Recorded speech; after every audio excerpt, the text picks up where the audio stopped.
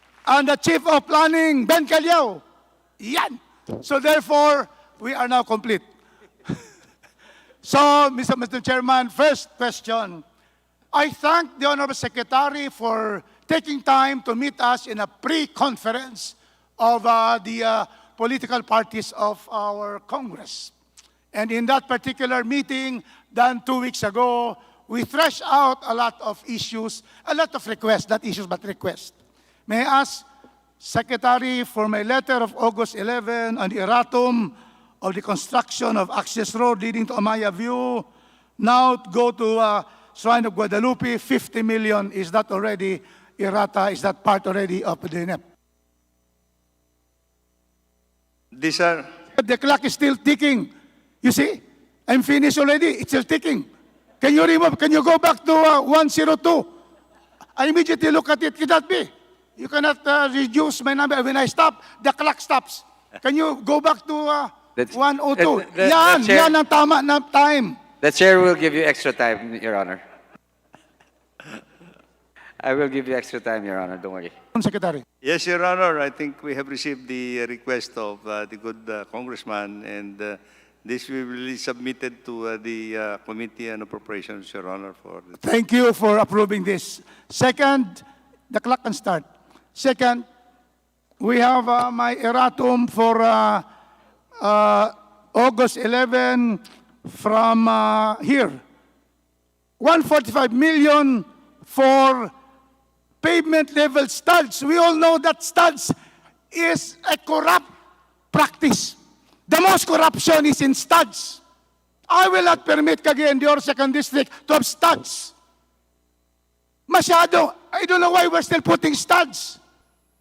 2007 pa ako, marami nag-approach sa akin, studs. Kasi dyan daw, malaki ang rebate dyan. So hindi ako pumayag.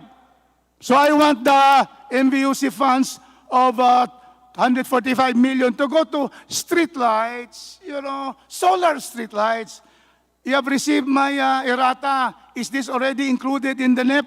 We do not accept studs in my district. No studs. Yes, Your Honor, I think we have received it already. And let me point out, Your Honor, that the department, I have issued instructions that for 2024, we will no longer include solar studs in the road safety program of... Thank you very much, Mr. Chairman. Let's stop this practice of studs. After a few months, wala na, sira na. At saka maraming kalokohan dyan sa studs na yan.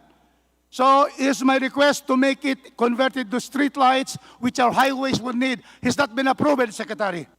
Yes, Your Honor, but I just hope that the street lights that we are talking about will be given priority to national roads and the major traveled roads, Your Honor.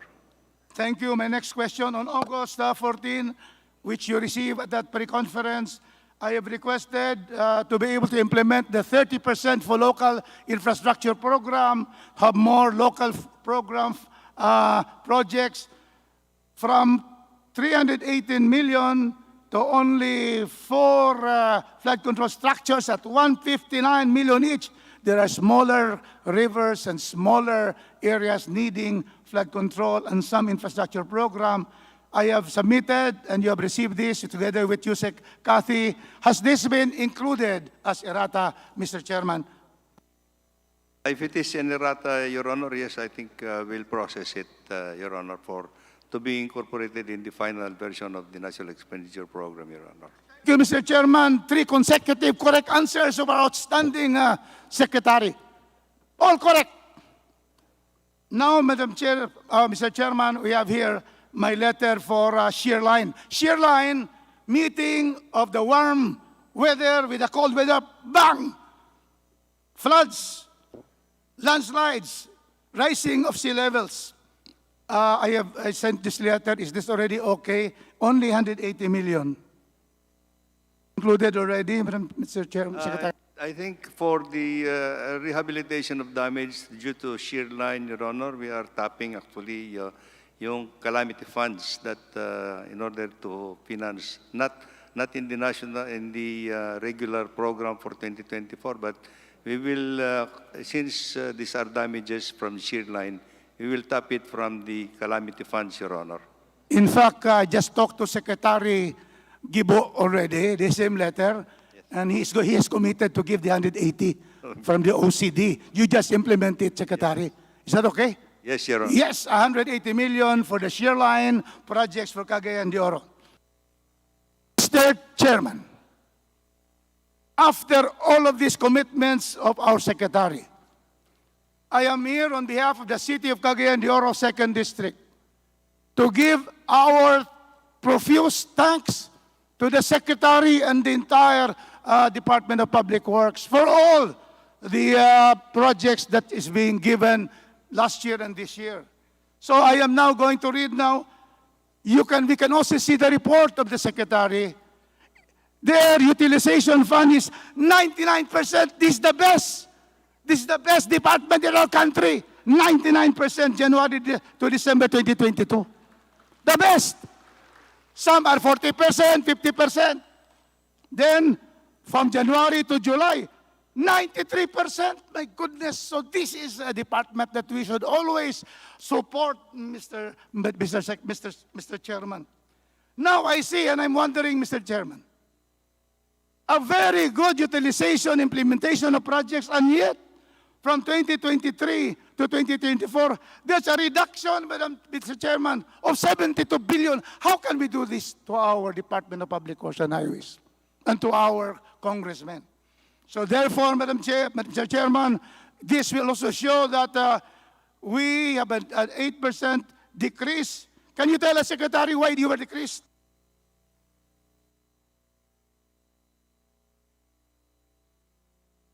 22 billion decrease. Here. Yes. Decrease? The representation is asking why you have reduced the budget. What were reduced? This was actually this was the ceiling that was given to us by the Department of Budget and Management, Your Honor, and we abide by their allocation and the guidance. But, Mr. Chairman, I appeal to our members of Congress. This is a department which is crucial in the development of our country. Without roads, without bridges, without flood control, we cannot develop as a nation. And so therefore, Mr. Chairman, I would therefore move that we, the Congress, with the power of the purse, should not only approve the NEP presented, the budget of DPWH, but to increase the budget, Mr. Chairman. I move that we increase the budget to be able to serve our people and to be able to have the projects implemented in all the regions and provinces of our country. So move, Mr. Chairman. At the proper time, Mr. Speaker. At the proper time. Thank you. I will repeat this in the plenary. That's how I love the Department of Public Works and Highways. Thank you so much for all your help Thank you, Your Honor. to our people. Thank you so much. God bless Secretary Manny Bunoan and all the Department of Public Works. Thank you very much. Thank you very much, Representative Rodriguez. Now we go back to the minority. The chair recognizes Representative Franz Castro. Thank you, Mr. Chair. Magandang hapon po sa ating secretary at sa buong pamilya ng DPWH. So isa lang naman po yung question ko about the flood control projects. So mukhang narinig ko na yung iba kanina. Pero from the data, Mr. Chair, 2016 to 2023, 8 years, both in CPAG and BIP, yung flood control and drainage natin, we have already appropriated 1.177 trillion for flood control projects. Under the NEP 2024, DPWH is requesting another 257.125 billion. Kasama na po dito, Mr. Chair, yung foreign assisted project. Kasi kung meron tayong local budget, no? O kinukuha natin sa local. Meron din po tayong tinatawag na foreign assisted na project. Related din po yan sa flood control. Na umaabot din yan sa, from 2016 to 2024, ongoing na yung foreign assisted flood control projects na mga ito, na umabot na, Mr. Chair, sa 60.108 billion ang ginagastos, including the proposed budget for 2024. Alam ko, meron din naman ang kayong kopya niyan. Ang dami ditong mga projects na ito, no? So despite all this budget, through the years, nakita natin, Mr. Chair, Mr. Secretary, palala yung ating flood, palala yung ating baha. Okay? So talagang parang hindi natin makontrol. So paano po ba yung mga, so tingin niyo po ba success itong mga project na ito para kontrolin yung ating mga flood o yung ating mga baha? Your Honor, flood control, especially with the phenomenon of the climate change, is actually a big challenge now, not only to the department, but the entire country. To me, Your Honor, I think flood control, to address flood control, it has to be done holistically. Our job is actually on the engineering part, but there are other components that we have to consider in if we like, a holistic view of flood control. The engineering part will certainly do something to mitigate the flooding in the neighboring areas, but there should be more. We have to look into the environmental issues and social issues to start with. For now, Your Honor, what I can discuss is actually the engineering part of flood control. And we need the engineering part, Your Honor, to prevent and mitigate actually the onslaught of flooding in many areas at this time. Okay, thank you for that answer. So it is, yung flood control po, sinasabi ninyo, hindi lang engineering part, climate factor, yung mga environment, siguro yung ding sa ugali ng mga tao, di ba? So yan po yung mga ilang factor. Pero ngayon kasi, Mr. Secretary at Mr. Chair, nakikita natin pati yung mga lugar na hindi naman binabaha, ay binabaha na rin, di ba? Paano ba tayo nagpaplano po noong mga flood control projects? And then, ano po ba yung iba't ibang, you have said engineering. May mga sinasabi kayong mga engineering na factors at kayo po yon sa DPWH. Ano-ano po ba yung mga iba't ibang mga engineering design na ginagamit natin? Not only dredging. Kasi yung dredging, parang corrupt-driven din yun eh. Kasi pag mag-dredge ka, later on, pag-uulan na naman, adyan na naman, mag-aagos na naman yung soil, i-dredge mo na naman, paulit-ulit. So, ineffective. So, wala bang maiisip ang Department of Public Works and Highway na more systematic, more efficient na engineering design para doon sa flood control? Kasi alam niyo po sa Europe, halimbawa po sa New Zealand, meron silang tinatawag nung parang catch basin na sa kalsada, kapag umulan, lahat yung mga tubig pumupunta po doon. So wala pong naiipon na tubig. And then pag summer, yung tubig na nandoon ay nagagamit for for purpose. So ano po ba yung engineering design na tingin natin applicable dito sa ating tropical bansa? Well, Your Honor, I think there are several engineering interventions that we are implementing, especially now that, in fact, it is the very concern of the President. I think even the President has insinuated that we have to undertake water impounding projects, especially in major rivers, actually, at this point in time. That is one engineering solution. we have to continue to probably at the local and local areas where there are populated areas to see to it that the revetment walls are raised actually to prevent the outflow of floodwaters into the populated areas at this point in time, Your Honor. These are the things. And there are many of these areas that need to be protected immediately, Your Honor. Secondly, Your Honor, what I have observed is that the carrying capacity of these rivers have already been at very minimum. You have said that maybe dredging is, something is to be done about dredging, the silting. But to me, I think it is also important that we have to increase the carrying capacity of the rivers actually to immediately yung pagdaloy ng flood water should be disposed of immediately.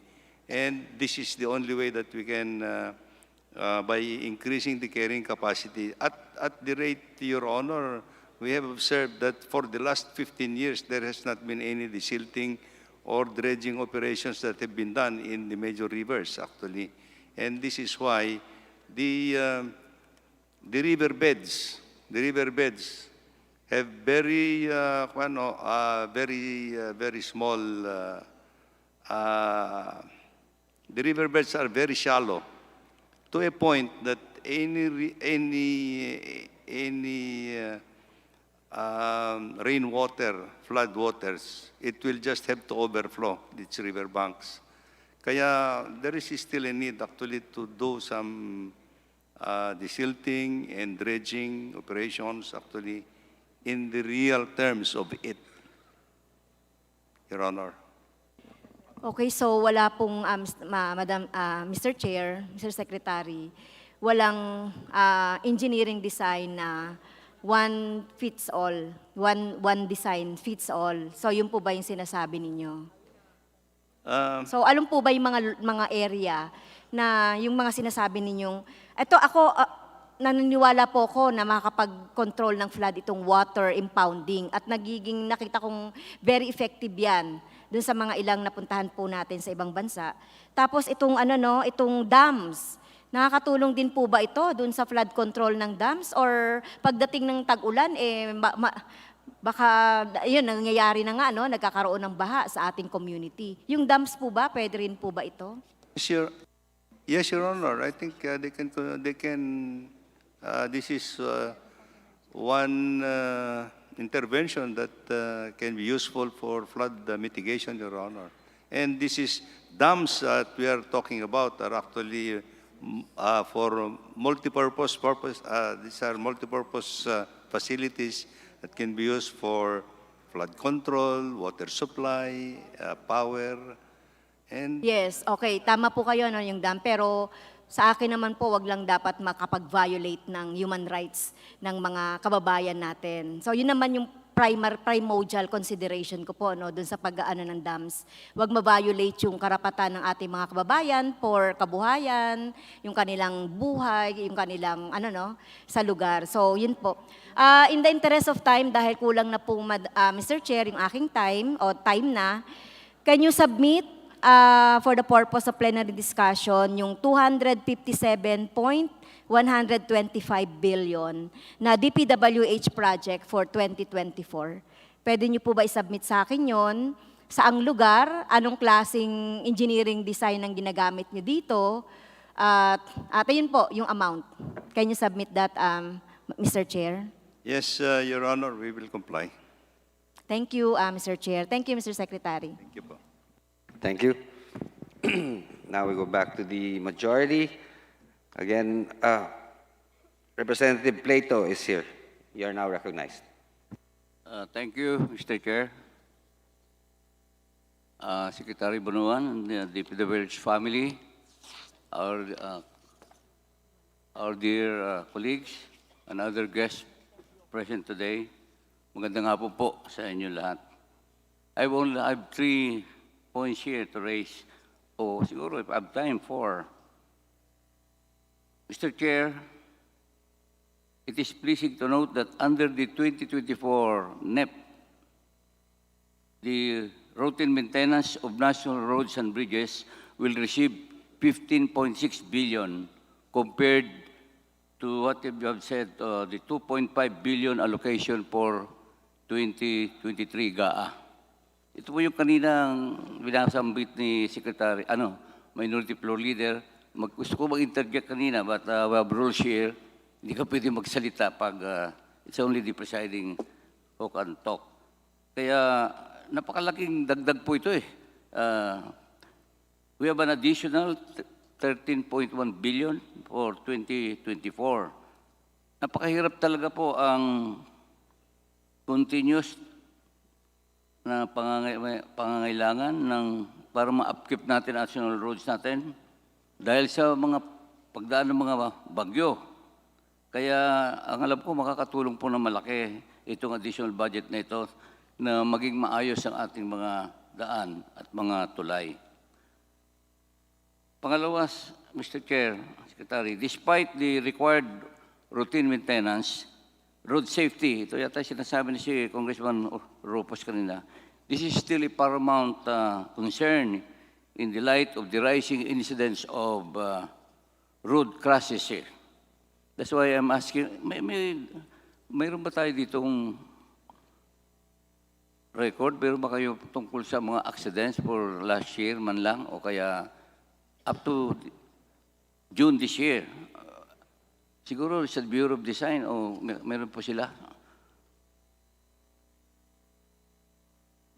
Your Honor, yung road accident data, we get it from the CHPG. Sila ho and the police actually. And we are trying to look into yung what are the accidents that have been occurring along the national roads. Yun po yung basic data namin na gagamitin and where they are located. And these are what we call yung in-identify namin yung mga black spots.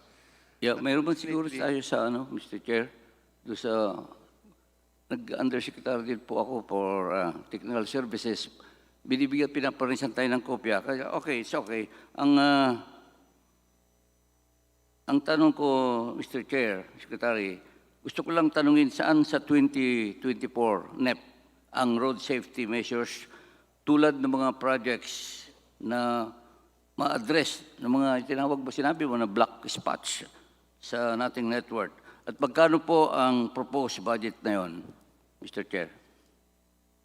Your Honor, as we have explained, over nung mga nakaraang taon, Your Honor, this is what we are saying, that the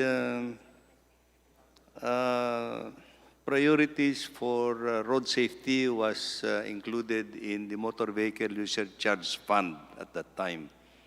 Doon po tayo nag-allocate ng pondo specifically to address yung mga road safety issues.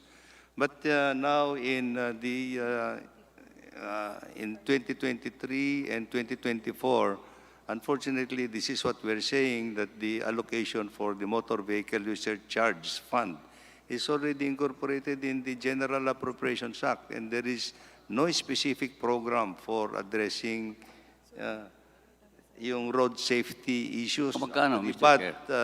actually, we have encouraged actually our operating units actually to see to it that in the national roads, look at the possibilities of incorporating it into our program, Your Honor.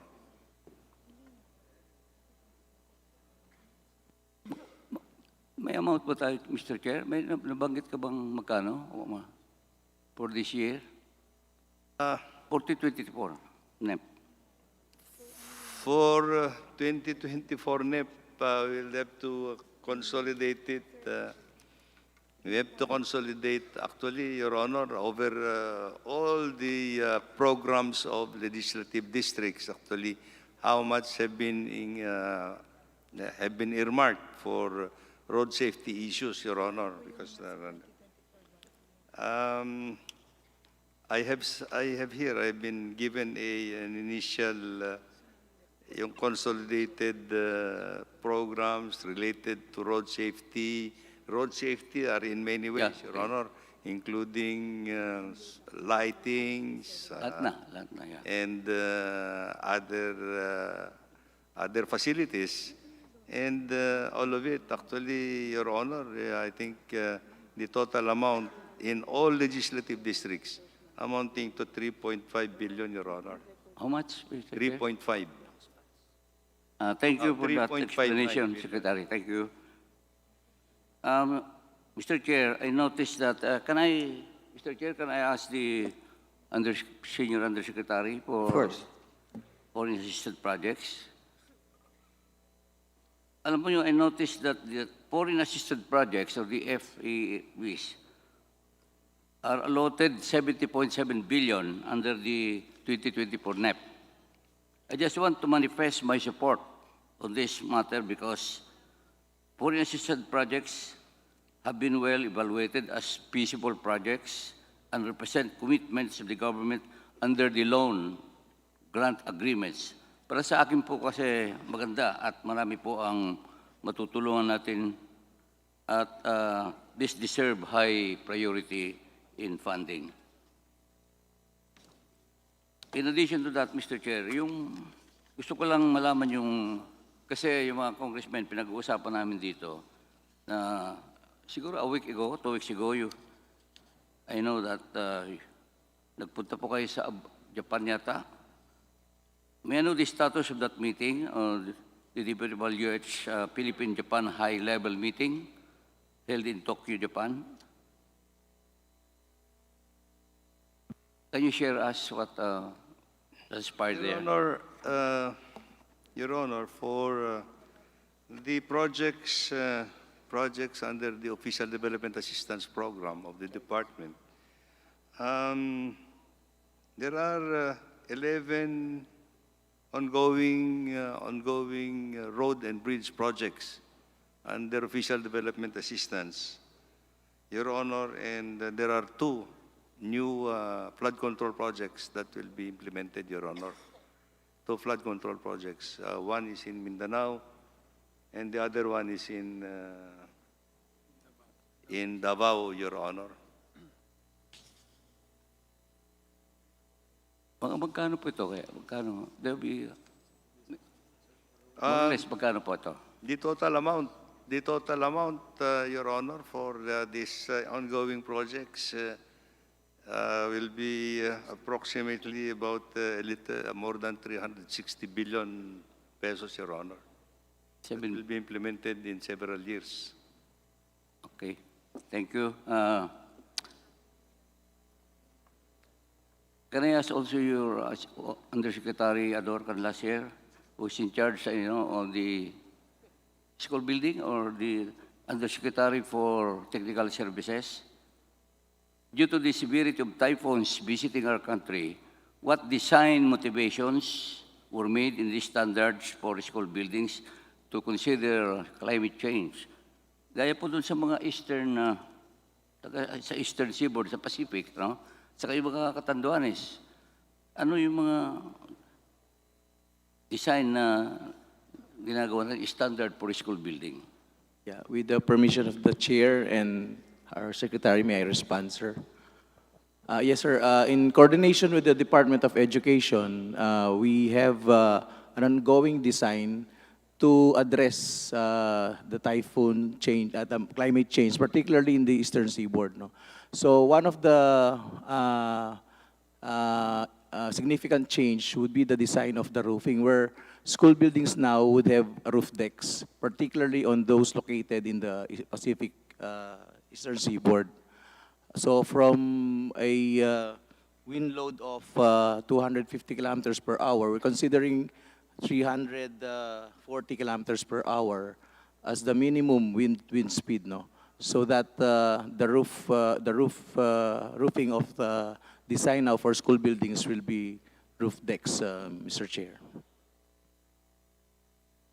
Thank you, Yusek Canlas.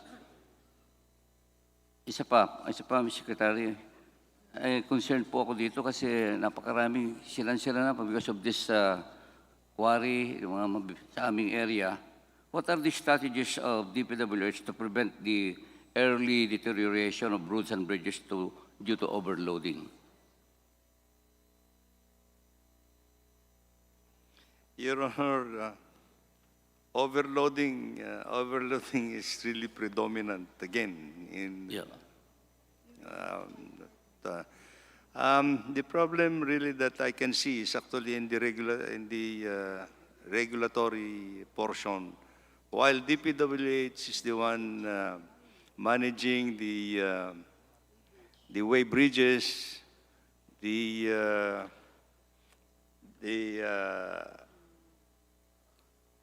implementation of the fines are actually with LTFRB, with the Department of Transportation, if you like, LTO, but the police powers with the police. So I think this is a tripartite effort, actually, Your Honor, that we are trying to organize, at this point in time. Now, there are several factors that affect actually yung implementation, Your Honor, of the overloading. We have to look into also the configuration of the new trucks that are coming into the Philippines. Right now, Your Honor, in the Philippines, 13.5 tons per axle, Your Honor, axle, and this is, I believe this is the highest in the world. This is one of the highest in the world, actually. 13 for the permissible axle load limit, Your Honor. But even then, I think we have some difficulty in implementing. I must have to admit that we have some difficulty in implementing, which affects actually even early deterioration of our pavements, Your Honor. To implement actually the law, actually for overloading, since this is, as I said, this is a tripartite effort between national government agencies, perhaps it's about time that we also look into the possibility of collaborating with the local governments, Your Honor, so that they can help us in implementing the overloading law, Your Honor. That's the Republic Act 8794, although yeah. we need the amendment of the law, Your Honor. Thank you, Mr. Chair. Isa na lang po. At, Yes, please wrap what up. happened to this, nabalitaan ko na, this integration of the QAU, Quality Assurance Unit, at saka yung CPES, yung Contractors Performance Evaluation System. Yung mga nagre-rate natin, they have the same style of audit o apaka different reports.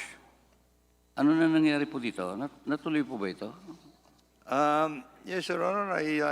The QAU is on the quality of the work that is being done, and then the other one is actually the performance of the contractor. So, well, we'll see how we can integrate these two together, because I think one of the things on the quality of the infrastructure is with the department, but the performance of the contractor, the private sector, the construction industry has to also be involved, actually. So we look into this issue, Your Honor, that of how we can integrate these two together, Your Honor. Thank you, Mr. Chair. Thank you, Secretary. Thank you. Now we go back to the minority. The chair recognizes Representative Arlene Brosas. Ma'am?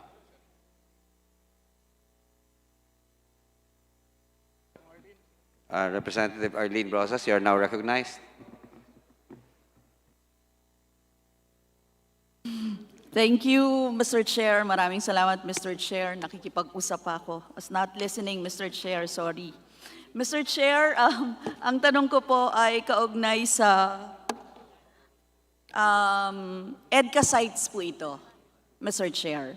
Yung according to reports, a 3-kilometer runway was under construction in Balabac Island, one of the 4 additional EDCA sites that is being developed by the Philippines and the United States. Magkano po yung budget sa construction nito at saan kumuha ng pondo ang gobyerno? Your Honor, your indulgence, this is a runway, Your Honor, and I don't recall that we have any allocated budget for the runway, Your Honor. It seems to me that this is, baka ako nandito sa Department of Transportation, Your Honor, because they're in charge for the airports. DOTR? Yes, Your Honor. Pero according to the statement of AFP, yung construction was made possible through the tatag ng infrastruktura para sa kapayapaan at seguridad, TICAS program. Can you check, Madam Chair? Mr. Chair. Yes, Your Honor. We will definitely check on this. If it is. Yes, please, Mr. Chair, gusto ko pong malaman kung itong 3-kilometer runway na under construction sa Balabac Island ay pinondohan ng DPWH at magkano yon. Bukod po dito sa airfields, ano pa po ang pinopondohan ng DPWH in relation to EDCA?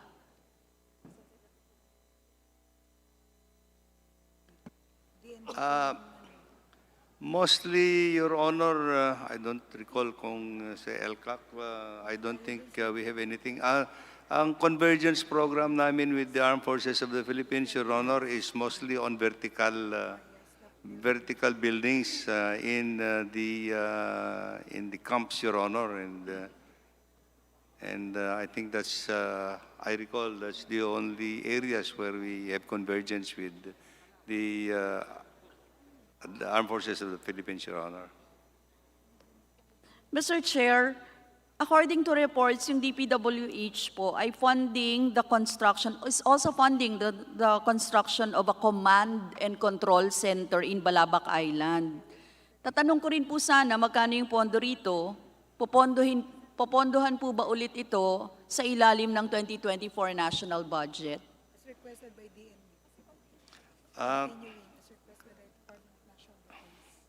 Your Honor, let me correct myself. Actually, with regard to the runway of Balabac, the Balabac runway, now I just been given for 2024, Your Honor, under the National Expenditure Program, under the SIPAG allocation, TICAS, sorry, TICAS allocation, is support to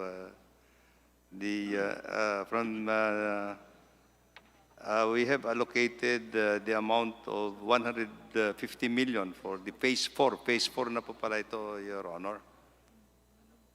What does Phase 4 means?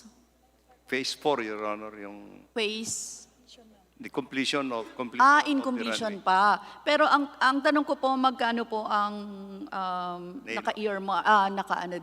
nakapondo from 2024? Sa 2024, Your Honor, is 150 million po. Total na po ito, 150 million. Hindi po. This is for completion, but the total funds that has already been allocated, I have to gather. Ito pong 18.32 million sa Command and Control Center, alam niyo po ba ito? I will have to check, Your Honor, kung magkano yung command center ba? The total of the runway is 1.1 million. The runway. 1 billion. Mr. Chair, kaya natin tinatanong to, gusto sana nating malaman kung all in all, magkano yung ginagastos ng DPWH para sa mga base militar dito sa Pilipinas, ng US. Kasi gusto po nating malaman kung magkano yung total, yung buo, no? So, Mr. Chair, kung sinasabi na 150M, no, nakakabahala po na pinupondohan ng gobyerno natin yung base militar ng US, tapos hindi nga nagagamit ng AFP yung mga EDCA sites na ito. Kasi according to EDCA provisions, these EDCA bases will be placed under U.S. extraterritorial control, which Filipinos can enter or inspect if the former agrees. So kapag hindi sila pumayag, hindi tayo makapasok at maka-entra.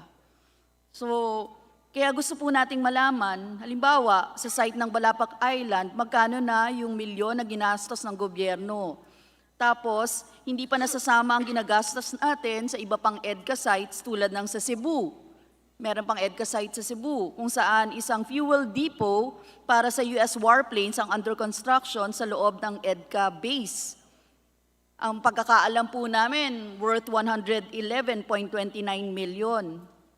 So, Mr. Chair, gusto nating malaman to. Kasi imbes na panggera na gamit, no, ang gusto sana natin, kung infrastructure din lang ang paglalagyan, di doon nasa mapapakinabangan ng taong bayan natin at hindi para sa panggera. Yun, Mr. Chair, yung total, kung 150 million, if you will be able to give me, Mr. Chair, kung magkano yung total on the basis na mga, on EDCA basis. Your Honor, if I may respond, I have been given a figure actually that the total cost of the runway that was implementation years ago previously is almost 1.1 billion pesos, Your Honor. So yun nga, Mr. Chair, 1.1 billion pesos. This will be the last allocation, Your Honor. Sorry. Last allocation. Itong 2024. Yes, Your Honor. So, Mr. Chair, sana nilaan na lang natin sa construction ng classrooms o di kaya pampublikong ospital, itong mga ito, no? Mr. Chair, if it's possible, pwede po bang humingi o mag-request ng DPWH construction projects and EDCA bases including yung costing para po makita natin. Second question ko po, Mr. Chair, ito po yung mga technical defects, delays sa infra projects, ano? Mr. Chair, mahigit 653 infrastructure projects ng DPWH noong 2022 ang nakitaan ng technical defects na aabot ng mahigit, correct me if I'm wrong, 369 million. Taon-taon na lang may major technical defects sa mga proyekto ng DPWH. Magkano po ang gastos ng DPWH para ayusin ang mga defects na ito? Your Honor, I think this is covered by the contractual obligation of the contractor that if there are defects that are noticed, actually, Your Honor, it has to be corrected by the contractor themselves in accordance with their contract, Your Honor, so without any additional cost, Your Honor. Because we have a defects liability period by which we need to assess the integrity and reliability of the work that has been done. Normally, Your Honor, the defects liability period is about 1 year, and that is the time when, if there are noticeable defects, and then we will ask the contractor to correct, actually, Your Honor, from their retained allocation of, I think, about 10% of their contract, Your Honor. We don't release the 10% until we are actually accepted, we have accepted the project, Your Honor. Mr. Chair, we are talking of not one, not two, 653 infra projects, may technical defects. At hindi lang basta project, kasama po dyan yung school buildings na kailangan natin ngayon, di ba? Tapos yung mga status ng pagsasaayos na to at yung kung ilang projects po ito na naka-pipeline dahil sa technical defects, meron po kayong kopya ng listahan yan, Mr. Chair. Meron naman po yata, Your Honor, but let me just point out that the department itself, actually from 2023, let me just speak on 2023 budget, which when I came in, Your Honor. The department is implementing more than 30,000 projects per year all over the country. And 30,000 projects consist also of about 70,000 subcomponents, Your Honor. So this is a big challenge. I admit this is a big challenge also for the department.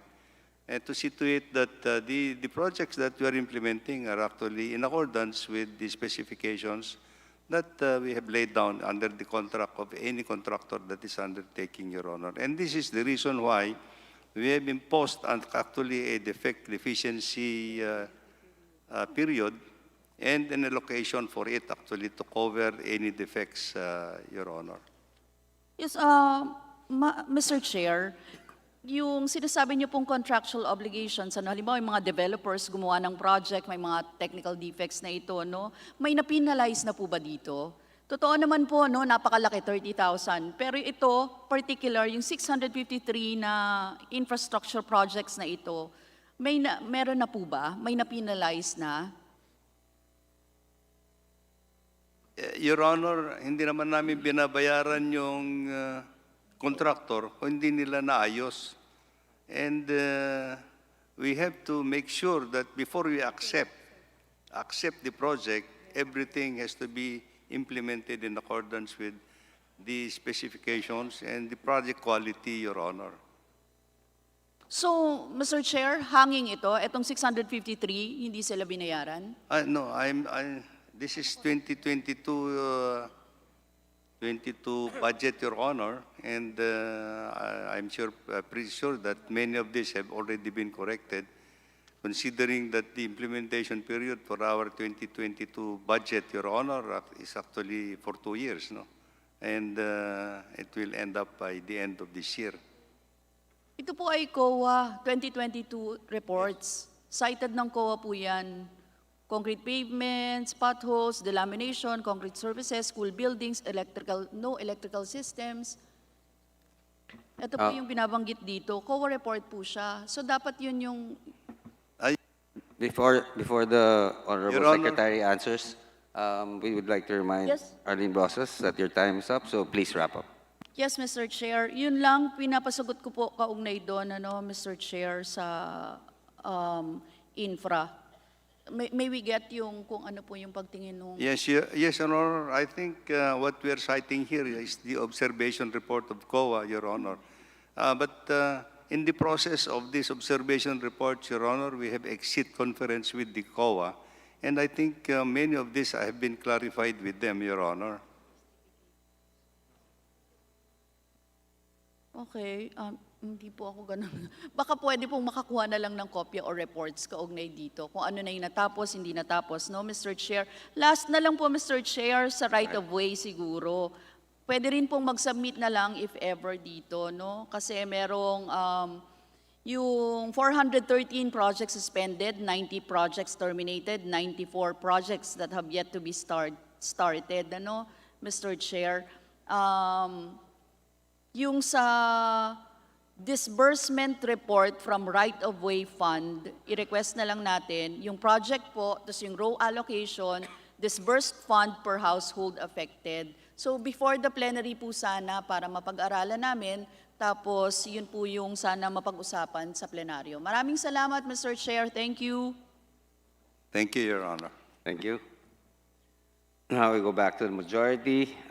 Let me just read the names again. I'm sure I don't see them here, but I have to. Representative Cruz, Ambrosio Cruz. Representative. Present. Thank you, Mr. Chair. At ang DPWH family, I wish I could be as passionate as Kong Rupos, but then again, ang concern ho namin sa Bulacan, simple lang at ito'y na-discuss ko na kay Secretary. Una, nagpapasalamat ako doon sa letter ni Secretary addressed to NEDA Secretary Balisacan requesting for an comprehensive flood control program and a feasibility study for Bulacan. Finally, this will address yung aming problema. I think nung dumating ang Presidente ron, yun ang concern namin. Una, yung tubig na nanggagaling doon sa upstream, bababa doon sa Manila Bay, at yung Manila Bay naman na tumataas ng almost 2 meters, yung ocean level na pumapasok naman doon sa aming mga shoreline. So ito ho yung problema. So nagsubmit ho ako ng proposal which is creation of a supposed to be a coastal defense highway and expressway para ho ma-prevent yung ocean level na pumasok. So ito yung study na to, I was made to understand that it will cost no less than a minimum of $10 million, which is about 550 million pesos. As conceptualized, at meron ho kami sasubmit na conceptual plan, ang nakikita po namin dito para maging viable ito ay kailangan samahan ito ng reclamation. At the same time, din sa proposed highway namin, ang gusto naming malagay dito, seaport, at the same time, supposed to be relocation ng mga informal settlers para ho ito maging viable. In fact, I intend to file a bill mandating doon sa reclamation projects ho na ito na at least yung 20% nila should be devoted to low-cost housing. So finally, it will end yung problema, yung shortfall natin ng mga 6 million. So ito ho yun. So yung proposal na ito ay nakita ko rito, panahon pa ni Palafox, 24 years old pa lang daw siya, ay pinopropose nila ito. Kasi magkakambalo ito, yung Manila, Cavite Coastal, ang katambalo nito is Manila, Bataan Coastal. But because of the development, dati ho ay expressway lang ito, ngayon no, ang kailangan natin is Coastal Defense System. Ang tanong ko kay Secretary, kayo ho ba ay sumusuporta sa project na ito? Do you think this is viable? And the second question is, do you think this is doable?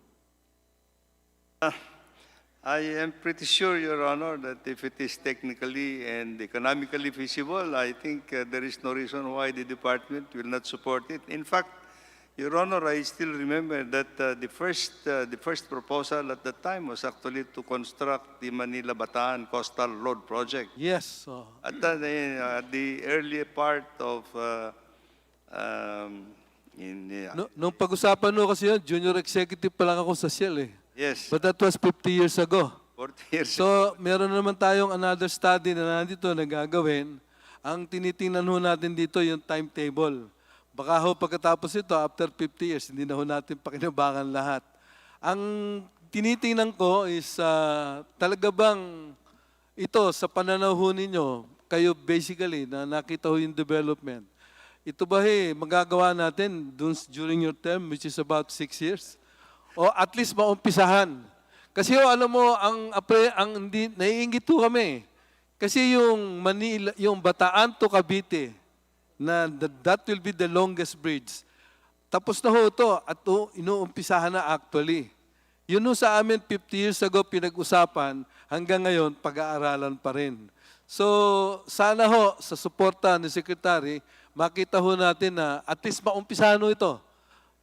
Ang tawag ko yata nito magkaroon ng bahay para ultimately magawa ito. Yun ho ang aking concern na unang-una. Well noted, Your Honor, and you can rest assured of our support to the project once it becomes technically and economically viable, Your Honor. Thank you. Ang tingin ko kasi dito, pinakamabilis dito, PPP. So probably we can engage, submit the proposal to either San Miguel. Kasi dalawa na ho nag-submit to, San Jose Builders and I think San Miguel. Probably i-revive lang ho natin. Thank you. Ang sunodong question ko yung sa overloading. Kanina, na-discuss kanina rito. Kasi yung root cause ho talaga ng problema natin sa Maharlika Highway is overloading. Tayo lang ho sa buong mundo ang gumagawa ho nito na yung truck natin, yung meliet, kakapalan para ma-withstand yung overloading. Pati yung size ng goma, tinataasan natin. Mabuti na lang ho sa Pampanga, yung governor ho doon, ang ginawa niya para ma-prevent, binawasan talaga yung height ng mga truck. But then again, that is Pampanga. What we intend to do, ito is para sa buong Pilipinas. Kaya yung proposal ko sa overloading, ginawa ho namin almost confiscatory para at least parang sa colorum.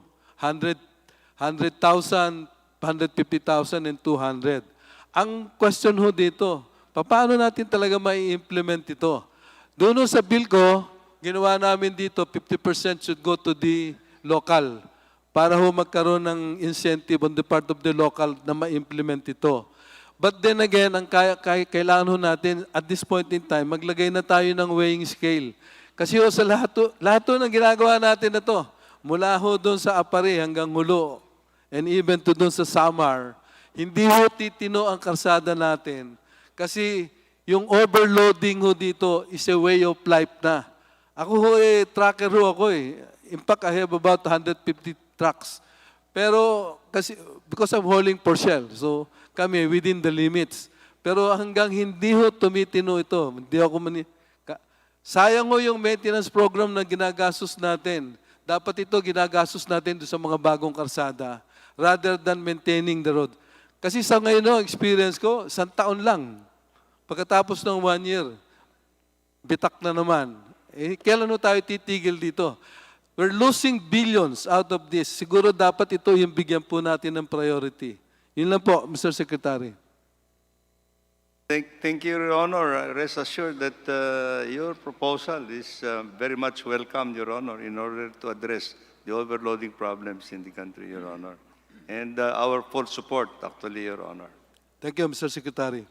That's all, Mr. Chair. Thank you.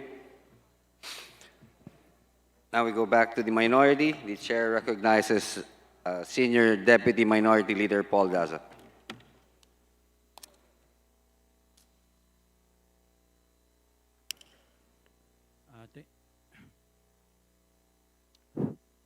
Thank you. Hello. Thank you, Chairman. I'm sitting here in the back, Mr. Chair, because it's easier to hear. It's more audible over here because of the echo there in the front. So, good afternoon to the DPWH officials. Thank you for your time and patience and being with us here at the House. At the onset, please allow me to thank Secretary Bonoan and the various USEC, USEC Bernardo, USEC Lapus, USEC Cabral, my regional director, Edgar Tabacon. For the most part, I could say for the record that you've been very responsive. Despite all the issues, I think you've done a good job and better than many other agencies, so thank you very much.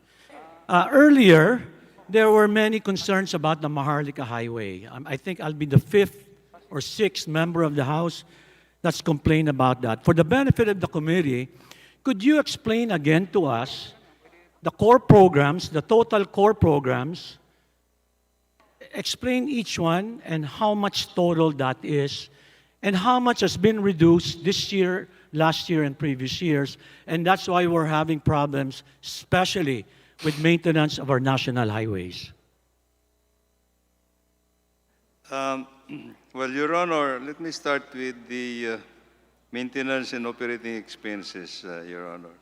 As we have been pointing out, over the years, there has been drastic reduction on what has been proposed for our maintenance of national roads.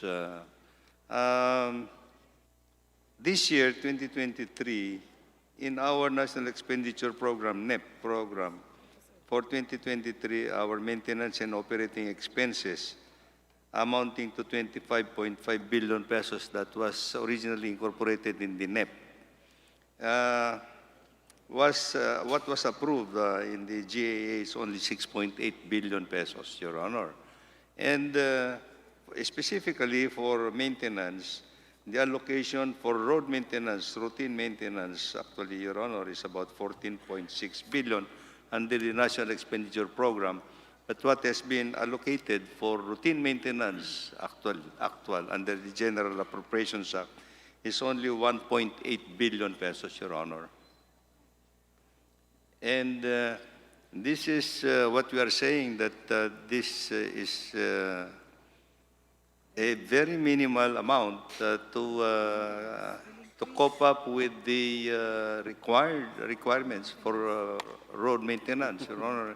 And this is what, as a result, many of the roads, national roads particularly, have deteriorated quickly, Your Honor, because of lack of maintenance, Your Honor. Mr. Chair, would you recall how many today have complained already about Maharlika Highway and the rapid deterioration? Because I know Minority Leader Nonoy Libanan complained.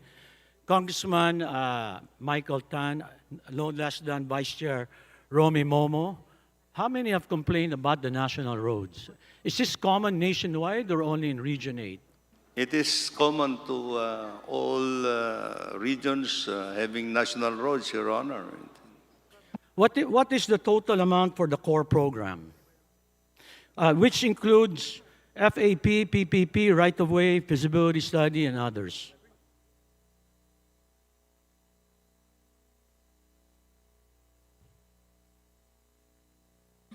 The total amount, Your Honor,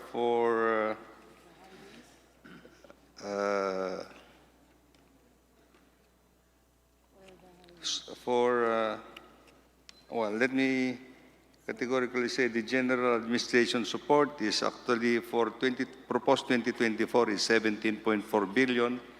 Our support to operations, which include maintenance, is about 79 billion. And for the operations, this capital outlays for projects is about 724 billion, Your Honor.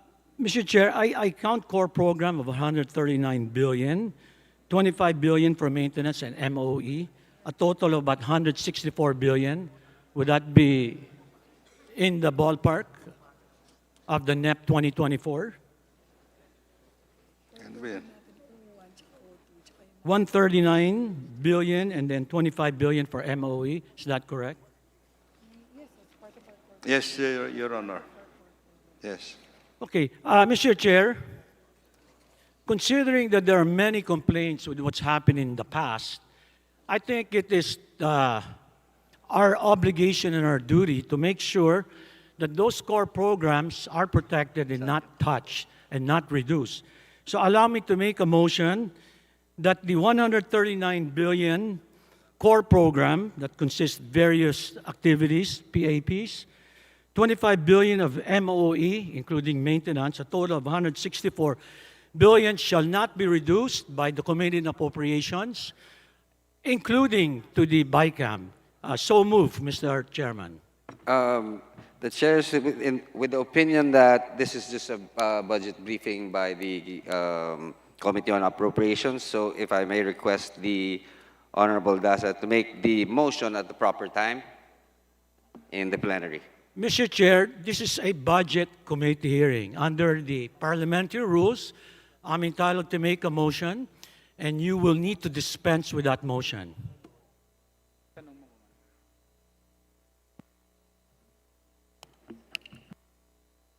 Session suspended.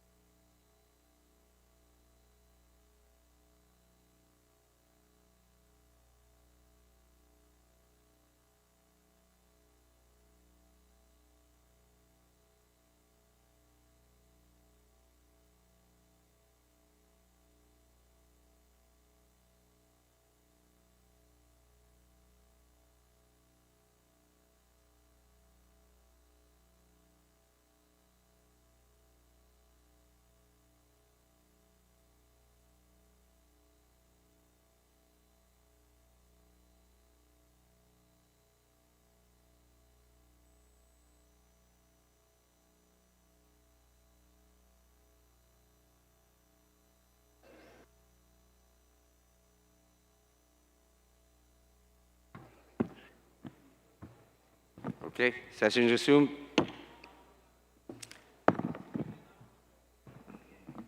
There's a motion by Representative Daza.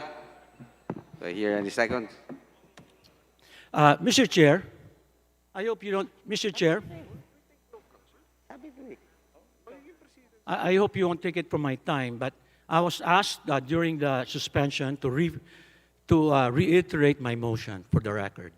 So, having heard from the department and many members of the House on their complaints regarding the rapid deterioration of Maharlika Highway and our national highways nationwide, not just in Region 8, it was manifested that the total core program is 139 billion, 25 billion for MOE and maintenance, totaling 164 billion.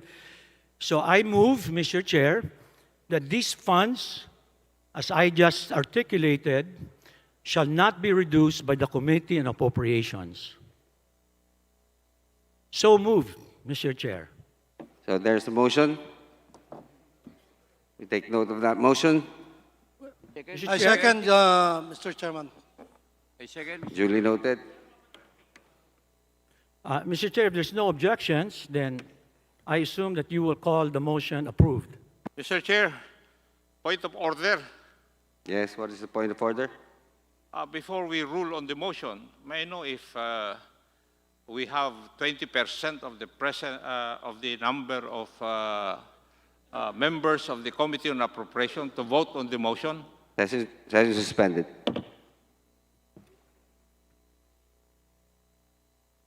$34.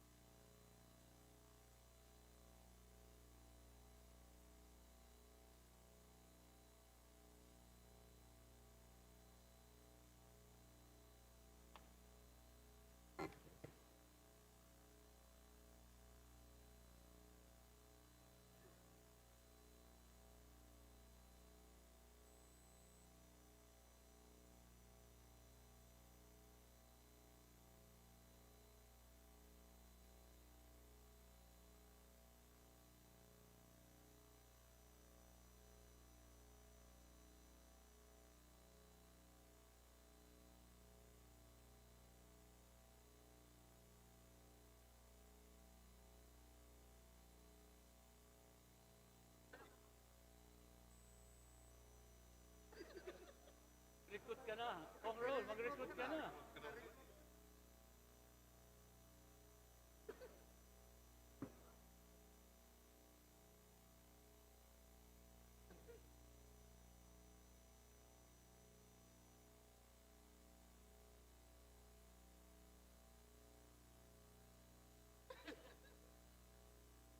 Maharlika Highway.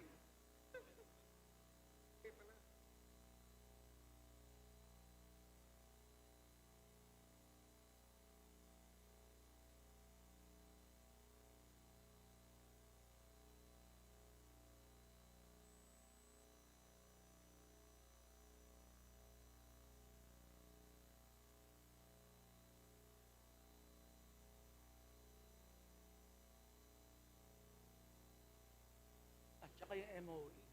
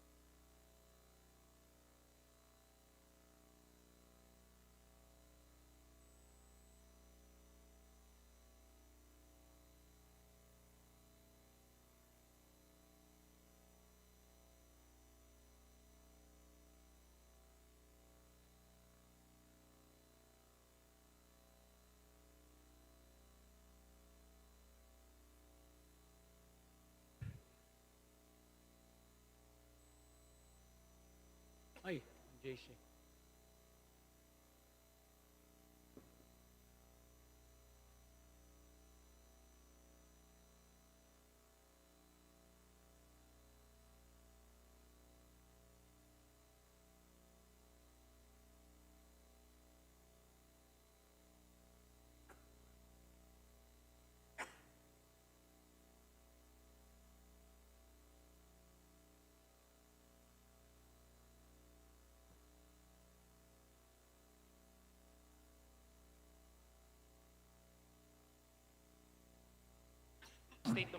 Session resumed.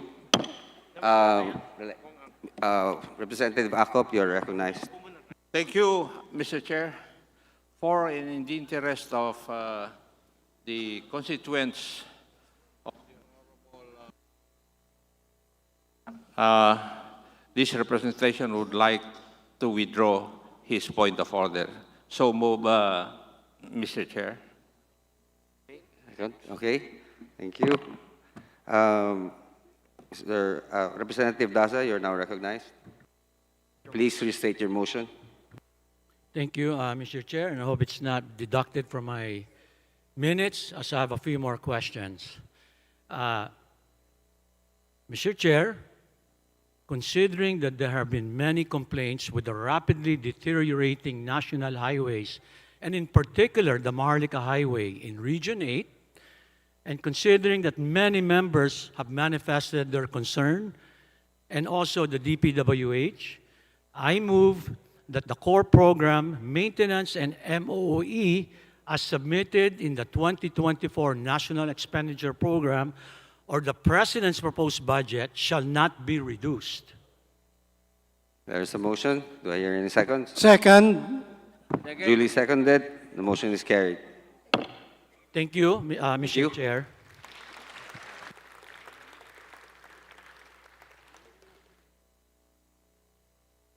Mr. Chair, earlier, the Honorable Castro had asked questions on flood control.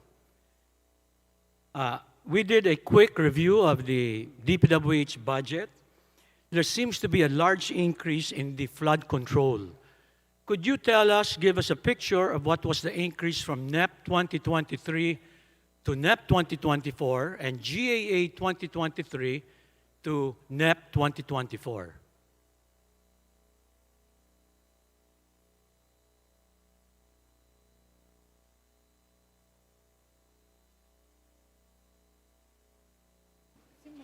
Your Honor, for flood control,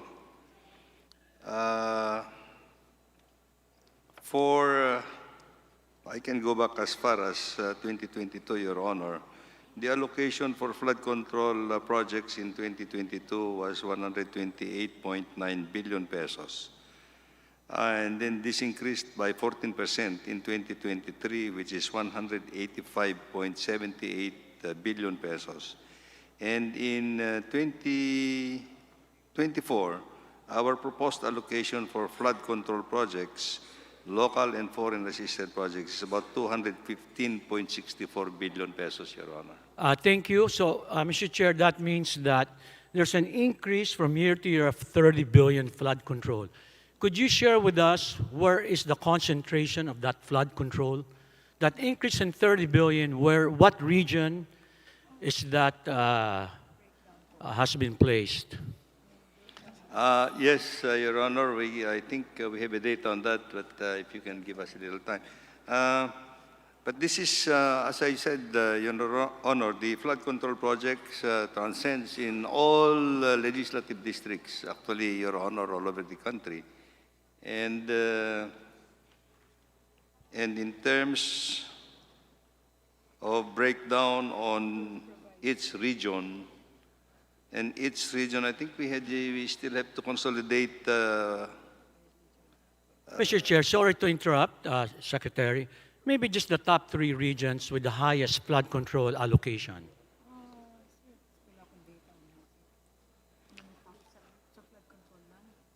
For flood control projects, Your Honor, I think, if I recall right, in my recollection in the preparation of the 2024 budget, I think Region 3 had been allocated a substantial amount for to address the flood control in Region 3. And in Region 5, Your Honor. How about Region 4B? Region 4, 4B. 4B, Your Honor, I don't recall.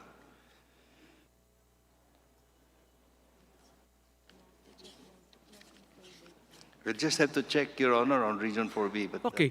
Mr. Chair, may I request a report on the distribution of flood control on a per region, and then eventually my volunteers will go down to the legislative district. Yes, but yeah. the regional distribution would be good. Mr. Chair, I know in the budgeting process, there are many considerations, one of which, for many members, is the concept of equitable distribution or allocation. Would that be a fair statement to make? Yes, Your Honor. A volunteer, they use a software, I'd like to share to the chair and to the committee, a group of volunteers actually plugged in numbers and saw that in 4B, with only 8 legislative districts, the total NEP for 2024 is 42 billion. Is that correct?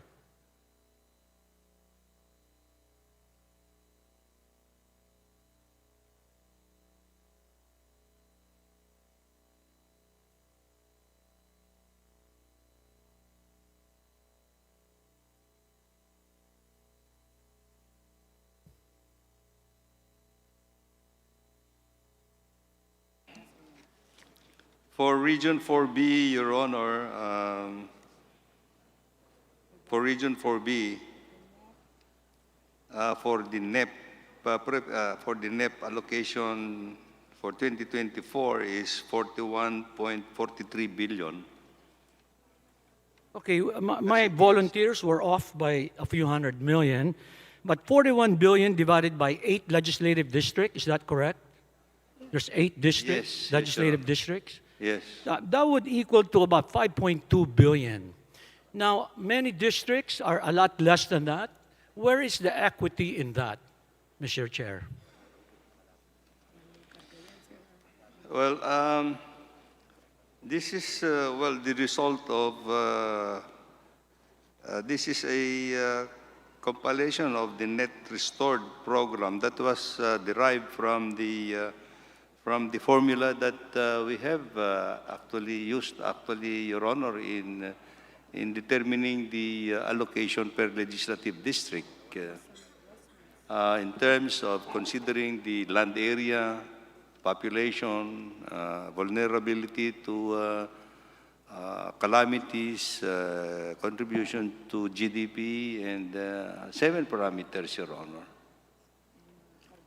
Mr. Chair, for the record, the NEP restored, if it would have been restored, it would have been 15.8 billion. It's now 42 with an increase of about 26 billion for that region. Yes. So it's not restored NEP, Mr. Chair. Would that be a fair statement? Because it's 26 billion over our calculation. That should have been 15 total.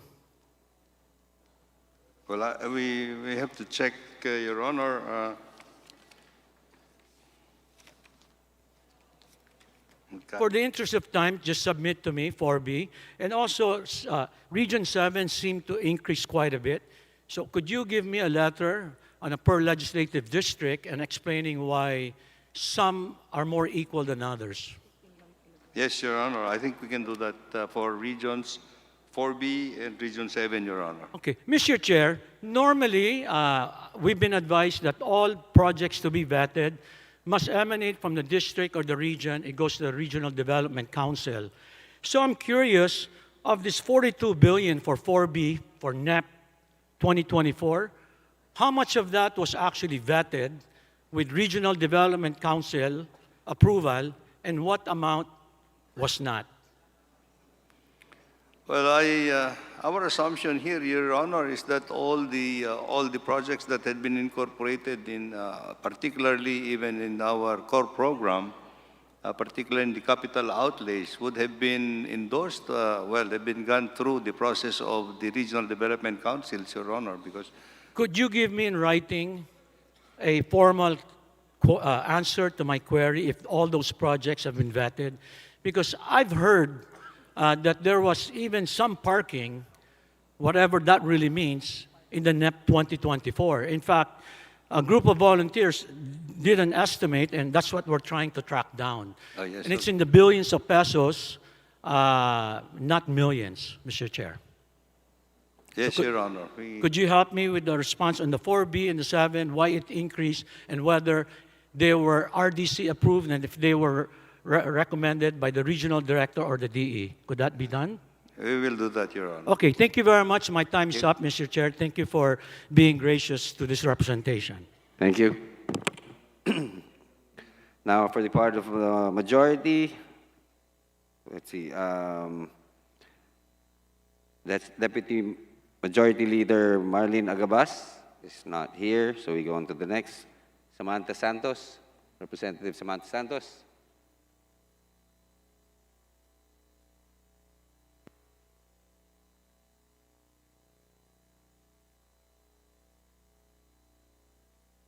Who's next? Gil Abel. Representative Samantha Santos, you are now recognized. Thank you, Mr. Chair.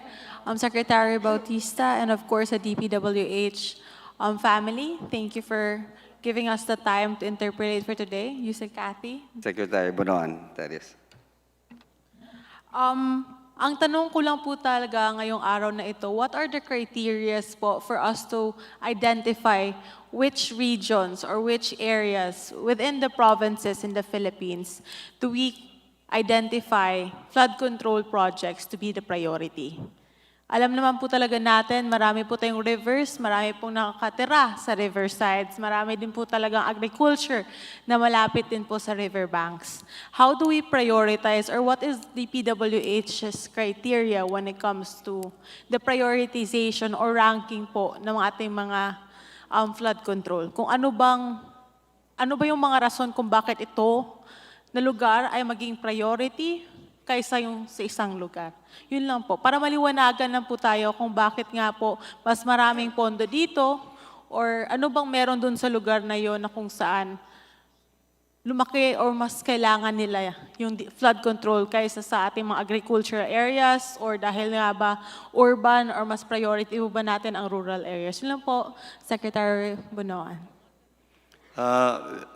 Mr. Chairman, Your Honor, let me start by saying that in the Philippines, there are 18 major river basins. Many of these river basins have undergone actually already have already undertaken yung comprehensive master plan. They have undertaken a comprehensive master plan, Your Honor. And in the master plan, there are many priorities that have been lined up actually for implementation, Your Honor. So this is one of the bases by which we are prioritizing actually the flood control projects on a nationwide basis, Your Honor. But let me just point out actually, Your Honor, that the other flood control projects that are being included into your legislative districts are actually a product of the consensus of priorities for flood control projects at your legislative district level, Your Honor, using the allocable amounts in your legislative district, Your Honor. Thank you, Secretary. Just to follow-up question. Kaya nga po nagtanong po kami kasi sa Cotabato, or in the case of Cotabato, where the Rio Grande, Mindanao, and the Cabacan River converges. Nandun po kasi ang mga barangay na kung saan palagi po naapektuhan ng baha. Especially dahil nga po binubuksan ng Bukidnon Dam or dam po sa Bukidnon, ang tubig sabay pa talaga sa ulan. Kaya nga po nababaha yung ating mga kababayan doon sa Cotabato, especially po sa Kabakan. At ang problema po na ito, marami na rin pong nalunod and at the same time, agriculture area po kasi tayo doon na kung saan kinakabkab po, Tagalog ba yun na term? Kinakabkab po ng tubig, mismo po yung lupa. Kaya mas lumalaki po ang ating rivers.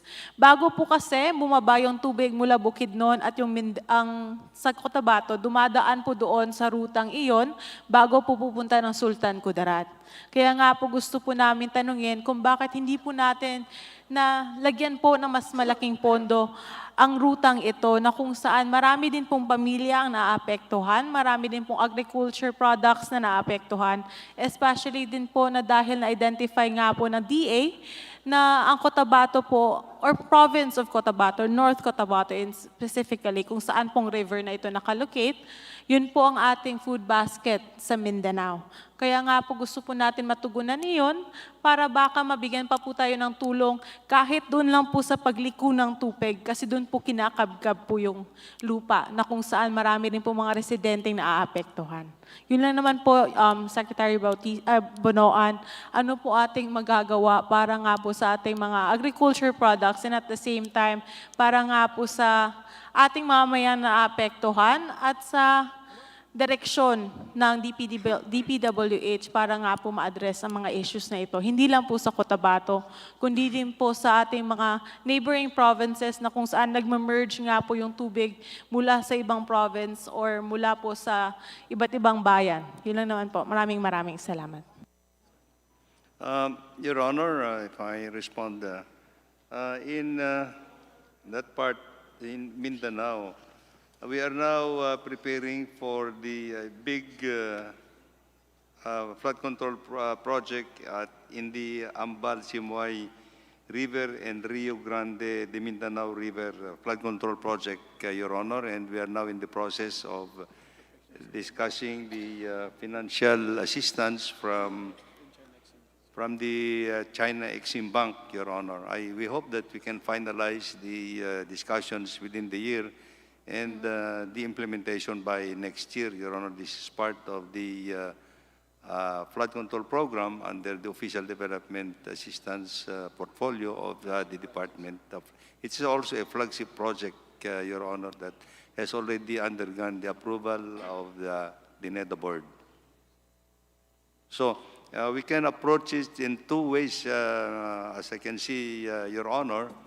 While waiting for the implementation of this big program, then we still continue to address yung mga local priorities po of under some of the rivers there, major rivers, so that we can mitigate actually the flooding problems there, Your Honor. Thank you po, Secretary Bonoan, and of course to the DPWH family. We are looking forward to the partnerships that we'll have in the future. You have been a great partner not only for Region 12 but also for the 3rd District of Cotabato. And thank you, Mr. Chair, for giving us the opportunity. Yun lang po, maraming salamat. Thank you. We now go to the minority. The chair recognizes Representative Bonifacio Busita for his interpellation. Thank you, Mr. Chair. Sa ating lahat, good afternoon po. Mr. Chair, meron lang po akong dalawang concerns about maintenance of national roads and flood control projects. Mr. Chair, magkano po ang budget natin sa maintenance of national roads for 2003 and 2024 proposed budget?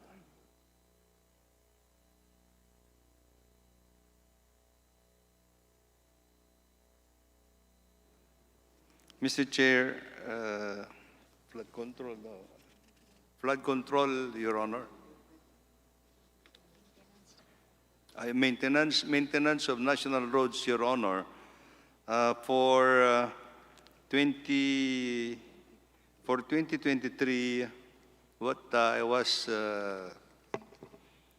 presenting earlier is actually that the maintenance budget that we have included in our national expenditure program for 2023 was 14.61 billion. pesos, but what came out of the General Appropriations Act is 1.82 billion pesos. And in 2024, Your Honor, we are again going to put up a request for the allocation of maintenance of 14.61 billion pesos, Your Honor. Mr. Chair, naitanong ko po itong maintenance of national roads. At ilang billions po ang budget dito for 2023 and 2024.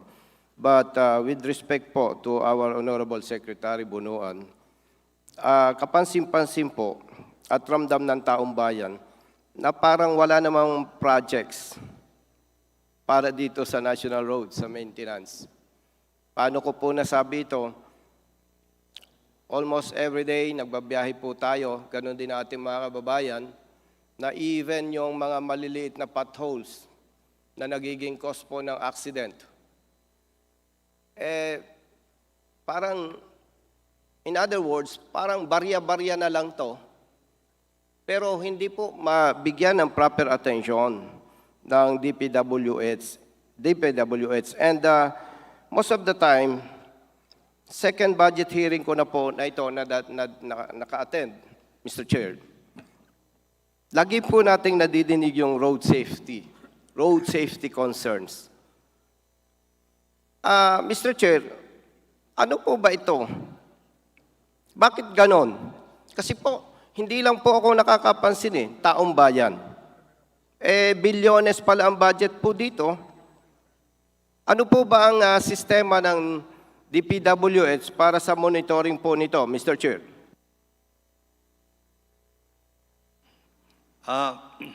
Your Honor, as I was trying to point out, Mr. Chair, yung proposed budget namin for maintenance, budget for maintenance under the National Expenditure Program, yung NEP po namin noong una, was 14 billion. But ang na-release lang po sa amin for 2023 is 1.86 billion. This is far less than what we have requested, Your Honor, in our National Expenditure Program. So, the other thing that I would like to point out is this has been continuously reduced over the years, over the previous years. Hindi lang po for 1990, hindi lang po for 2023. But even for 2021, 2022, the maintenance budget has been continuously been reduced, actually. And this is the result of what you have stated, that because there are so many potholes, deterioration.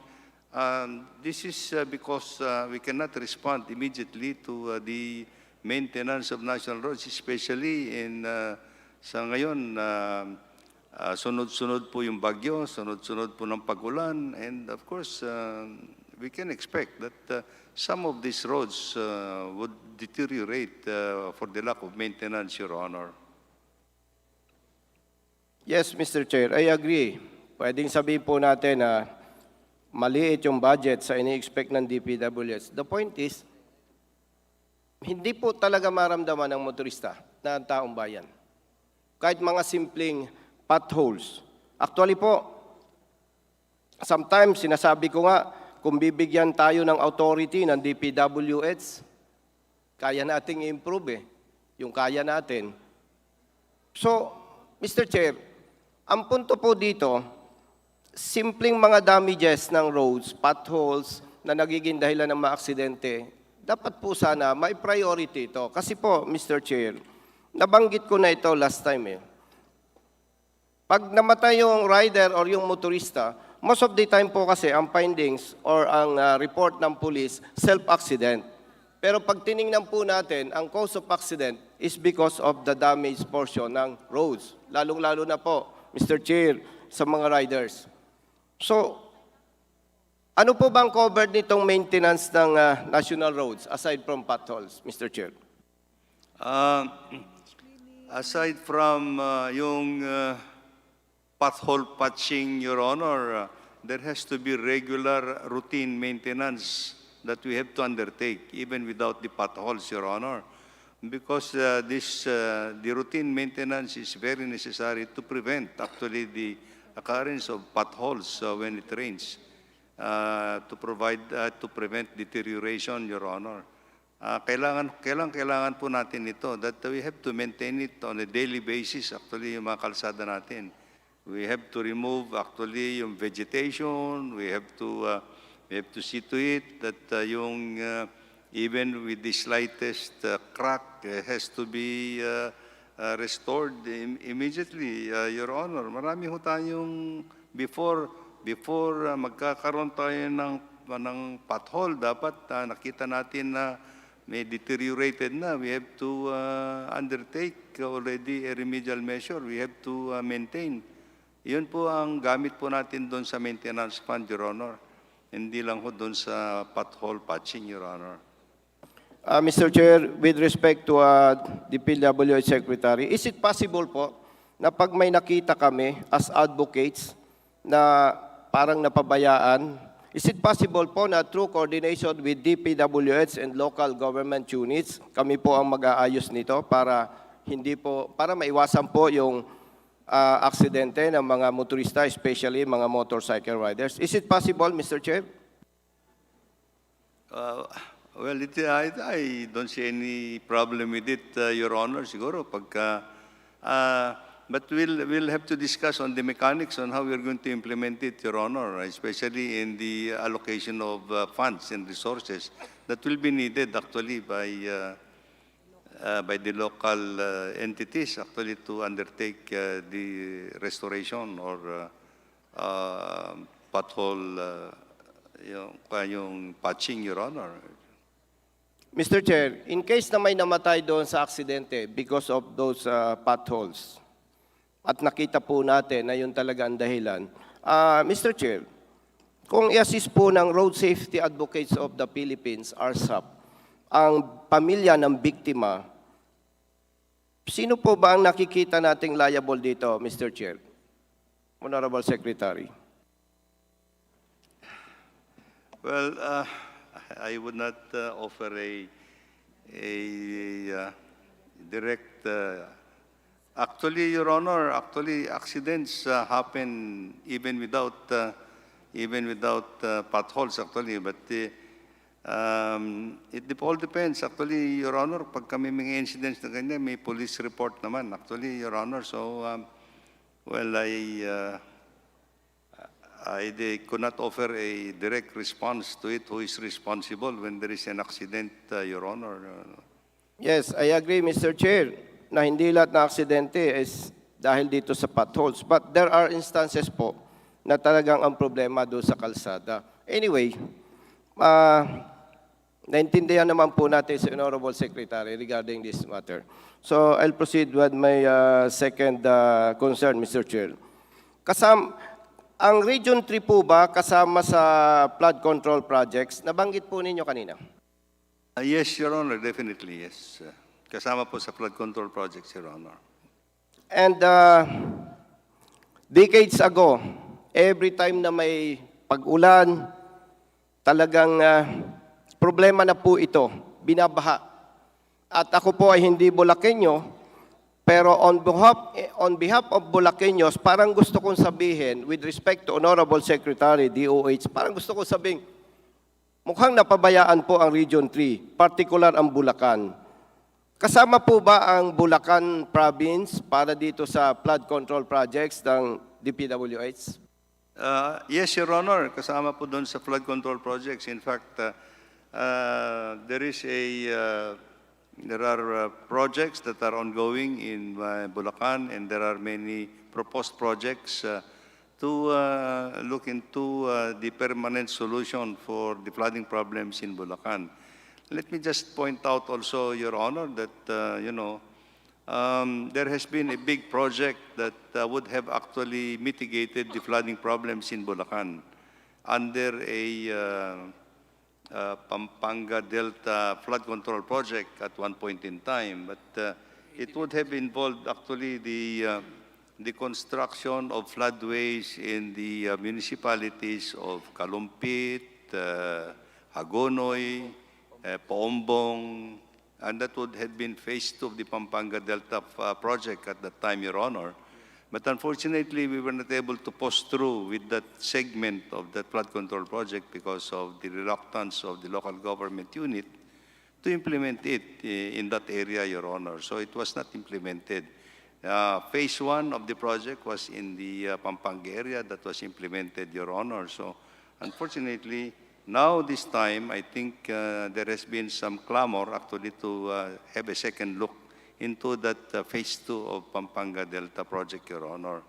In the meantime, Your Honor, I think in order to have a more permanent solution to the flooding problem in Region 3, including Bulacan and Pampanga, we have a Central Luzon Pampanga River Floodway and San Antonio Swamp Ring Dike project that is now being discussed with the Asian Development Bank for its implementation, Your Honor. We hope that we can conclude the discussions this year and the implementation of it by next year, Your Honor.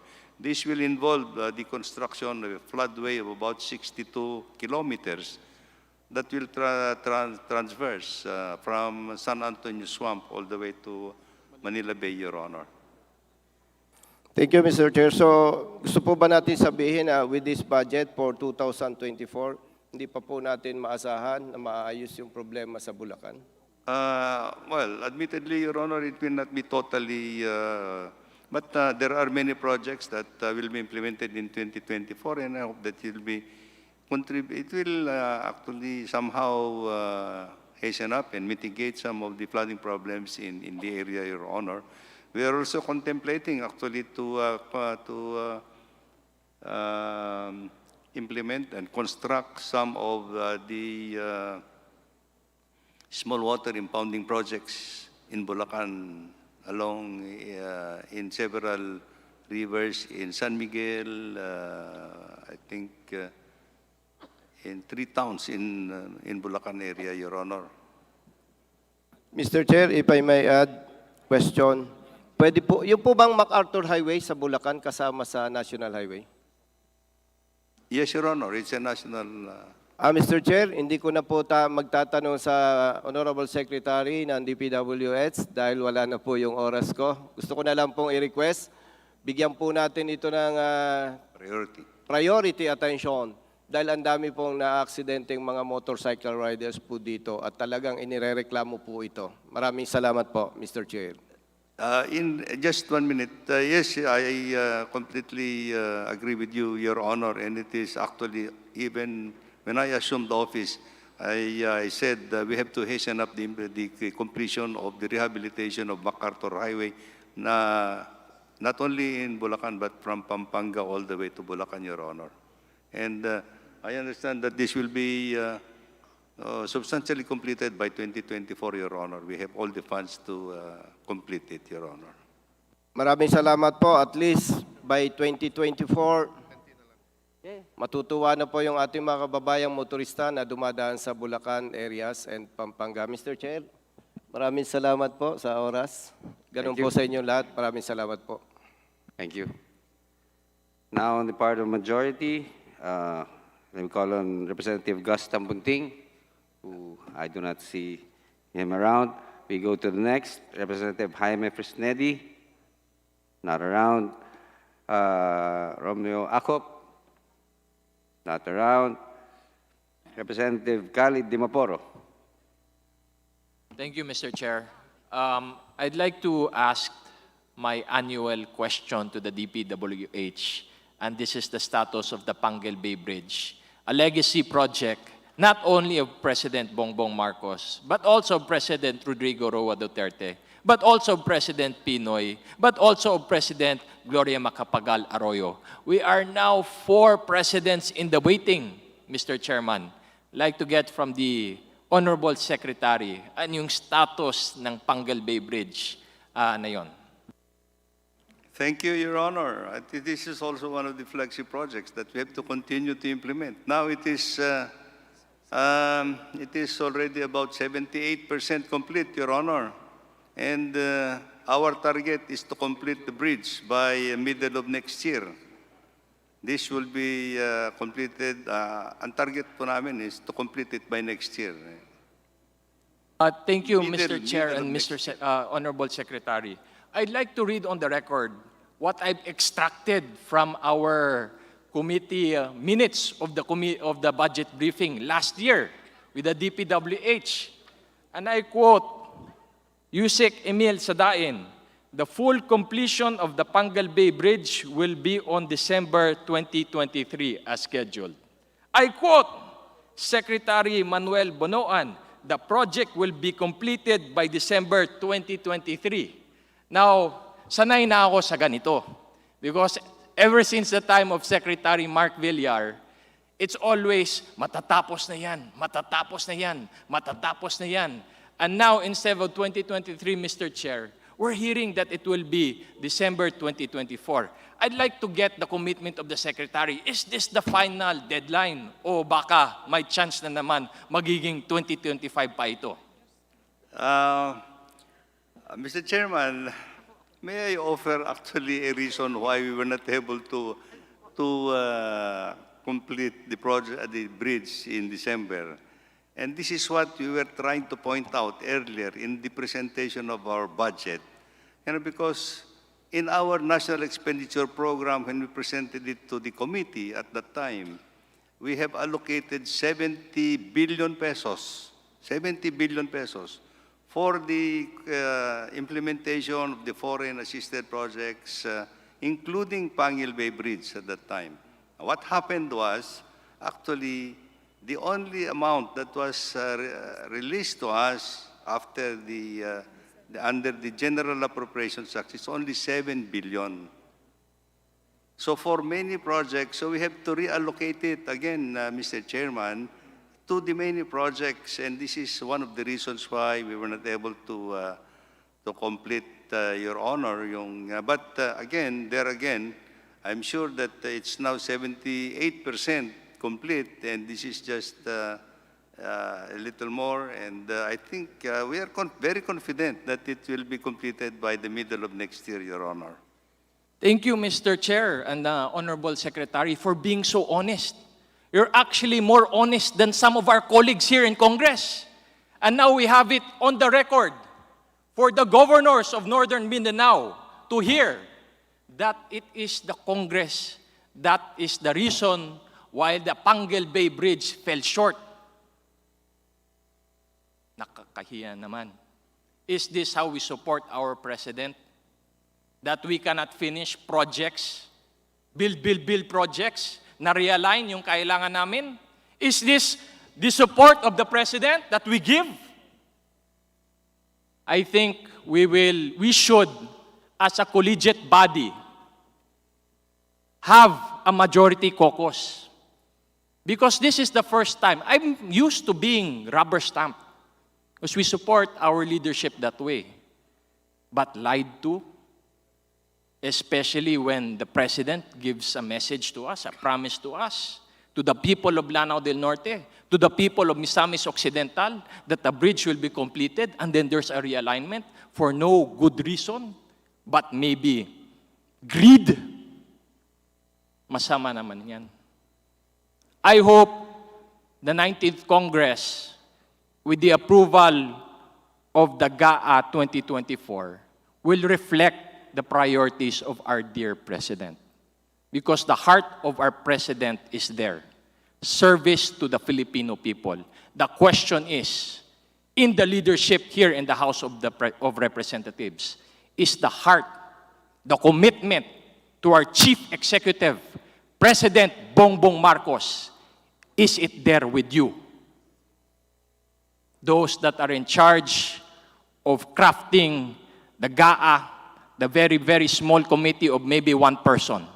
Sana lang we will have better results, more productive results, more pro-people results in the 2024 GAA. That's all I have to say, and I'd like to thank our Secretary for being very honest and frank on why Pangil Bay Bridge cannot be completed in 2023, but instead 2024. It's because of the crafting of the Appropriations Act by the House of Representatives and their solo-solo style in the BICAM. Daghan salamat sa inyong tanan.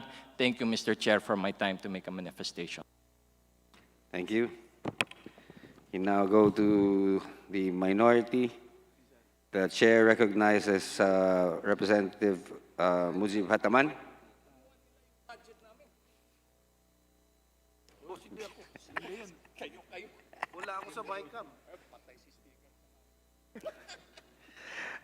Since I do not see Representative Hataman, we go to Representative Rodrigo Ramon Gutierrez. Thank you, Mr. Chair. Good afternoon to our fellow public servants in the DPWH, of course, the Honorable Secretary, our good friends, Yusek Cabral, Yusek Pipo, Yusek Bernardo, and the rest of the department. Mr. Chair, I just want to keep my questioning brief. I'll just go straight to the point. Of course, last year, credit to the department, we've had concerns with both the MVUC and the black spots, but of course, we'd like to thank the good Secretary for the swift action on that. We heard that there has been some reform in planning and that new projects now already incorporate road safety standards. And we'd like to thank you for keeping up with that promise to us, Mr. Chair. And of course, with the MBUC, we understand now, especially after questioning with the DBM, that it's more of an attribution issue rather than that of the fund. So we still have to look forward to our questioning there, that will be carried out in plenary. Now, Mr. Chair, we'd just like to question now with the budget. I'd like to focus on the actual of 2022. Mr. Chair, is it correct that based on the President's budget, we have unobligated allotment of 38,652 million? Of course, we'd like to congratulate the good Secretary. According to the numbers, we have upwards of 93% in the implementation of these projects. But of course, given that the budget of the DPWH ay napakalaki, that lacking 6 or 7% actually translate to quite a lot po, no? So may we ask about the current status of this unobligated allotment for 2022? Yes, Your Honor. For the 2022 infrastructure program of the department, because we remember we have 2 years actually to implement the cash budget of for 2022, and as of July 31, 2023, Your Honor, the unobligated balance is already only about 18 billion pesos, Your Honor. That was in July. And I suppose now it's September, I think we have to update this a little bit. I am sure that many of these have already been obligated, Your Honor, and because we have to obligate and disburse all these funds by the end of the year, Your Honor. So 18.1 billion, Your Honor, is the remaining unobligated balance as of July 31 this year, Your Honor. Thank you, Mr. Chair. So even including po, no, yung sa continuing appropriations natin for the I believe RA 11518 is for fiscal year 2021. So yes. 2021 and 2022, that would be the end of its lifespan. How come it would state here po that we have unreleased appropriations of 38 billion and unobligated release of 32.9 billion? In the NEP, is this something that is updated midway?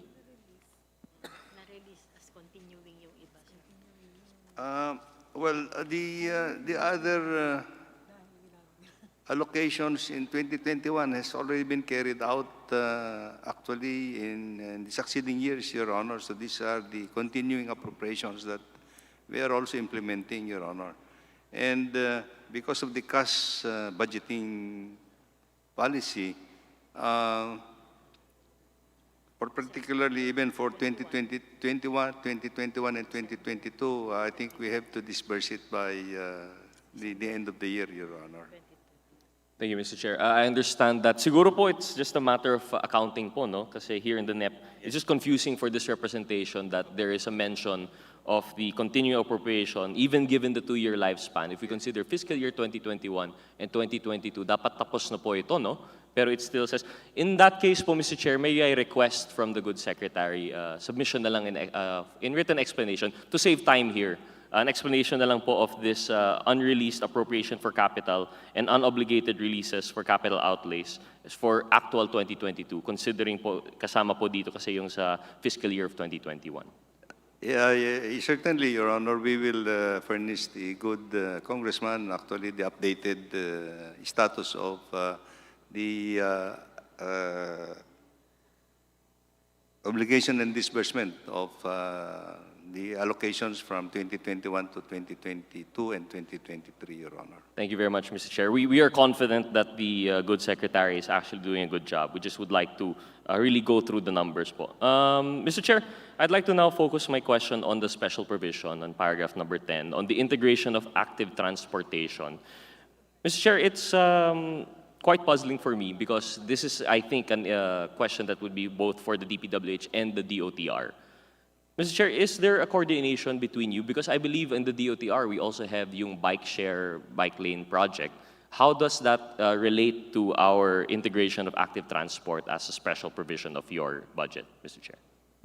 Yes, Mr. Chairman, the provision for the active transport system, particularly on the bike lanes, is actually lodged, the capital program for this is actually lodged with the Department of Transportation. But the implementation of this is actually, since most of these are actually being implemented along national roads, is the Department of Public Works and Highways, which implements it, Your Honor. Mr. Chair, would this be a separate project or like what we mentioned with the black spots and road safety, integrated na po ba siya sa ating mga bagong roads? I don't think it's, this is a separate program, Your Honor. Actually, kasi yung bike lanes is a separate program in itself. Now, the black spots is actually supposed to be implemented through the Motor Vehicle User Charge Fund, but unfortunately, again, you know, as you know, the Motor Vehicle User Charge Fund is already part of the General Appropriations Act.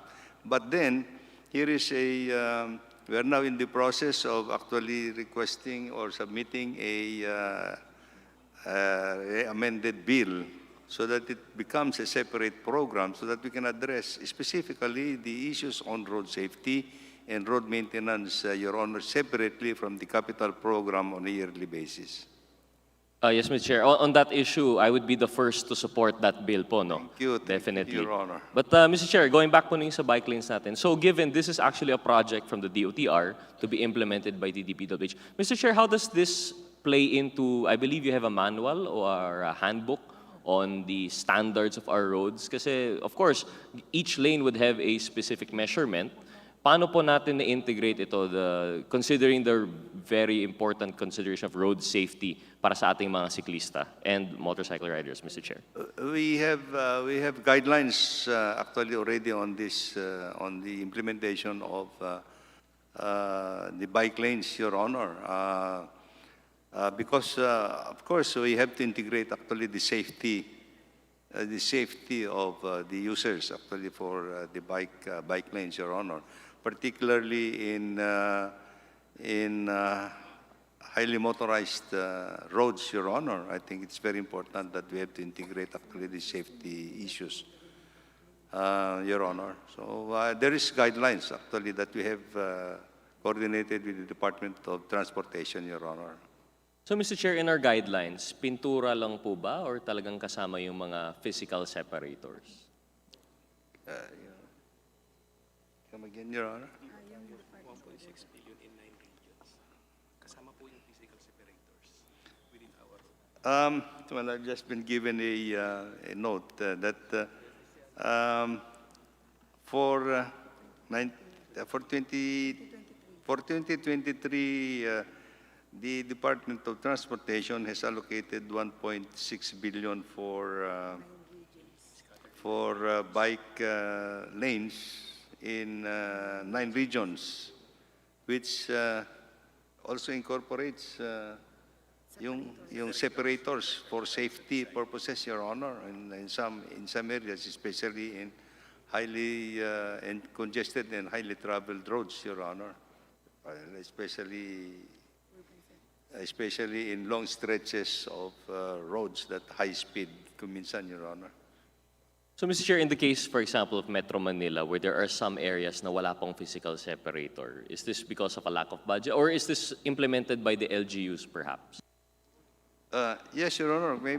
Perhaps I can ask our technical, our Undersecretary who's in charge in the implementation of this project for clarity, Your Honor, if you may allow. With the permission of the Chair and the Honorable Secretary, if I may be allowed to respond, sure. Yeah, this came about during the pandemic, Mr. Chair, when there was no available public transport. DOTR together with MMDA and DPWH crafted the guidelines in 2020. So there are three categories. No? Category 1 would be a separate lane for non-motorized transport, including pedestrians and bikes. And then category 2 would involve the bike lane on the roadway itself, but it's protected. Category 3 will be the shared bike lane, particularly on our, what do you call this, flyovers, where there is a narrow width, so we could share the bike lane together with the motorized transport. Just yesterday, Mr. Chair, we have the DPWH beneficiary of the Korean Knowledge Sharing Program, where they reviewed our guidelines, particularly the guidelines on our non-motorized transport. And one of the objectives of that Korea Knowledge Sharing Program is to review the guidelines to make sure that it is within the international standards. No? Basically, their comments was it is in accordance with international standards, but they recommended some improvements. That's why they recommended another category. But they are still in the process of finalizing their report. Yesterday, we just had the initial meeting with them, and hopefully within the next few months, they will be coming up with their final report. So again, to answer your questions that there are separators, yes, it's one of the categories, Mr. Chair. Thank you, Mr. Chair. Of course, in an ideal world, lahat yan category 1, category 2. But in practice, especially in NCR, nakita natin is category 3. Tama po ba? Not necessarily, Mr. Chair. If you will observe our bike lane in Rojas Boulevard, these are protected even by railings. In EDSA, there are separators, but these are more of bollards and some, what do you call this, curbs. Because we have to give access to the establishments along EDSA. And of course, we have the challenge on how to clear the sidewalks on other areas, Mr. Chair. Mr. Chair, in the case po, no, yung mga category 3, along, especially EDSA, it's not always consistent na may bollards. How does that play into the fact po na this would now lessen the lanes? Because I'm sure part of safety, yung guidelines sa DPWH would be the appropriate width of the lane for motor vehicles. So kapag ganun na kalahati nagagamit, what is the actual stand? Ano pa yung use ng other half na yun? Yeah, indeed, that was a challenge. No? In fact, during the inception of that project, we were not in favor of putting up a bike lane on EDSA because of the safety concerns. But we came up with the standard of a 1.5 minimum bike lane or non-motorist transport lane. And if you get 1.5, practically the whole lane will be not useful anymore for one lane width. No? So there was a proposal for a road diet, more so that the bus carousel also ate up more than one lane of our EDSA. So there was a proposal for a road dieting, but I believe there were questions on the proposed width, no, which was only from 3.25 to 2.8 meter per lane. So there was a proposal from MMDA and DOTR to diet our lane width. But based on the BOD standards, it was not approved, Mr. Chair. Thank you, Mr. Chair. I guess that's something we'll look into as we go on. Mr. Chair, one more question po, regarding the special provision number 10. It makes mention of at-grade pedestrian cross pathways and such. Sorry, this seems technical. Ano po ba yung at-grade, Mr. Chair? Mr. Chair.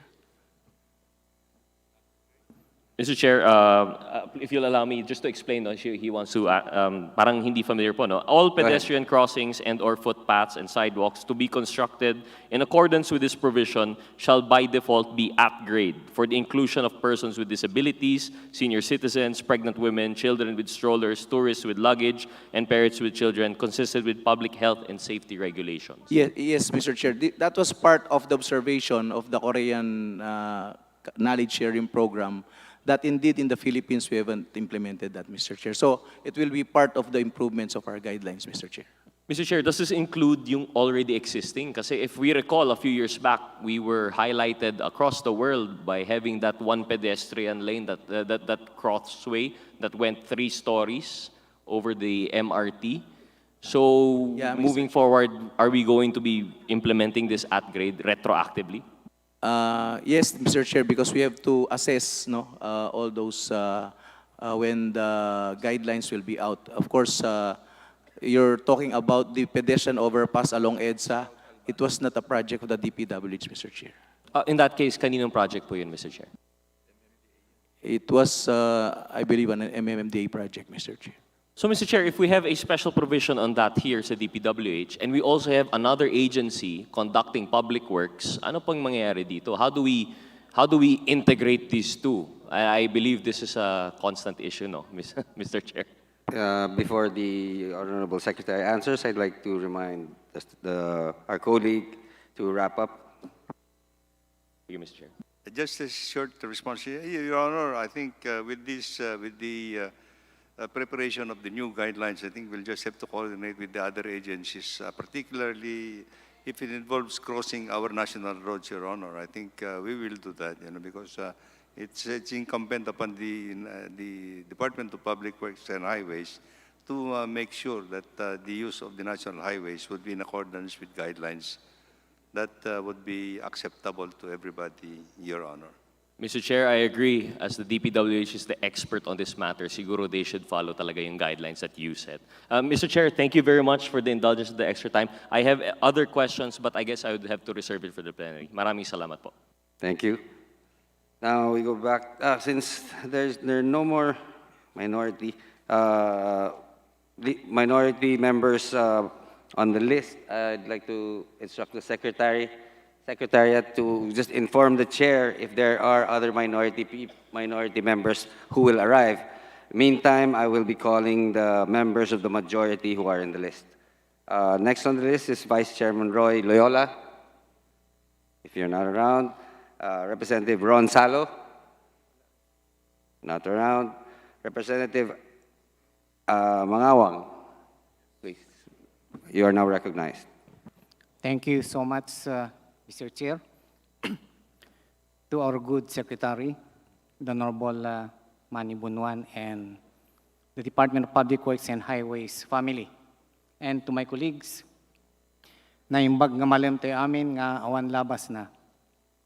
As early as now, Mr. Chair, I would like to manifest my support for the approval in due time of the budget of the Department of Public Works and Highways. However, Mr. Chair, there is just one concern that I would like to be clarified and to be assured of, Mr. Chair. And I would like to flashback during the preparation of the budget for 2024, the instruction for the different district offices was to base their programming on the previous NEP of 2023. After the second son of our President, copies of our respective national expenditure program were furnished our offices. Later, during the DPWH one-on-one meeting with the different parties, we were furnished our structured national expenditure program, which is supposedly the budget ceiling for its engineering district.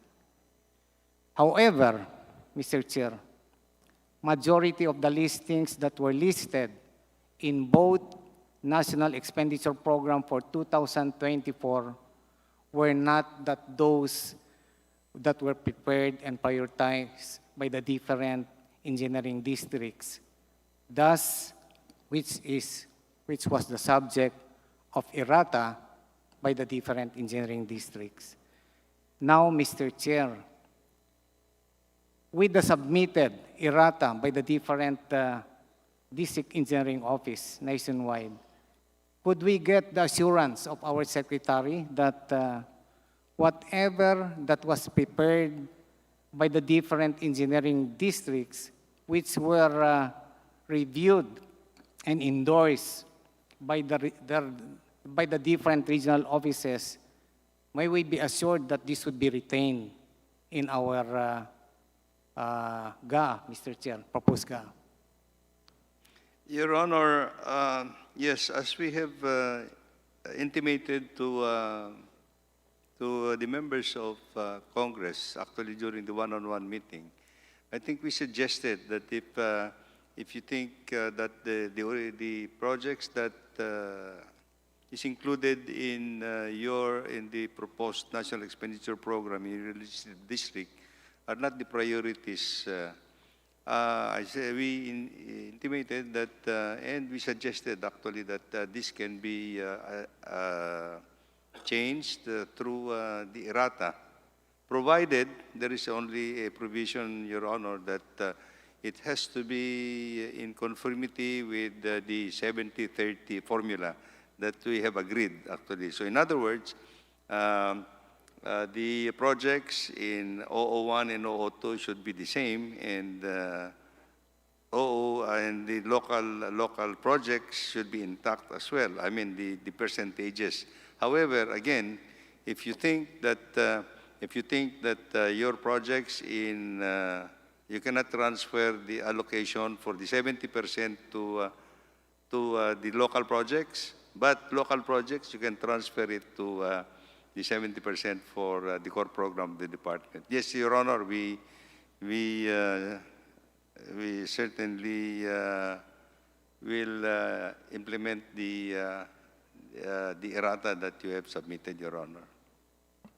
Thank you, Mr. Chair. But I'm just being particular with the budgetary ceiling that you have given to the different districts. Sometimes, Mr. Chair, napapalitan ito pagdating sa national office without the approval of the one who prepared the programs. Kaya yun lang ang fear natin.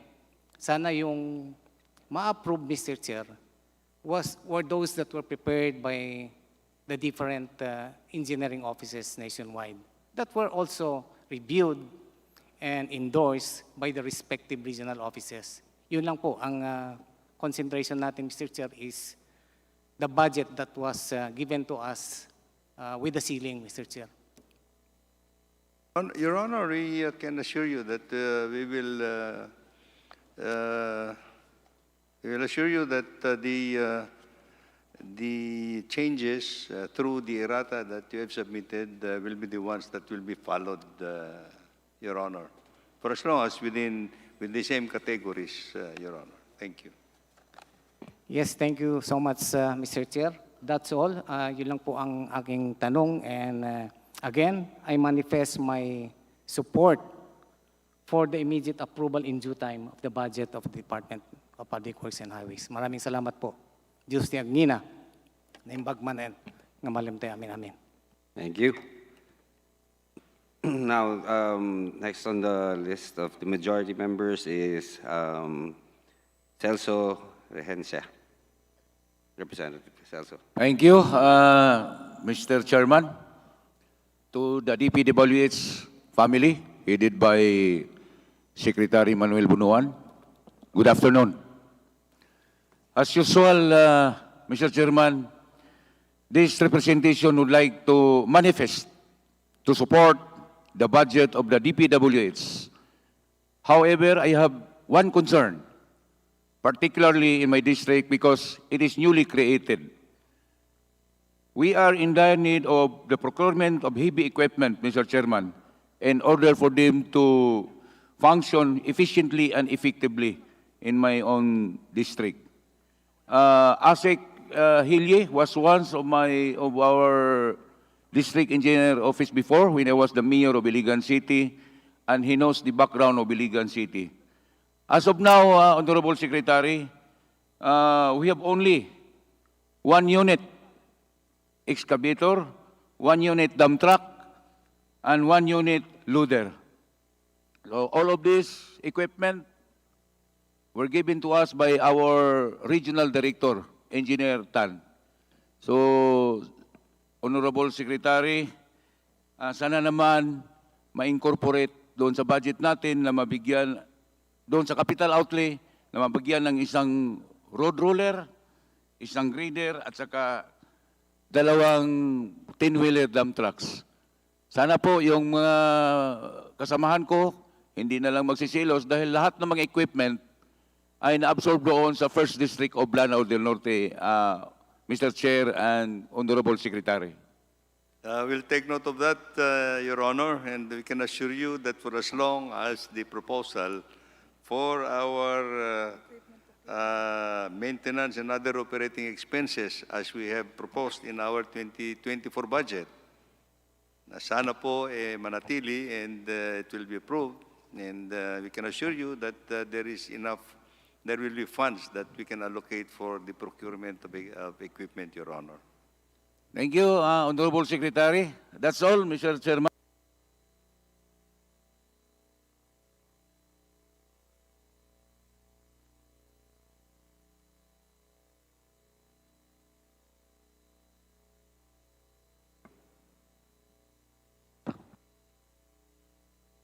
Oh, sorry.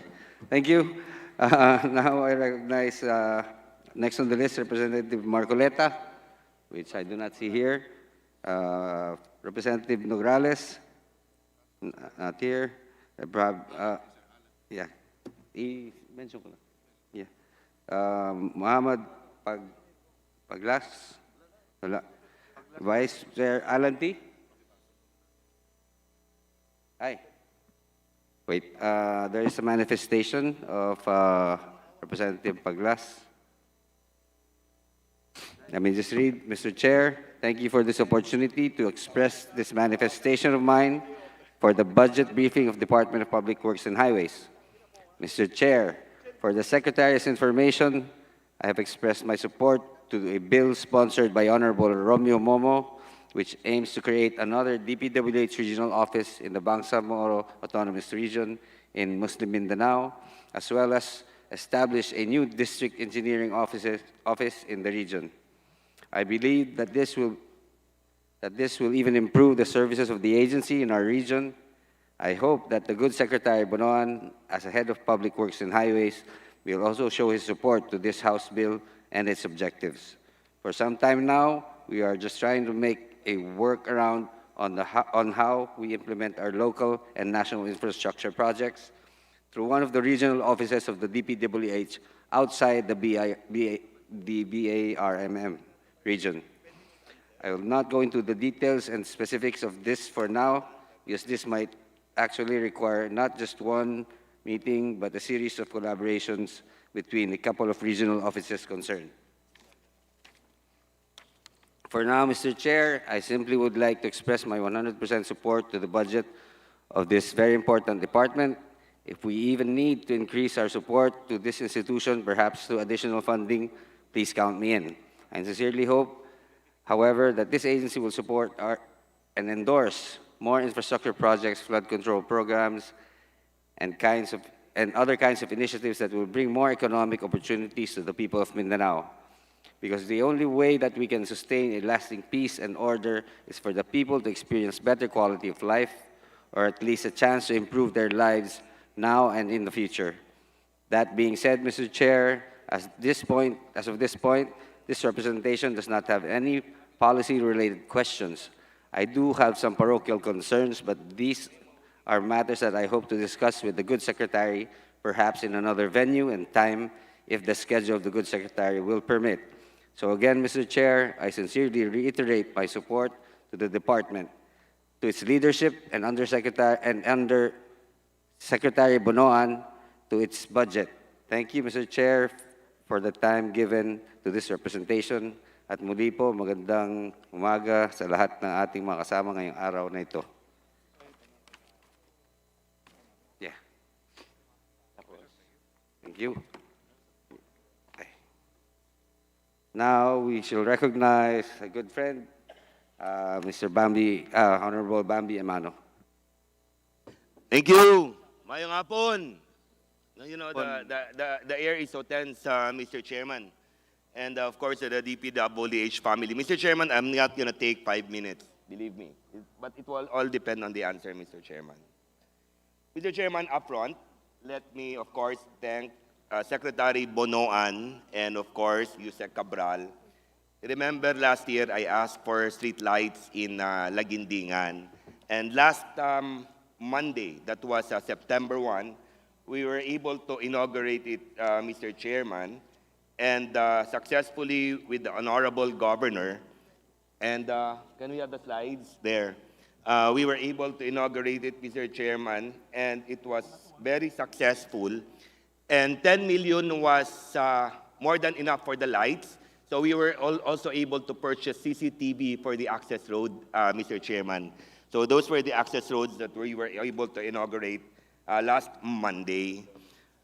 As much as I would want to thank all of you, more than almost half of Mindanao is using Lagindingan Airport, and to remind you, that was where one member of the House of Representatives were ambushed.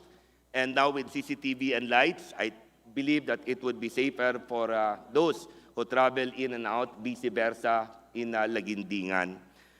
And again, from the bottom of my heart, thank you from the people from the 2nd District of Misamis Oriental, thank you.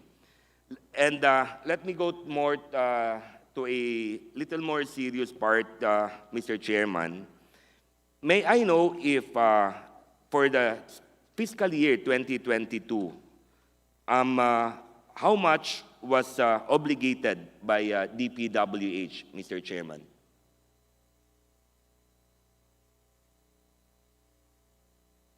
Your Honor, for fiscal year 2022,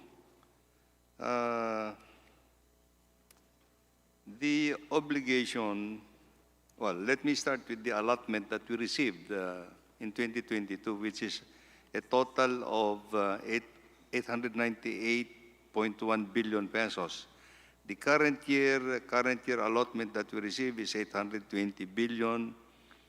And the prior years, these were prior years from beyond 2022, was 77.8 billion. Our obligation at the time was, out of the current year, we were able to obligate from January to December, 789 billion pesos. And the prior year's allotment, we were able to, the department was able to obligate 67.5 billion pesos, Your Honor. Thank you. Because the record that I have from the Commission on Audit, about 4.63% or 41 billion worth of projects were unobligated. Would DPWH confirm? I suppose so, Your Honor, but our record, as we have pointed out, Your Honor, that as of July this year, I have to track back a little bit, that the cash program for 2022 is up to end of December this year. So as of July 31, 2023, this year, Your Honor, there is only about 18.1 billion pesos that's remaining to be obligated for fiscal year 2022 budget, Your Honor. Yeah, we actually, hopefully, will be able to reconcile this, Mr. Chairman, Mr. Secretary. But I brought this up, Mr. Secretary, because with 41 billion or even with 81 billion, I believe that is still a lot of money where hopefully it can be implemented with projects.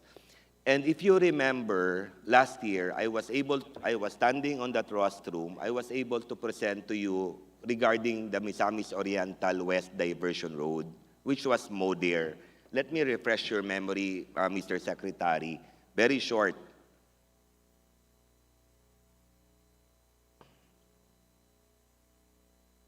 There. That was the model that I presented to you last year.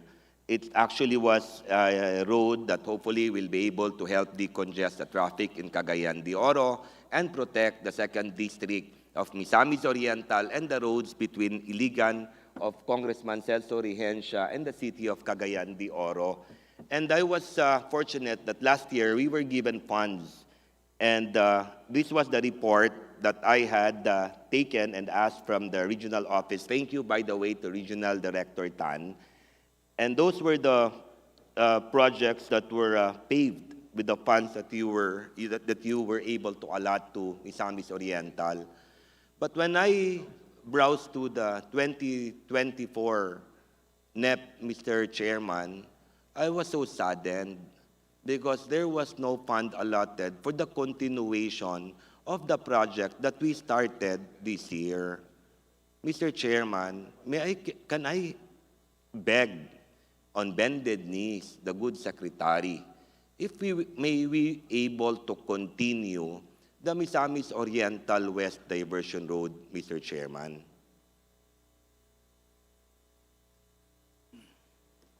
Well, there are two ways that we can look into, Your Honor. I think, if this is the priority project of this, I would suggest that at this point in time, because we are just working on the the allocation from the National Expenditure Program, in accordance with your allocation at this point in time. There are two ways. If this would be the priority that you think that we have to fund, initially we can reprioritize some of the projects that have been included in your program for 2024 and put this as a priority program. But Mr. Chairman, Mr. Secretary, I'm one of those who have less of the projects and budgets for calendar next year. I was hoping that you will be able to help us within the province. It's a continuing project anyway, Mr. Secretary. Okay. Hopefully, you'll be able to help us. I will take note of this, Mr. Chairman, and we'll see what we can do. Thank while you. The budget is in process. You know, seeing it is good enough already for the representative of the 2nd District of Misamis Oriental and its people, Mr. Chairman. Yes. I know that you can see it clearly, Mr. Secretary.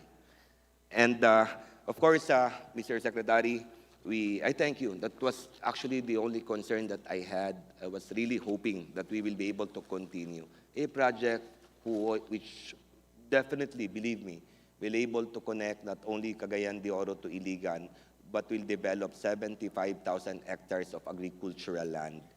And of course, lastly, I was able to ask Secretary Yusek Cabral, the access roads done, Mr. Secretary. Yung isa naman ngayon, access road din, pero maliit lang. But believe me, it will be the same implementation. If there's more funds, we will be able to put up CCTV. Maliit lang po, Mr. Secretary. I'll have my staff bring the letter to your people, and hopefully you'll be able to help us, Mr. Secretary.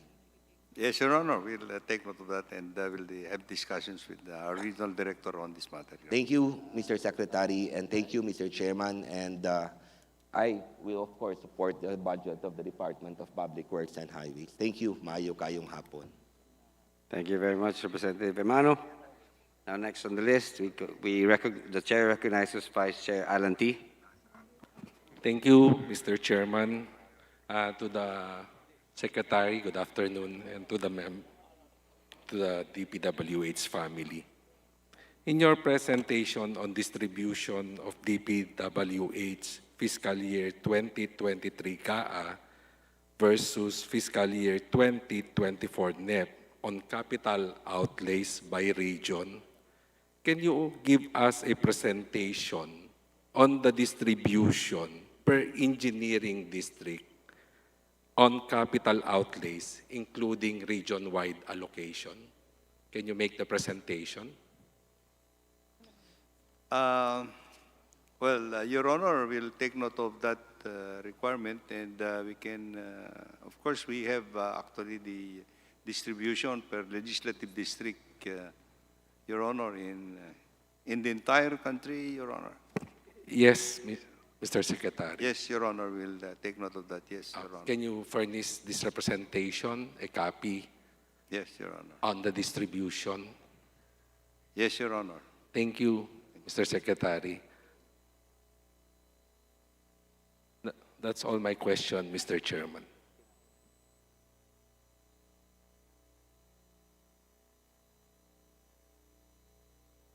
Thank you, Representative T. Next on the list, I'll go through. I know these representatives are not here, but I just have to go through the list. Representative Howard Ginto, not here. Jojo Lara, not here. Representative Pandigan, not here. Representative Acheron, not here. Representative Caresma, not here. Christopher De Venecia, not here. Representative Lumayag, not here. Representative Dionisio, not here. Vice Chair Joboy Aquino, not here. Representative Garcia, is not here. Representative Erwin Cheng, you are now recognized.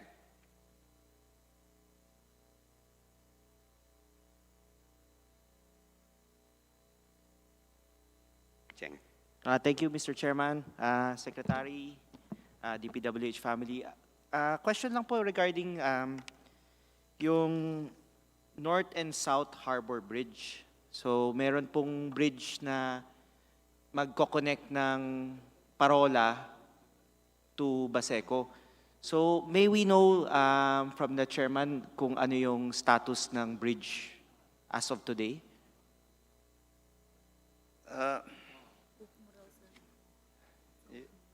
Your Honor, I think this is a project that is now, this is a design and build project, Your Honor, and the design, the detailed engineering design is ongoing, Your Honor. But I think there are some challenges with regard to the alignment, Your Honor. Mr. Chairman, is the bridge project already awarded or are we in the design phase? Meron na ho ba tayong contractor na... This is a foreign-assisted project and it has already been awarded to a design-build contract with China Roads, Your Honor. China Roads. So Mr. Chairman, awarded na siya, but how about yung ISF natin na kasi sa distrito ko meron akong around 1,600 families that will be affected by this project. So as you mentioned kanina that the project has been already awarded on a design and build. So gusto ko lang malaman if yung status ng ISF ko was already considered with this design and build project, sir? If it will involve actually the relocation of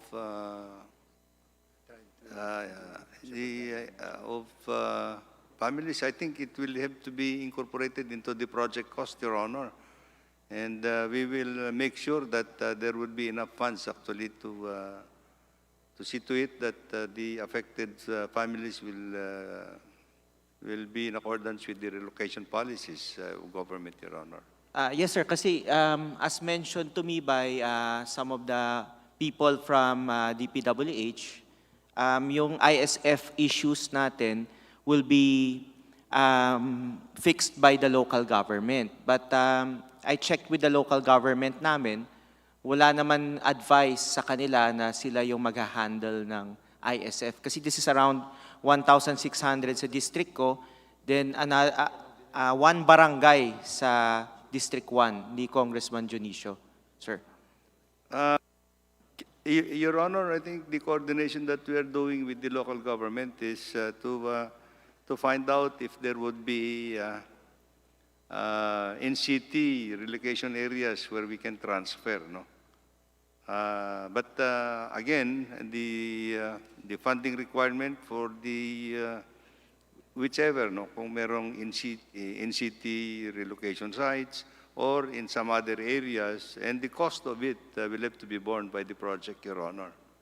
Yes, sir. Because yung bridge, the bridge will cost us 4 billion pesos in loans from China.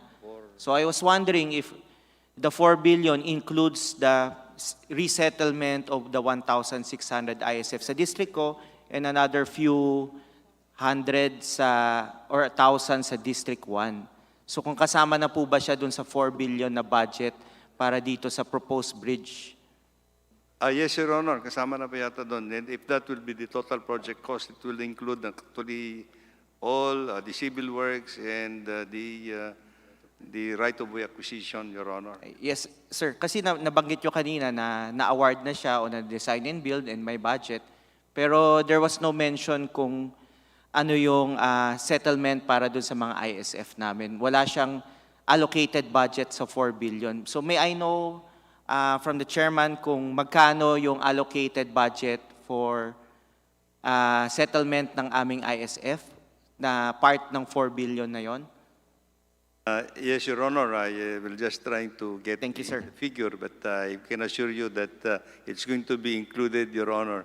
But even before civil works will start on the construction of this project, we have to make sure that the resettlement and the right-of-way acquisition would have been done, Your Honor, before the civil works will be implemented, Your Honor. Sir, so Mr. Chairman, can I get a commitment from the good secretary that we'll put the project on hold until we have compensated and settled fully all the 1,600 ISF in my district and another 1,000 sa District 1, sir? Can I clarify a little bit, Your Honor, that the civil works, the construction will be put on hold until the resettlement is settled, Your Honor. Yes, sir. With regards to the planning, lahat naman yun pinaplano pa. Pero ibig sabihin, yes, sir, I agree. I agree with yung actual civil works. Ibig sabihin, yung on the ground na construction, we will, can we agree that it will be put on hold until we settle? We can assure you that, Your Honor, because we are not going to implement, we are not going to start construction if there are families that will be affected, Your Honor. Thank you very much, sir. That's all. That's all my questions. Thank you very much, Mr. Secretary, Mr. Chairman. Thank you. Next on the list, Mr. Jojo Ang, who I believe will be yielding his time in support for the good secretary. Representative Pantaleon Alvarez, who is not here. Next is Vice Chair Jocelyn Lim Kai Chong. You're now recognized. Thank you very much, Mr. Chair. And mayong hapon sa tanan, especially to the Secretary. So this, I only have very few questions and related to the queries of Representative Suarez earlier regarding the allocation of projects per district. So, Secretary, you said it was based on 7 parameters. Am I correct? That's correct, Your Honor. Yes. The formula that considers 7 parameters, Your Honor. Yes. So, it is also my understanding that the projects are benchmarked 70-30% allocation for the allocable amount allocation for 70% for national road and 30% for local infrastructure program. Is this correct? Well, that was our proposal at the time, and I think it was actually, to some extent, it was agreed with the Appropriations Committee, Your Honor. So how was DPWH able to identify which priority programs would fall under the 30%? These are local priorities, actually, Your Honor. This should be the ones that would be prioritized by members of Congress, including the convergence, Your Honor, in accordance with a menu for local infrastructure projects that should be considered, Your Honor. But may I just clarify a little bit, Your Honor, that the 30% for local infrastructure that we are talking about would include, of course, the local priorities of members of Congress, but at the same time, it also includes the allocation for projects under the convergence programs of the department and other agencies, Your Honor. Yes, because the reason why I want a clarification on this is because when the district was asked to identify priority local infrastructure program, the convergence issue or the convergence fund was not included. And under that special provision, there are allocations for your conversion program with various departments, right? Like tourism, the TRIP program with DOT, which amount to 13.967 billion. Road leveraging linkages of industries and trade, or the Roll 8 with DTI, amounting to 10.02 billion. And we also have the Tatag ng infrastructure program with TICAS, no? With the PNP DND of 3.8 billion. So it is my assumption that when we were identifying at the district level the 30% LIPs, this is a separate funding because there's a special provision specifically for this TRIP and Roll 8 and TICAS program. That's correct, Your Honor. I think this is the same true with the 2023 budget, that the allocations for the convergence program was also included into the local priorities in 2023 program, Your Honor, including those that were the projects under the Department of Tourism, the projects under the Department of Trade and Industry, support to the Department of Transportation, and the National Irrigation Administration, Your Honor. Yes, I would like to iba yung assumption namin, no? Because there's a special provision specifically for this convergence program. So most representatives, I would say, submitted priority list of their tourism, Department of Trade and Industry, infrastructure program to the different agencies. Which, so how did they, what was the process? Did they submit their list of priorities to DPWH for consideration, or was it DPWH who, they had all these lists and just went through it, and what was the process in?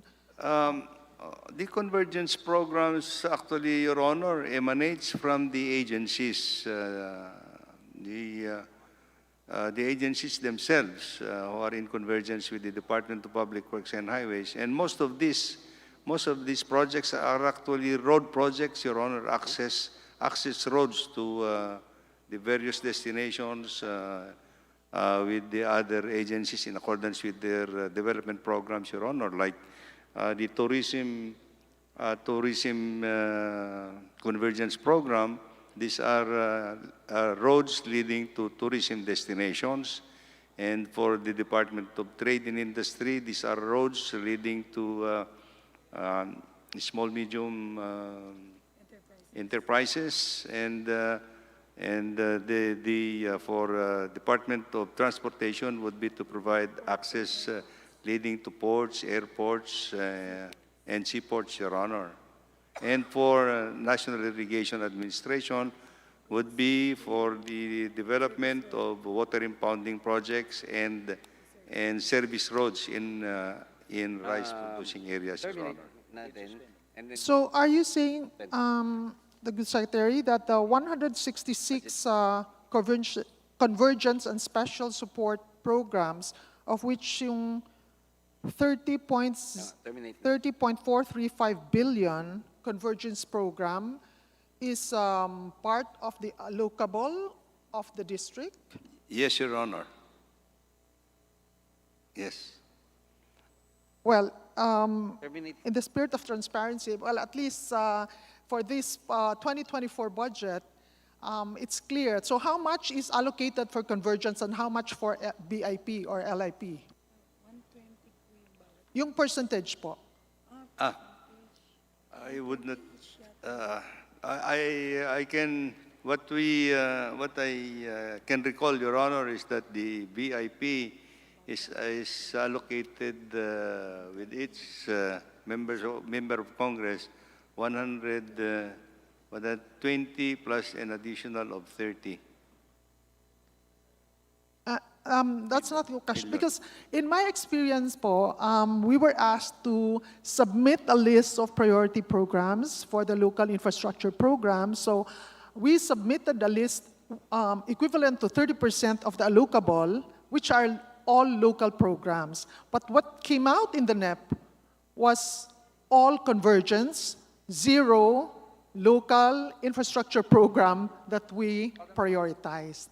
Yun ang nangyari sa akin. That's why, yeah, so I want to know and want to make sure that this is clear, not only to me, but to all representatives and our different districts on how it should be allocated. Ilang percent ba ang convergence, ilang percent ang local? Or we can do all local, or we can do as well all convergence? Ano ba talaga yung guidelines for this? Well, the guidelines, Your Honor, is actually to put first allocation for the convergence programs, because many of these projects are already ongoing, and we are going to support actually completion of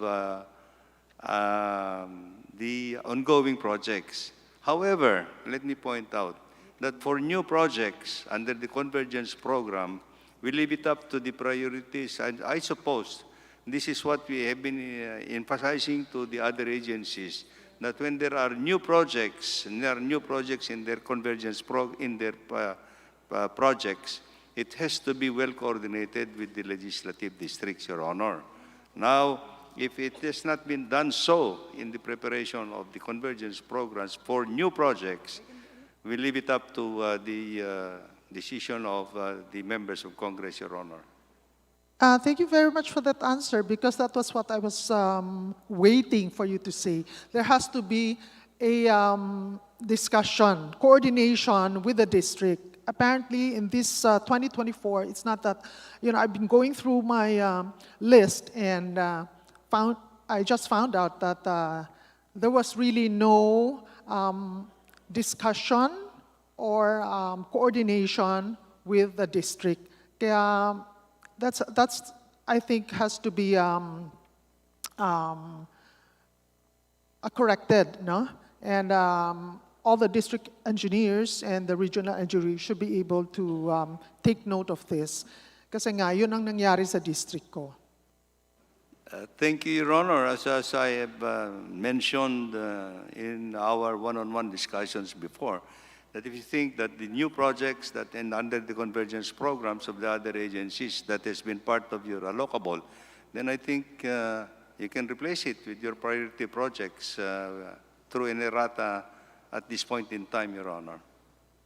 Yes, thank you very much for that, and I'm doing that as well.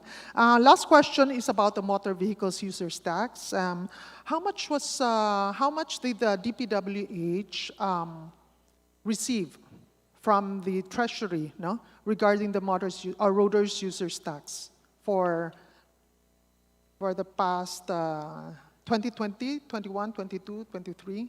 For the motor vehicle user charge fund, Your Honor? Yes. Well, let me again say that motor vehicle user charge fund is already part of the General Appropriations Act.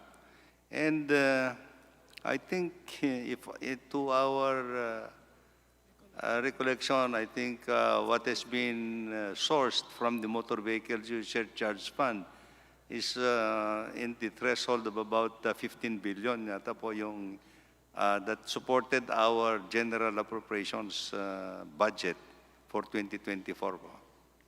So you're saying that since it's part of the general fund, yes, all came from the Treasury, binibigyan na lang kayo ng 15 billion? Out of the motor vehicle. Out of the total, because, yeah. So, kasi wala nang board, di ba? Wala nang MVUC board, so it is really the Treasury now that is allocating a certain amount from the motor vehicles users tax to DPWH. And where's this, how are you using these funds? We don't distribute it on a distribution mechanism, Your Honor, because this is already part of the general appropriations. So it is part of the ceiling that has been allocated to each legislative district, Your Honor. We don't distinguish already the what is motor vehicle charge fund portion and what is the rest of it. It's mingled up with all the funds. So it's incorporated Yes, sa Your funds Honor. niyo lahat? That is correct, Your Honor. Okay. So I just want that clarified because under the law, there's still the road support fund, the local fund, wala na yon. I believe it has been amended, Your Honor, that the motor vehicle user charge fund is going to be already in a general fund in itself. Okay, thank you very much. That's it, Chairman. Thank you. Next on the list would be Representative Peter Miguel, who I believe is not here. And now we recognize Vice Chair Abante. Thank you, Mr. Chair. Of course, Mr. Chair, our good Secretary Bunuan has been a friend of mine for many years. And of course, he knows that I am full support of the budget of the DPWH, including Yusek Cabral over there has been a friend. And Yusek Bernardo, where's Yusek Bernardo? He used to work in the city of Manila, and the other Your Honor. members of the family of the DPWH. And magandang hapon po sa inyo lahat. Now, my questions, Mr. Chair, is not only to clear the air among our colleagues, but also, you see, this is a public hearing, and thousands of our kababayans are listening and watching right now. We would like to let them know that DPWH is actually using the fund and budget given to them in the right way for the Filipino people. No, because, Mr. Chair, infrastructure is very important in the development of the country, and I think that you know that. And our Filipino people are actually watching, no? And they are already judging even before they would be able to know the projects. Therefore, Mr. Chair, my first question would be this. For 2024, the DPWH is seeking a 255 billion peso budget just for flood control. Am I right, Mr. Chair? Your Honor. Mas mataas pa po ito sa budget ng mga departments. Di ba? For example, 232.2 billion ang budget ng Department of National Defense for 2024, 209.9 billion for the Department of Social Welfare and Development, and 181.4 billion for the Department of Agriculture. So, ang unang tanong ko po, Mr. Chair, Mr. Secretary, ay paliwanag nga po natin sa taong bayan. Saan po ba balak dalhin ng DPWH ang perang ito? Ito pong pera for flood control projects have all been distributed into the allocable amount of each legislative district, Your Honor, partly. The utilization of this amount that has been allocated is within the priority programs of each legislative district, yung flood control, Your Honor. Because I know that they have many priority areas that they would like to implement in the for flood control projects. The other thing, Your Honor, is part of this allocation of 194 billion for flood control in 2024 will be to finance actually yung major flood control projects in the 18 major river basins throughout the country. Your Honor, I would like to emphasize that throughout the country there are thousands and thousands of rivers that go through within the in the Philippines. And because of the requirements to address flood control in many areas, ito po ay ginagamit in the priority areas for each legislative district to address yung mga local flooding problems nila in these areas, Your Honor. So, Mr. Chair, maraming salamat sa kasagutan yan. When you speak of different legislative district, Mr. Chair, we have around 235 or 36 districts in the country. We would like the Filipino people to realize that it is not just district congressman who's actually using it, but also the senators, di ba? Yes. And of course, the party list congressman. Yes, Your Honor. So I would like to find out, Mr. Chair, how do we allocate that among the senators and the party list congressman who does not belong to any district at all?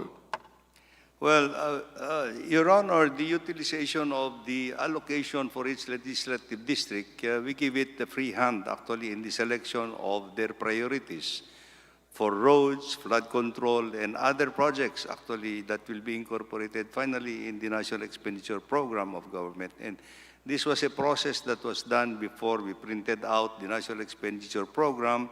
And all of these projects lined up, Your Honor, is actually vetted out, and it was presented under the Cabinet Development the Budget Coordinating Committee, and finally it was approved by the President that has to be incorporated in the national budget, Your Honor. But therefore, Mr. Chair, it's not actually, we may call it equitable, but it is according to priority. Priority and the need of the district, Mr. Chair. Absolutely, Your Honor. Okay. Kasi tinanong po kanina yung, yung equitable no? Tinanong, kaya gusto ko lang pong emphasize na this might not be equitable, but it's according to the need of a district and the top priority measures. Pinakamalalang tinamaan ng mga pagbaha ay ang Region 3. Kanina tinatanong po yan, Opo. At alam ko naman na lahat ng Metro Manila dumadaan po dyan Okay. In fact, hanggang ngayon, kahit wala ng ulan at baha, baha pa din ang ilang mga bayan ng Bulacan at Pampanga. So, why is it, ang nakapagkataka lang dito, Mr. Chair, why is it that the whole Region 3 would only get 10 billion peso or 3.9% of the total budget for flood control for 2024? Mr. Chair. Well, let me point it this way, Your Honor. It's, as I said, yung allocable amount for each legislative district. And the priorities in the utilization of this allocable amount is left with, in coordination with members of Congress and, of course, our district engineering offices. And, of course, the local government units, for that matter, Your Honor.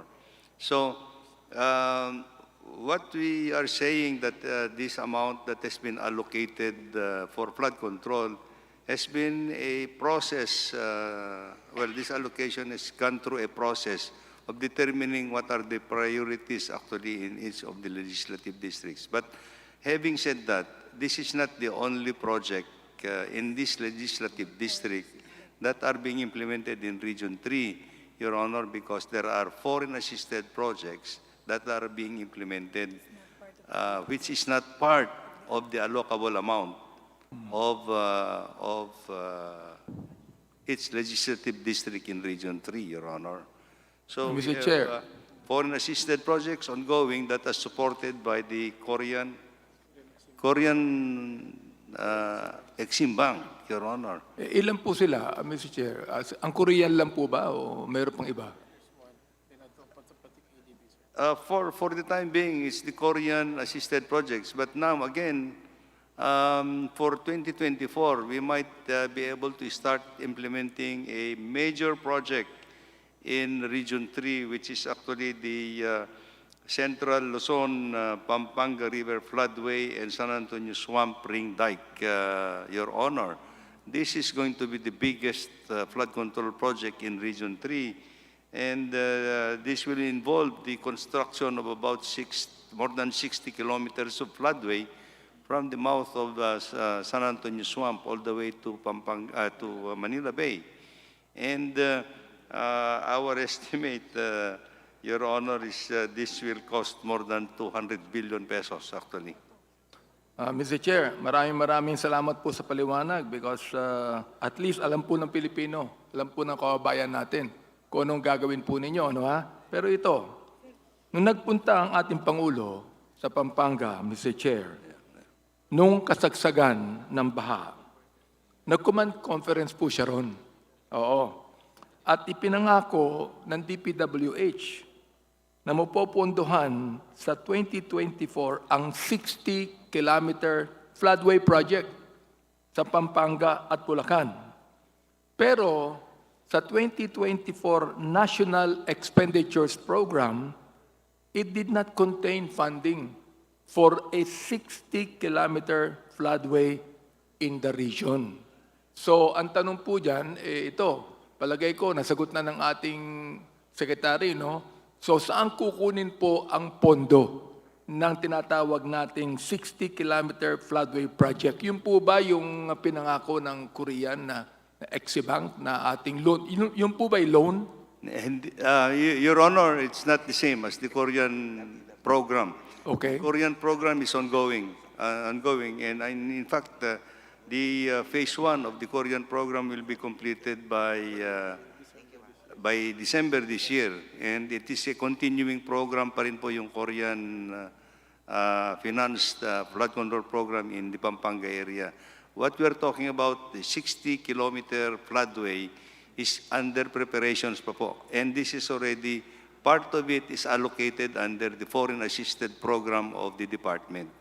It's not included in the allocable amount of the legislative districts. Separate po yung allocation po nito. Kasi Mr. Chair, nakabasa ako ng isang news release na mukhang nagbibiro lang ang pangako ni Secretary Bonoan tungkol dito. So pakipaliwanag lamang po, Mr. Chair, saan po natin kukunin yung 60-kilometer floodway project sa Pampanga kung wala ito sa 2024 NEP? Partly, Your Honor, there is a portion that has already been allocated for the project preparation activities, Your Honor, and this, we are in the process of discussing the final arrangements with the Asian Development Bank to finance the entire project, Your Honor, of the construction of this more than 60-kilometer of floodway, Your Honor. We hope that by the end of the year, we should be able to complete the discussions, and by next year, we can start the undertaking of the detailed engineering designs. Kailangan po itong pag-aralan yung engineering designs of the type of infrastructure that we will be implementing, including yung retarding basin in San Antonio Swamp, and thereafter, then the civil works will be implemented thereafter, Your Honor. Nagkaroon yata, Mr. Chair, ng argument pa ron sa command conference na yan.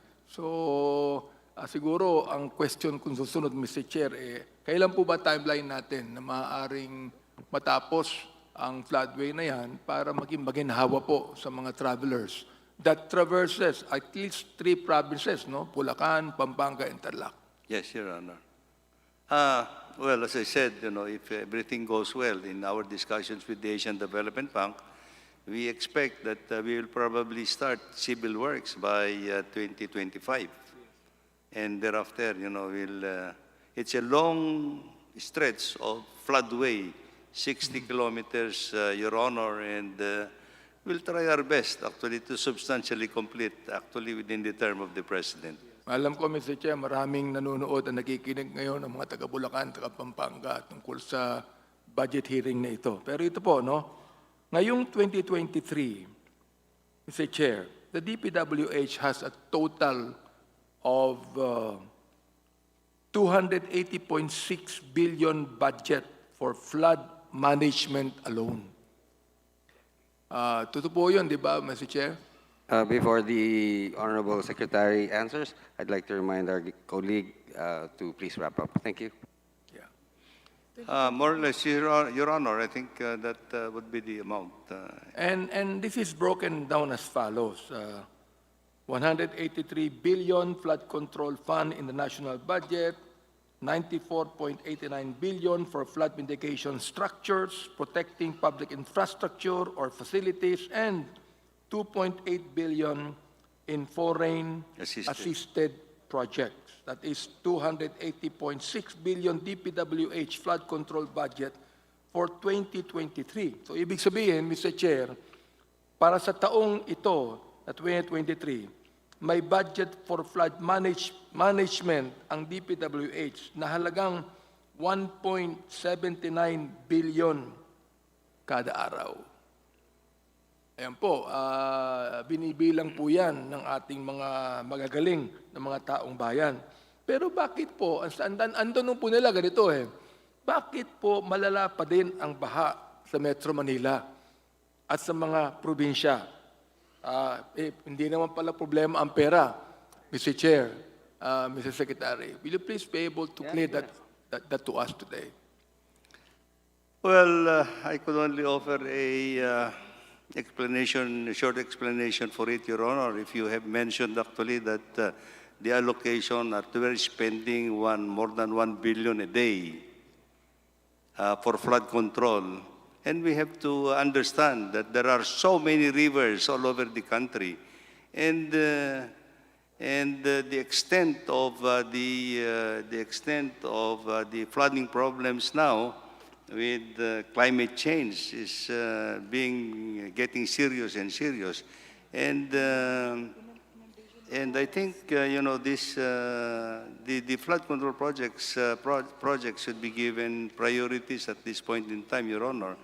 The other thing that I would like to emphasize is that these priorities that you have mentioned actually in the flood control projects were a product of the assessment at the legislative districts to be implemented, Your Honor. So this is a continuing program, Your Honor.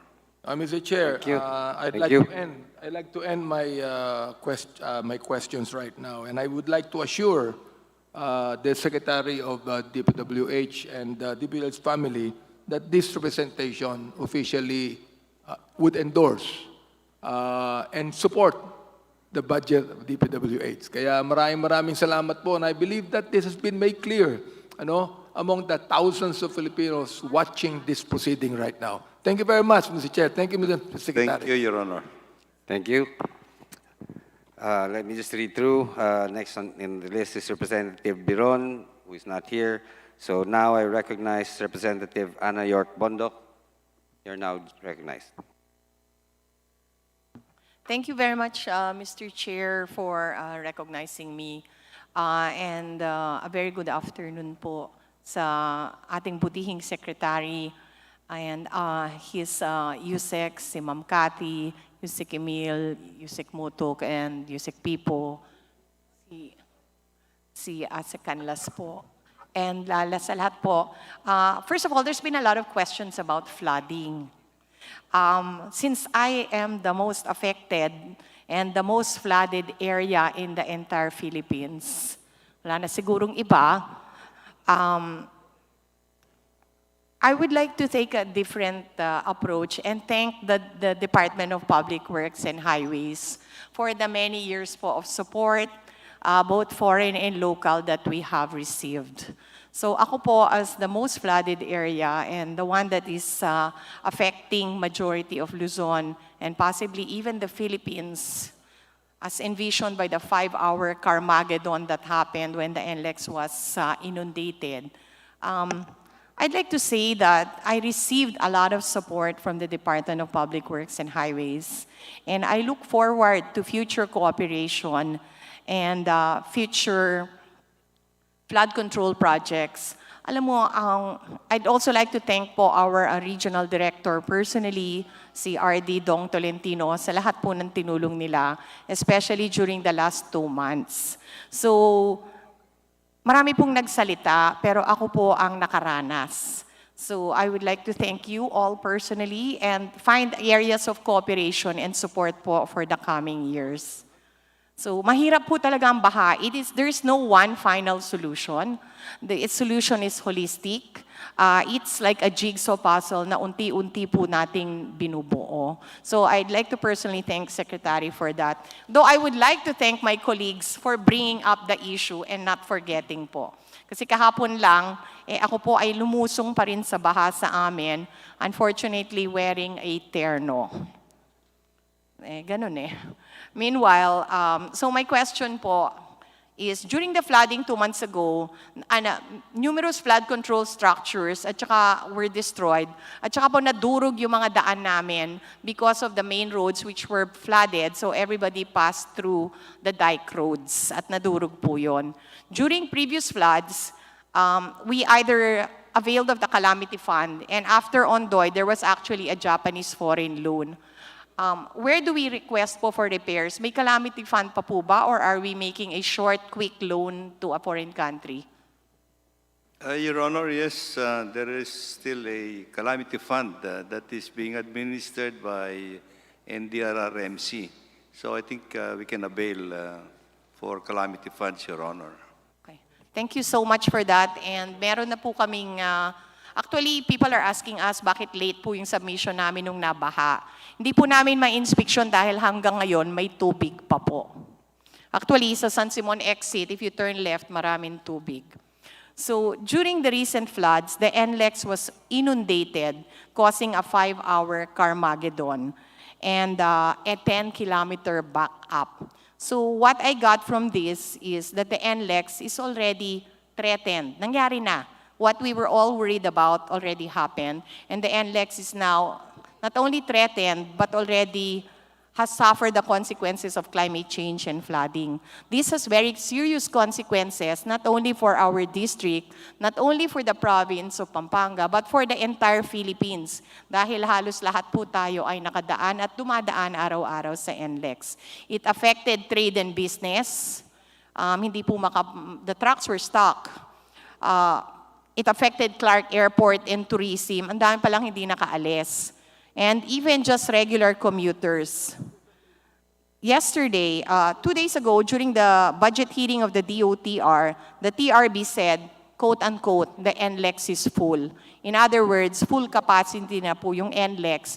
And when I asked them what is their solution, they said, NALEX. So my question po is, it is painfully obvious that we need more alternate roads and bridges going to and fro north and south. Right now po, we are building through a multi-year process, 5 bridges and numerous access roads. Does the good secretary agree na hindi na po talaga economically feasible or even for national defense na 2 lang po ang daan papuntang norte? That is MacArthur Highway, which is at this point flooded pa rin, and the NLEX. Would the good secretary agree with me that alternate roads and bridges are needed right now? Because at any point po na lumakas ang ulan, baka ma-flood po uli yung NLEX. Yes, Your Honor, I fully agree with you that we have to develop alternate roads, actually, particularly in Region 3, so that we can cater for the traffic volume requirement passing through Region 3, Your Honor. Thank you so much for that, and I hope for us to cooperate and continue to build our 5 bridges and numerous access roads. Kasi po, you know, sinabi po ng Pangulo, itataas po yung NLEX. But all of us who have lived through flood control know that inaatake po ng tubig yung lowest point. So unless makalabas po yung tubig talaga, kahit ho itaas natin yung NLEX, di may maiiwan. So yung may iwan na yun naman yung mababaha. And kahit na we pump it out, may tinatawag po tayong seepage from underground. So in other words, unless we do a holistic approach din po, mababaha ho uli yung NLEX.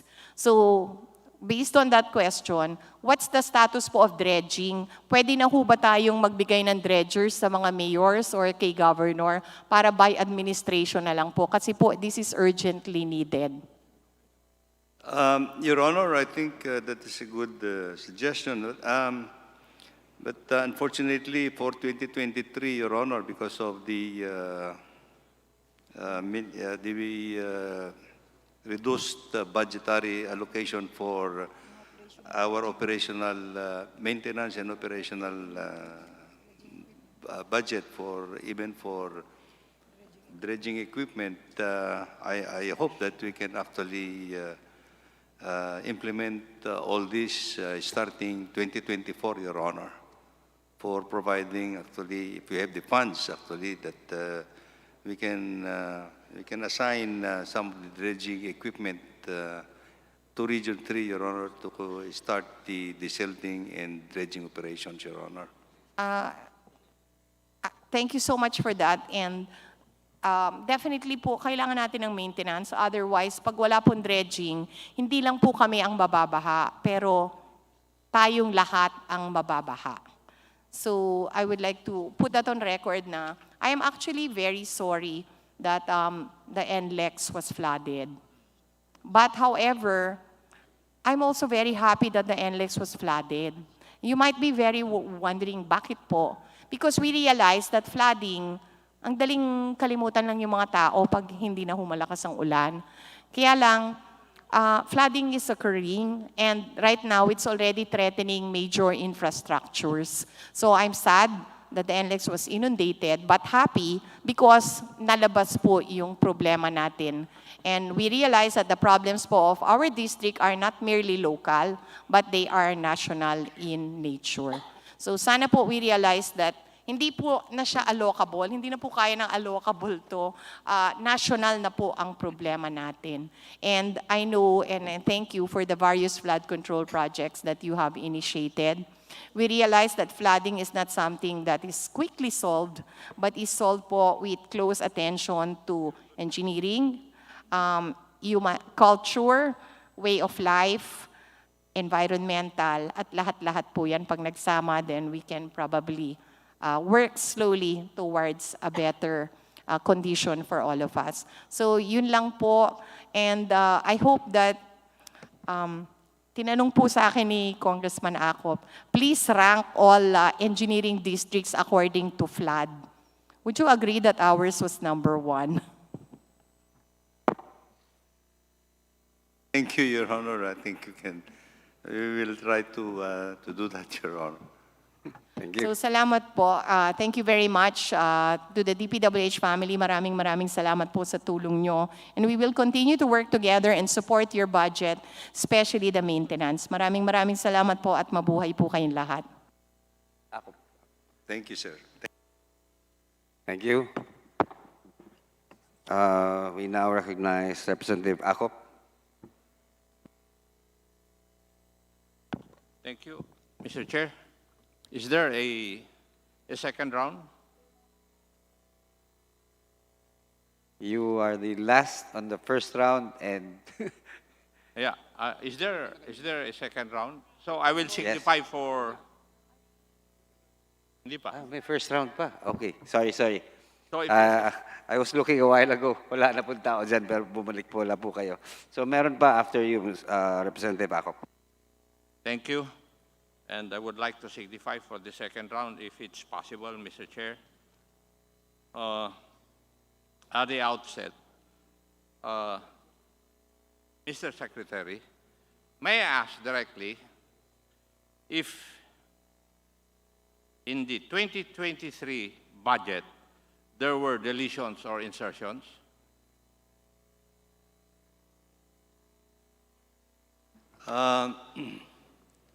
Your Honor, yes or no, Mr. Secretary? That's answerable by yes or no. deletions under the National Expenditure Program, Your Honor? No. Under the GA of Under the- 2023, are there deletions or insertions? There are additions and deletions, Your Honor, There are deletions and insertions. and insertions. Okay. Next question. Are there multiple entries in the GA of 2023? There had been multiple entries, Your Honor. Okay, yes. Now, lump sums are of two kinds insofar as the budget is concerned. One is legal, the other is not legal, pursuant to the Supreme Court decision of the Belgica case.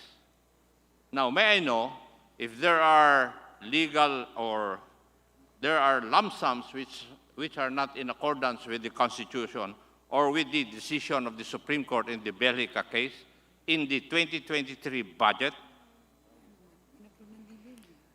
Your Honor, I would not be in a position probably to say whether it is legal or illegal because this is a product of the product of Congress actually in the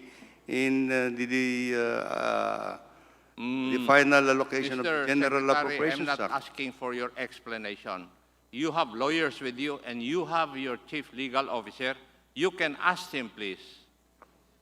Are there lump sums which are not considered legal insofar as the Belgica case is concerned in the 2023 budget?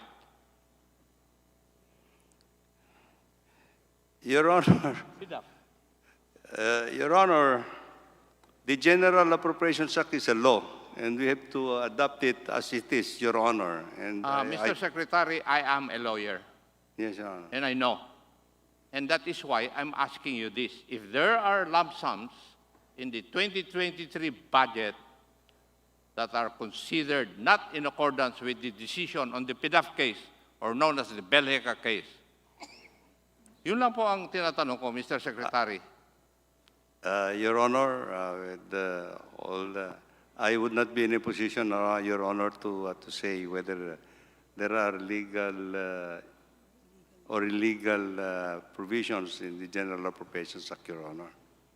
Do you have your legal officer with you, Mr. Secretary? Well, we can ask our legal officers, but this has to be scrutinized, actually, Your Honor, if you can. Can I get an answer from you before the budget hearing, before the plenary hearing of your budget? Your Honor, yes. Okay. Now, in the 2024 budget, may I know if there are multiple entries? Can you guarantee that there are no multiple entries insofar as the 2024 budget is concerned?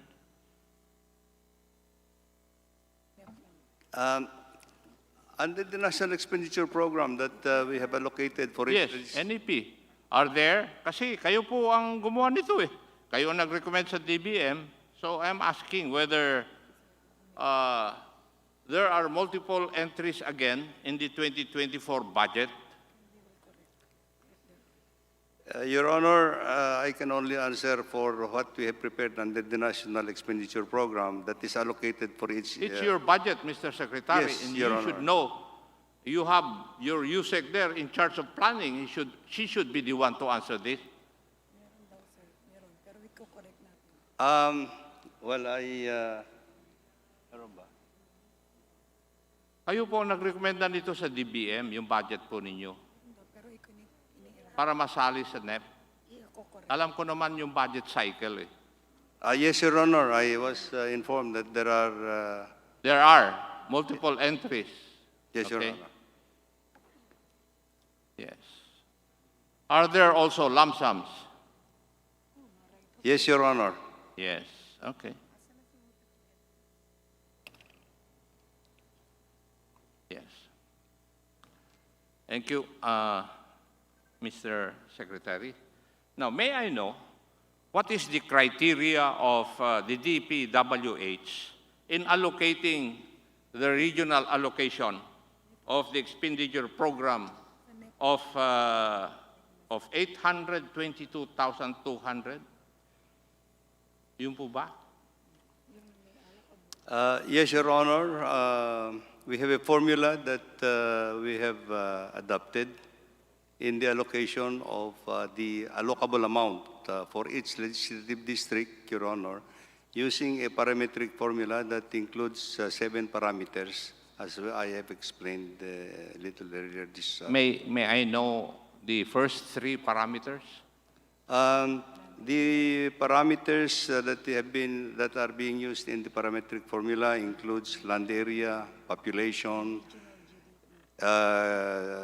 regional GDP, vulnerability to calamities, historical budget allocation for the last 6 years, and absorptive capacity, Your Honor. Thank you, Mr. Secretary. There are inequities in the allocation of funds, which are prevalent for various programs and sub-programs in your NEP. For instance, 26.3 billion or 45.1% of the 58.4 billion budget for construction of bypass and diversion roads. Sub-program will go to 3 regions only. And these 3 regions are namely Region 11 with 10.7 billion, Region 4A with 8.5 billion, and Region 10 with 7.1 billion. Why is this so? Are the different regions not entitled to this also? Your Honor, I suppose that this allocation form parts of the allocable amount. Yeah, that is not the issue I'm presenting, Mr. Secretary. Ito bang 58.4 billion budget for construction of bypass and diversion roads would go only to 3 regions? How about the other regions?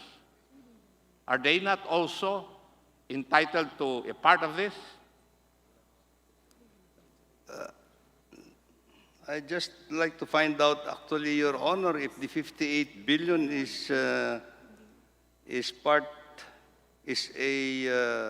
lump sum amount that has been allocated, or part of the allocable amount of each of the legislative district. Because I suppose that I don't recall that we have a lump sum amount for the development of bypasses not included into the legislative district allocation, Your Honor. Can I please ask you, Sec. Cathy, is there no amount in your budget for 2024 of 58.4 billion for construction of bypass and diversion roads? Is there an amount or none? There is an amount Yes, allocated there for is an amount. bypasses and diversion roads, Mr. Mr. Secretary, there is an amount. My question is, why is it that only 3 regions got this amount?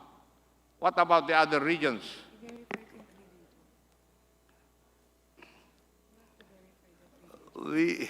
Your Honor, we would like to verify but certainly to my recollection, this is not an allocable amount, Your Honor, that we have specifically allocated for Region 3 and the other regions. It must have formed part of their priority projects. Then, may I ask you, Sec. Cathy, if this amount was not divided into the 3 regions, kayo po sumagot, Sec. Cathy, kasi kayo po ang in charge ng planning. Yes, thank you, Your Honor. Yun pong ating O1 or yung national... No, ang tanong ko, sagutin po niyo yung tanong ko. Yes. Was this amount divided? Hindi po divided siya as in divided. No, but I said the 58.4 billion budget for construction of bypass and diversion roads will go to 3 regions only, namely Region 11 with 10.7 billion, Region 4A with 8.5 billion, and Region 10 with 7.1 billion. Is that true? Yes can or you no? allow Yes us... or no? Is that true? Can Yes or no? you give us Kung time, no, sir? Because hindi po ata accurate na 3 lang ang region. No po. Galing po sa data, hindi po 3 region lang yun makakatanggap nung bypasses. Sino po yung nagsagot ng no? Kasi pag verify ko ito doon sa inyong talagang kwan, and I will get back to you doon sa plenary. Okay po. Yes, Your Honor. It's not true. That only 3 regions will... Siguruhin mo. I am now being given the information that it's not only 3 regions that those bypasses and diversion roads are going to get in the 2024?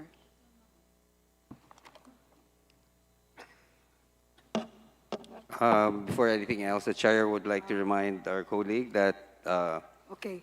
the time is up and actually- for him to wrap up. I'm sorry, Mr. Chair. Yes. Go ahead, go ahead. Mr. Chair, Yes, thank you. the bypasses and diversion routes budget in 2024 NEP of DPWH is regions 1, 2, 3, 4A, 4B, 5, 6, 7, 8, 10, 11, 12, 13 will get their share of the allocation for the Yes. bypass and diversion routes. Now, which region got the highest? The first 3. Region 11 has the highest because they have a long diversion, ongoing diversion roads that are. Second, been- followed by The second is. Region 4A, Region 4A Yes. is the second. and next Region 10. And Region 10. Yes. Again, Your Honor, those are not the only regions that receive an allocation under the bypasses and diversion routes, under the Thank- 001, Mr. Chair. Thank you, Your Honor. Madam Yusek. For my last question for the first round, Mr. Chair, Go ahead. may I ask if there's a 32.2 billion budget for road widening of national roads?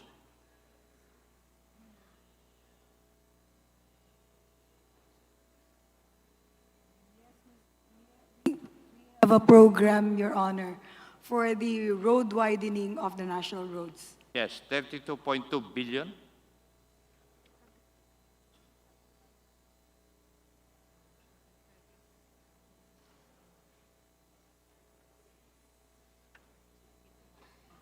Yes, Your Honor. Yes. And almost one half of that will be for Region 8 with 4.5 billion, Region 7 with 3.8 billion, Region 5 with 3.5 billion, and Region 12 with 3.3 billion. Tama po ba yan? Well, I have to, let me read, Mr. Chair, Your Honor. Region 5 primary road widening, because we have primary and secondary and tertiary road widening. So, and I have to add 2.6 billion for Region 5 for the primary road, another 770 million for the secondary, and another 102 million for the tertiary roads for Region 5 only. Hindi po tayo, magtutugma po tayo dahil yung aking data ay galing din po sa NEP eh. Thank you. Thank you. Now we move to the second round, and the chair would like to recognize Minority Leader. Oh, I'm sorry. Would like to recognize Representative Luistro for Oriental Police. Good afternoon, Mr. Chair. Ang lakas ah. And of course, to our guests from the DPWH. First, I wish to thank Secretary Manny Bonoan, Yusek Bernardo, our Regional Director, Juvel Mendoza, and of course, our District Engineer for the support to our district, Batangas, 2nd District.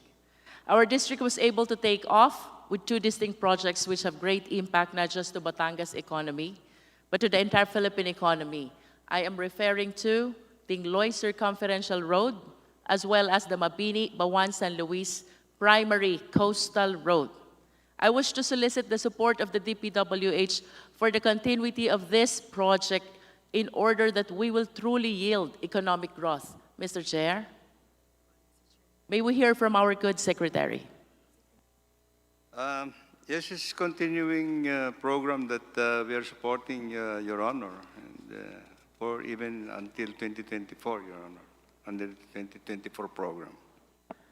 Thank you. Moving forward, Mr. Chair, I also wish to bring to the attention of the DPWH the construction of seawall in Bulacan-Calamia section in the municipality of Mabini. This project is 1 kilometer. However, only 350 meters is completed. Now that we are facing countless typhoons, its unfinished state poses even greater threat to the lives and property of the residents.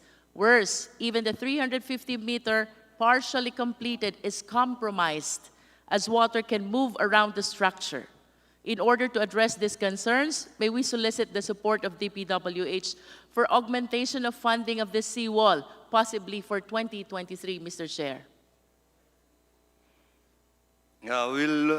Yes, Your Honor, we will consider it if there would be additional funds, Your Honor.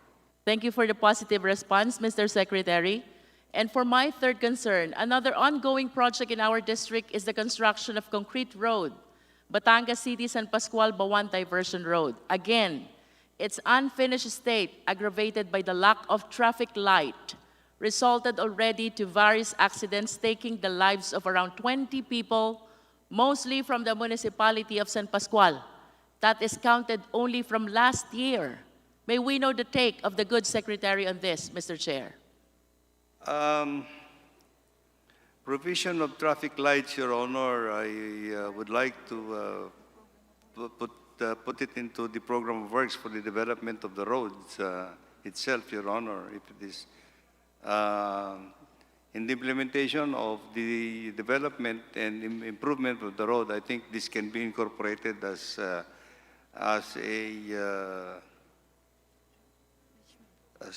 part of the traffic safety program in that particular area, Your Honor. Thank you, Mr. Secretary. Mr. Chair, can we get the commitment also of the DPWH with respect to the completion, continuity of the implementation of construction of concrete road, Batangas City, San Pascual, Bawan Diversion Road? Mr. Chair? For the continuity of that project, Your Honor, I think we can support the continuity of the development of the road, Your Honor. Thank you, Mr. Secretary. And moving forward, Department Order Number 250, Series of 2022, dated December 6, 2022. I understand that this DO delineates the jurisdiction of the regional office and the district office in implementing the infrastructure program. For projects up to 150 million, it belongs to district office. For projects beyond, it belongs for implementation to the regional office. Apparently, Mr. Chair, our district has an FMR projects endorsed by PCA to DPWH. This is in the amount of 10 million and 20 million only, respectively, both in Barangay Apar and Haibanga, Lobo, Batangas. Bidding was conducted already in the district office. However, SARO was released to the regional office. Can we be enlightened on this, Mr. Chair? Well, Your Honor, let me just clarify a little bit on the level of authorities that has been given to the district and regional offices. This is an authority, Your Honor. It doesn't really mean that, everything has to be implemented with that authority for certain practical intent and purposes. There are instances, Your Honor, that for continuity's sake, I think the regional or the district office can implement. District offices can even implement more than 150 million if the structural integrity of the project would have been started to ensure the structural integrity of the project, if it would have been started by the district office. In the same manner as if the project has been started by the regional office and the continuation to ensure integrity of the project, it can be continued by the regional office, Your Honor. In the same manner that when there are projects that emanating from other agencies, Your Honor, and from other sources, there are requests actually that these projects can be centrally managed or under regional, under implementation, Your Honor, for projects like farm-to-market roads, which farm-to-market roads are actually from the budget of the Department of Agriculture, and there are instances that in the General Appropriations Act, it must have been indicated the type of implementing agency, Your Honor. Mr. Chair, I understand that the department order was issued for us to follow. If we will be deviating from the threshold amount, that is the 150 million, considering especially that this is just a farm-to-market road which can easily be implemented by the district office. May we know from the good secretary what therefore is the significance of this department order? Mr. Chair? Your Honor, as I was trying to explain, actually this is just an authority, and as I said, for even projects that are funded not from the Department of Public Works and Highways, if the agency itself that is requesting for the implementing office, then it follows, Your Honor, that we'll have to abide by the request of the sourcing agency. Mr. Chair, with all due respect to DPWH and to the good secretary, I was in communication with the PCA administrator, and he is totally unaware that the project is being implemented by the regional office. Well, certainly, Your Honor, I think we can look into this if that would be the case, Your Honor. But to me, I think 10 million project or that magnitude should can easily be implemented by the district office, Your Honor. Precisely, Mr. Chair. And I wish to emphasize that this department order was issued by the DPWH, so I suppose that the agency should be the first to follow and implement this DO. Moving forward to my last concern, Mr. Chair, I am taking the courage to raise this concern for the benefit of the Filipino people. With all due respect, can we explain in laymanized term how we determine the NEP for each district? Well, again, Your Honor, I think the allocation for the national expenditure allocation, national expenditure program allocation for each legislative district has been taken out from a formula that we have adopted starting from the 2023 budget, Your Honor, under the national expenditure program. And this is a parametric formula that involves 7 parameters in the calculation of the allocation, Your Honor. And seven parameters that included in the formula would consider land area, population, regional GDP, historical infrastructure budgets, poverty levels, climate vulnerability areas, and the absorptive capacity of its over the last 6 years of the legislative district, Your Honor. Mr. Chair. Engineering office, Your Honor. This representation has been hearing that system and formula that generate the NEP given those factors. For everybody's satisfaction in the presence of all the members of the House, perhaps during the plenary, can you show us this system? Help us understand the NEP that you generate for each and every district. Mr. Chair. Yes, Your Honor, this has been also requested earlier that we are going to submit actually the result of the allocations for each legislative district, Your Honor, under the allocable amount of the National Expenditure Program for 2024, Your Honor. With all due respect, Mr. Chair, for the sake of transparency, I hope that we can open this system of determining the NEP to all the members of the House of Representatives right in front of each other. Thank you, Mr. Chair. Thank you. Now we proceed to the next round or second round of interpellation. Second, yeah. And then we again give due respect to the minority. So we now recognize Minority Leader Libanan for a 3-minute interpellation. Thank you, Mr. Chairman.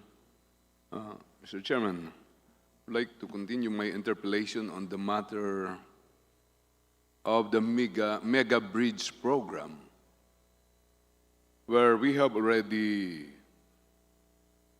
allocated amounts for Panay, Guimaras, Negros, 32.47 kilometers, Bataan, Cavite Interlink, 32 kilometers. However, Mr. Chairman, a bridge which is very important to us if constructed would benefit the whole country. What I mean is the Matnog Northern Samar Bridge. I did not see it in our budget proposal or the NEP, Mr. Chairman. Can we ask why?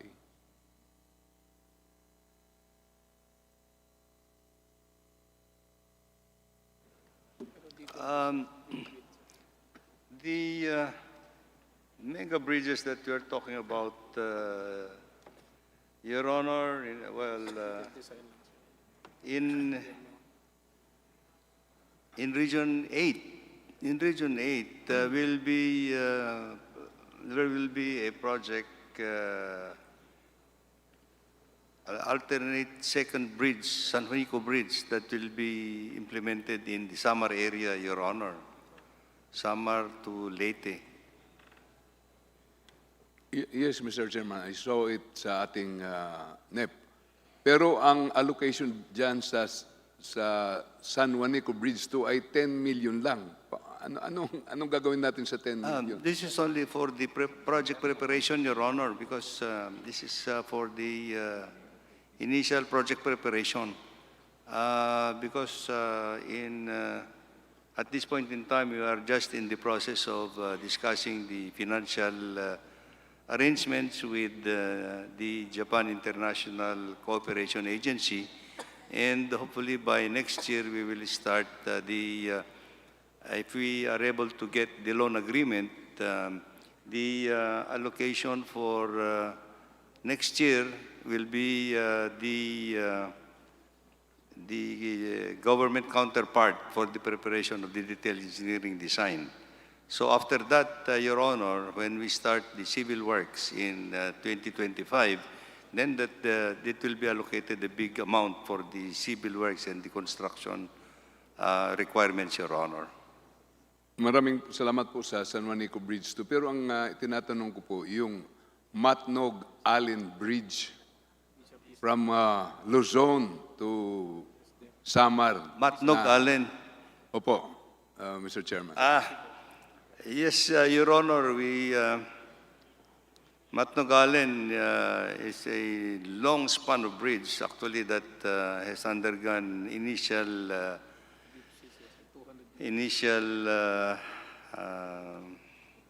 technical assessment. And it would be extremely expensive, actually, to construct a bridge. Technically, it can be done, but it's going to be extremely expensive because of the engineering and technical requirements to build a bridge across that strait, Your Honor. Magkano yung extremely expensive? The problem, Your Honor, we have not even calculated it at this point in time because the deepest part of that ocean is about 200 meters, Your Honor, and for a bridge project that cut across the bay or an ocean, the most economical type the depth would be only about 50 meters, Your Honor. Your Honor, Mr. Chairman, yung pinakamalalaking projects sa ibang bansa ay talagang ginagawa nila pag importante dahil na maraming na-employ tayo dyan at malaking economic returns pag ginawa natin ito. Yes. Nung nag-interpellate po ako sa pre-budget briefing ng NEDA, ang sinasabi nila, naghihintay lang sila ng recommendation ng DPWH para ma-actionan nila ito. Kaya gusto natin ng technical assessment talaga dito na on paper dahil noong 2019, naglabas ang NEDA na mayroon na silang feasibility study at ang amount ay 284 billion, Mr. Chairman. Hindi naman ito kailangan buhusan kaagad natin ng 284 billion. Pwede naman natin ito i-stagger na multi-year, di ba? Your Honor, I think if that would be case 2019, I think we can revisit actually that proposal at this time, and we'll see the economic viability of the project, and discuss this with the National Economic Development Authority to put it in their priority in the priority program, Your Honor, if it is economically feasible. Maraming salamat po dyan. Hindi lang po ako ang interesado dito, ang ating majority leader, taga Mindanao. Napaka-interesado dyan niya ng Maharlika Highway, lalo na sa tulay na ito. Dahil pag ginamit natin ito, di hamak, bababa ang presyo ng mga bilihin. At sa ngayon po, konting tropical depression, traffic na sa lugar na yan at hindi na padadaanin ang mga sasakyan dyan. Nasa global warming na tayo, kailangan na mag-isip na tayo ng malalaking hakbang dito. So, Mr. Chairman, itatanong ko rin ito sa NEDA. I am very serious in this project na sana maramdaman nating lahat na kung kaya natin, mag-decide tayo. Kung hindi kaya, di kailangan natin ng totoong assessment dito, hindi lang magpasahan tayo. Para once and for all, mag-decide ang ating bansa kung gagawin natin ang tulay na ito. Dahil mas mahaba pang tulay ang ating gagawin sa Mega Bridge. Dalawang mas mahabang tulay dito na gagawin natin kaysa Matnog-Alin Bridge, Mr. Chairman. Well noted, Your Honor, and I think, as I said, we will have to revisit actually the initial assessment of this project undertaken in 2019. Mr. Chairman, mayroon ba kayo sa hinahawakang feasibility study nito na sinasabi ng NEDA noong 2019 ay ginawa nila?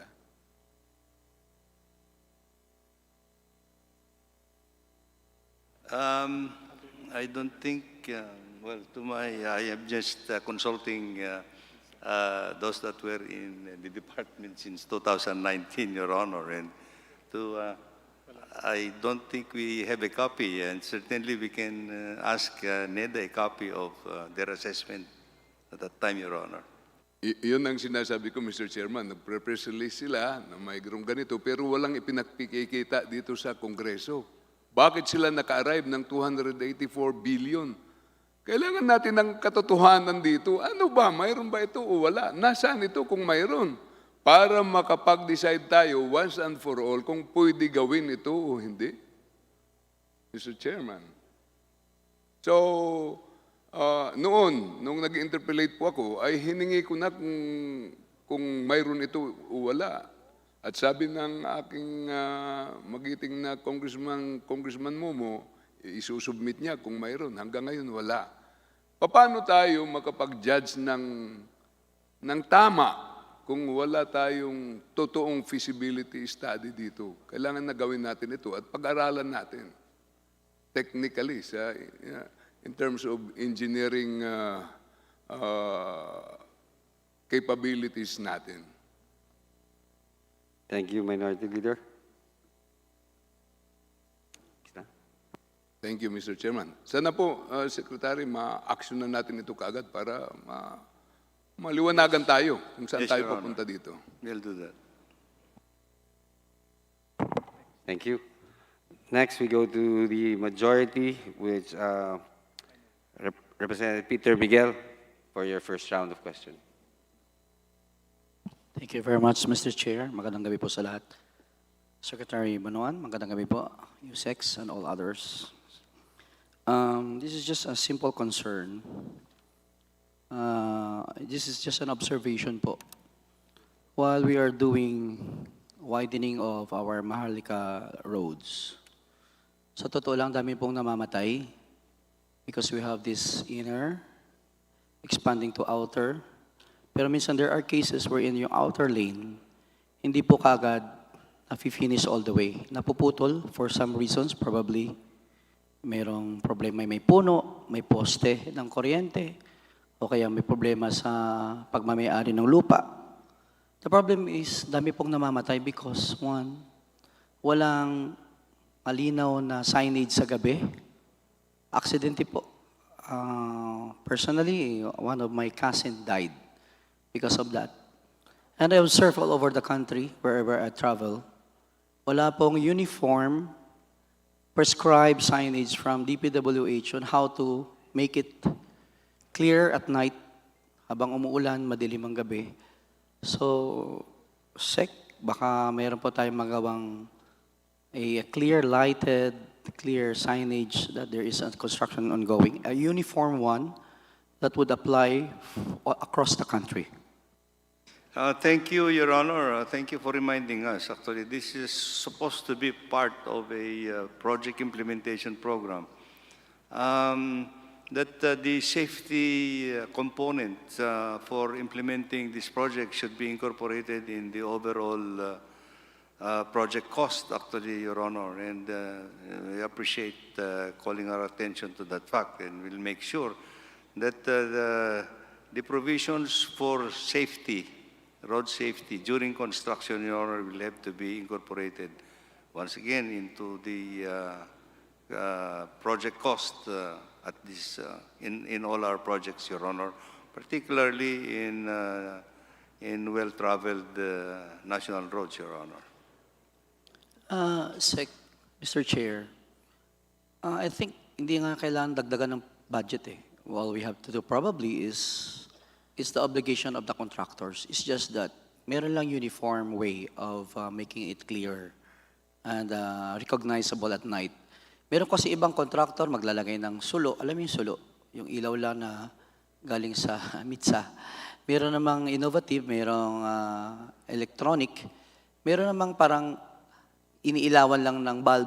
So many ways. But I've traveled all over the world. Iba eh. Sa first world country, talang malinaw. Malayo pa lang, alam mo. There's construction going on. So, kilometers ahead, you are alarmed that there's something going on there that you should slow down or be cautious enough. So, yun lang po ang gusto ko, that we should at least have a uniform manner. Downloaded natin sa mga contractors, probably. Again, thank you, Your Honor. I think this is well noted by the department. And certainly, we are one with you, actually, in implementing yung road safety measures in all the construction sites, actually, particularly during the night time, Your Honor. And rest assured that we will be putting up guidelines in for the provision of road safety measures in construction sites, Your Honor, in the forthcoming projects of the department. Salamat to hear that. And one more, an observation. Itong naglalagay tayo ngayon, medyo uso. Central Island with lights. You know, Secretary, to me, it's economic sabotage. The traffic flow slows down. Two, you narrow the road that's provided for a national road. Imagine mo, maglalagay tayo bigla ng gitna. It's very dangerous. Committed po yung daan. The cars, especially the big ones, mag-slow. Isang tricycle lang pa humina dyan, yung flow mabagal na. So, is there a way that if we intend to put a central island with lights on, pwede ba dagdagan nyo pero yung sa budget, sa project proposal or sa design or yung outer road, kung ano yung kinain nyo sa gitna.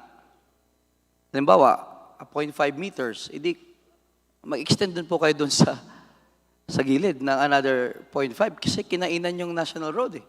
Which, you know, it's for safety, it's for speed, it's for convenience. So, na-slow down na, committed pa. Kasi nidagdagan natin doon sa existing national road ng isang center island. I completely agree with your observation, Your Honor. we have design guidelines for putting up center islands, Your Honor, actually, and we have actually specific dimensions actually for center islands, not only for accommodating actually the provision of traffic lights. Your Honor, I think in some areas actually, I have observed also that in some areas, there are national roads, especially in urban areas, where center islands, not center islands, but even concrete barriers are placed in the middle of the road. This is only for traffic management, Your Honor. We have design actually, and we have guidelines for the construction of medians, particularly if the highway is 4 lanes.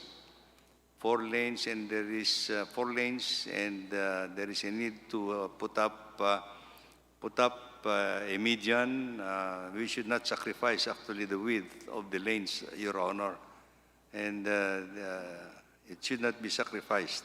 We have to put up the medians as specified, Your Honor, without sacrificing the lanes, the width of the lanes, Your Honor.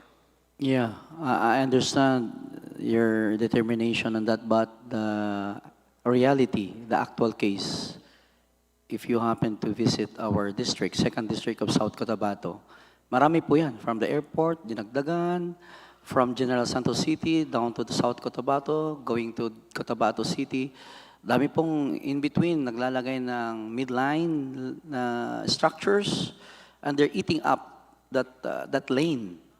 Ang akin lang proposal, maglagay kayo dito sa midline, di maglagay kayo ng extension doon ng kaunti. Kung ilan ang kinain nyo dito, di maglagay doon kayo sa gilid. So and so, the original width of the lane would still be consistent with the national specifications. Well noted, Your Honor, and we'll try to revisit actually these areas so we can comply with the standards of our national road system, Your Honor. And one thing, the design, mataas po yung midline. Mataas po. Ito yung lane, yung midline structure is mataas. If you're riding a car, you cannot see what's on the other side. If there's some car crossing, way ahead, you cannot be alarmed na mayroong magkukross. So yung nangyayari, sumisilip-silip yung motor. So ikaw naman, if you're a rider from the other end going here, ma-alarm ka rin dahil may gulong na lumalabas. So that's why, to me, when some of our engineers are requesting me, even some local officials na, Congressman, lagay tayo ng center island. Sabi ko, ayoko. It's more dangerous. Kasi way ahead, hindi mo nakikita what's coming. So, maraming na-aksidente nung biglang pumapasok. That's why yun po. In general, I think, hindi naman po siya, if you intend to put lights so that we have a lighter roads, we can put it at the sides. But encouraging center islands, I think we have to revisit our program on this. Well noted, Your Honor. We'll do that. Thank you. Lastly, Mr. Chair, it's just a parochial concern. We have a bridge in municipality of Sorala. Started constructing way back 2022. And our region asked from a quick response fund for around 40 million. And of course, obviously, there's no fund to speak of, and the bridge is unfinished. So pwede po bang, ma-priority po natin yung Kulonggulo Bridge, Sorala, South Cotabato. Well noted, Your Honor. Salamat quick po. response fund. Salamat. I have other parochial concern. I'll just speak with you later. Thank you po. Salamat po, Mr. Chair. Salamat po. Thank you. Now the chair goes back to the minority The chair recognizes Representative Raul Manuel, who is not here, so we will now recognize Senior Deputy Minority Leader Paul Daza. Thank you. Thank you, Mr. Chair. First of all, I'd like to commend the Honorable Minority Leader Libanan for asking good questions regarding the possibility of a bridge connecting Luzon to Samar. Just to clarify, that particular project never got to the NEDA ICC. It hasn't gotten to that stage. I don't think, my recollection, Your Honor, I don't think we have submitted it for at NEDA level, Your Honor. Yeah. I understand, Your Honor, that there's been some preliminary studies that that had been undertaken for this project, bridge project that would connect Allen to Matnog. But Your Honor, I think the result of the preliminary assessment on this project, because of the technical issues pertaining to the construction of this bridge, which I said it will pass through about the depth of the ocean of about 200 meters, would not put it into an economic viability to implement it at this point in time, Your Honor. Thank you. Thank you for being, open and honest about that. It's a difficult project. Could you share with Minority Leader Libanan and myself and the committee a copy of that technical study? Just so if we're ever asked in an interview locally, people sometimes ask radio interviews, so we know how to answer. We can share, yes, Your Honor. We can furnish you a copy of the assessment report that was conducted with the Asian Development Bank at that time, Your Honor. Okay. For me, even a soft copy. When could you furnish that?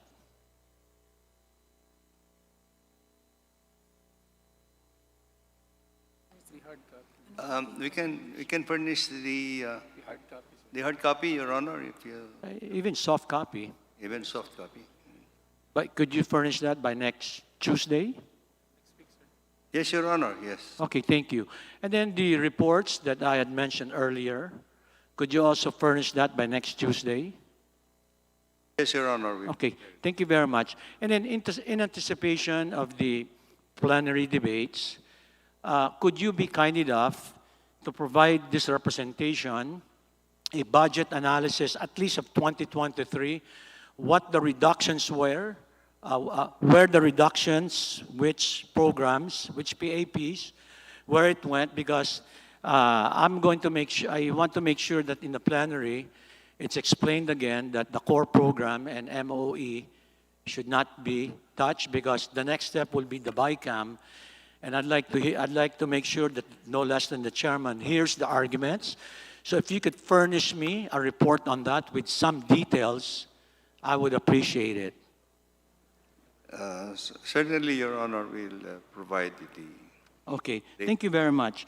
In the hearing in the Department of Transportation, I asked a few questions to the TRB, the Toll Regulatory Board, as to the maintenance, the necessary maintenance of the toll roads. There's a lot of complaints. And I got the sense that they're a little weak in terms of supervising and really monitoring.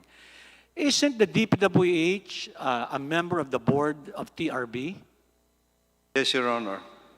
And how active is the DPWH in making sure that at least this many toll roads that are now operational are contractually complying with minimum standards on maintenance, operations, and other similar issues? Your Honor, the Department of Public Works and Highways, there are two categories in the toll concession agreements, Your Honor. There are concession agreements that are specifically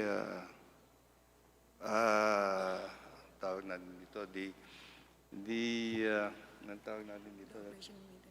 You know, there are toll roads that are actually that are lodged with principally with the Department of Public Works and Highways, and there are toll roads that are principally lodged with the Toll Regulatory Board, the STOA.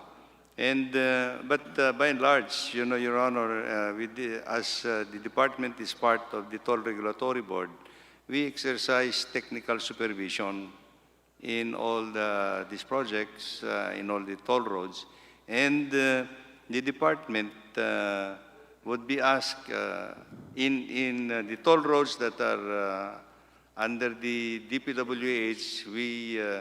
We regularly inspect.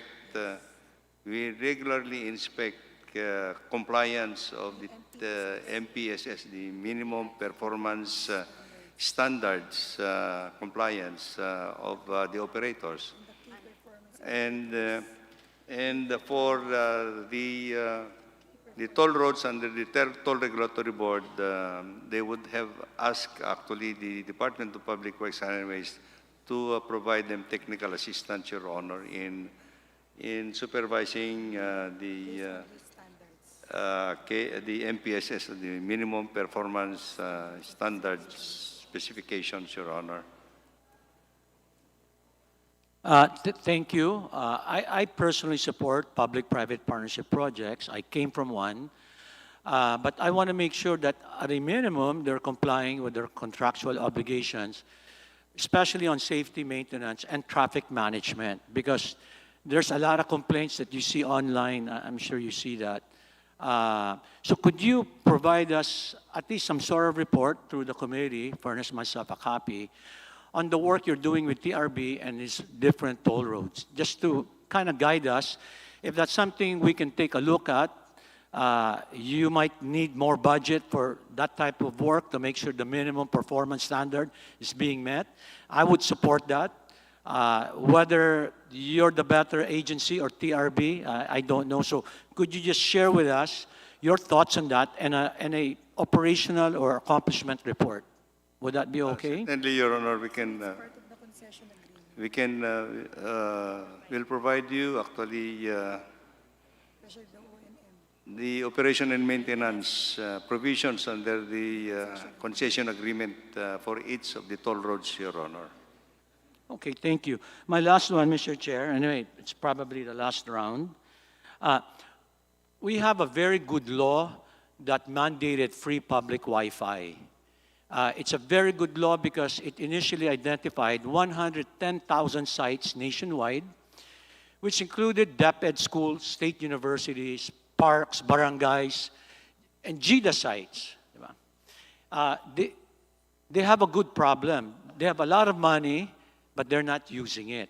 So my question is, to be able to fast-track the free public Wi-Fi program, the important component is laying the fiber optic. And usually it follows the highway, the roads. So have there been any discussions with DICT on how DPWH can help lay those fiber? And would that be considered infrastructure? Can that be considered a program, a PAP within DPWH? Yes, Your Honor. I think we have in constant discussions with DICT on the laying of cables, fiber optic cables, actually along the national roads. And as there has been a map, and that has been shown to me that there has been many of these fiber optic cables have been already laid along the national roads, Your Honor, and I've been shown a map actually that they have already started to install the fiber optics along the national roads, Your Honor. Is there a budget allocation for fiber optic or similar work in the 2024 NEP? Not in the Department of Public Works and Highways, Your Honor. Have you done any MOAs with DICT or other agencies to lay fiber optic? I understand that they are engaging private companies actually to lay down the fiber optics, Your Honor. They're very slow. DPWH is a fast-moving, department.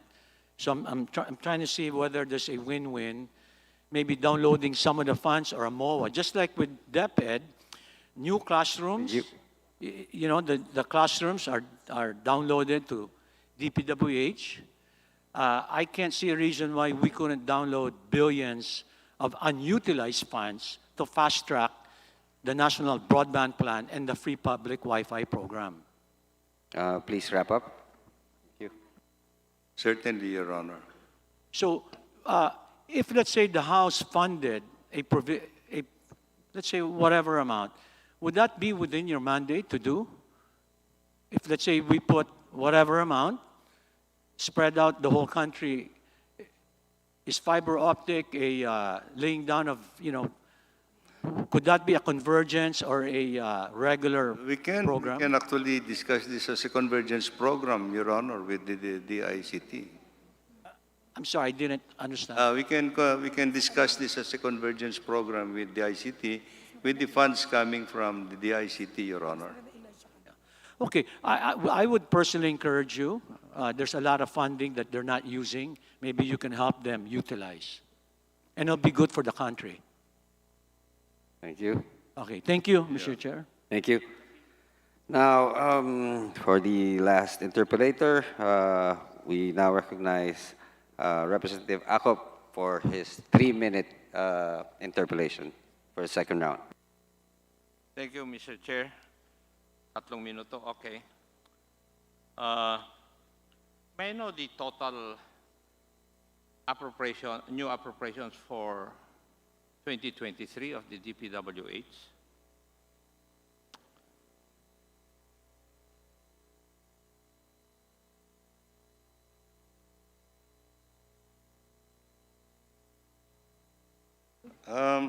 The total appropriations for DPWH for fiscal year 2023, Your Honor, is 894.2% billion, Your Honor.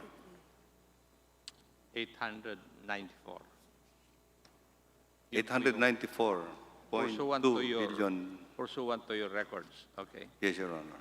Now, the NEP of 2023 is what? The NEP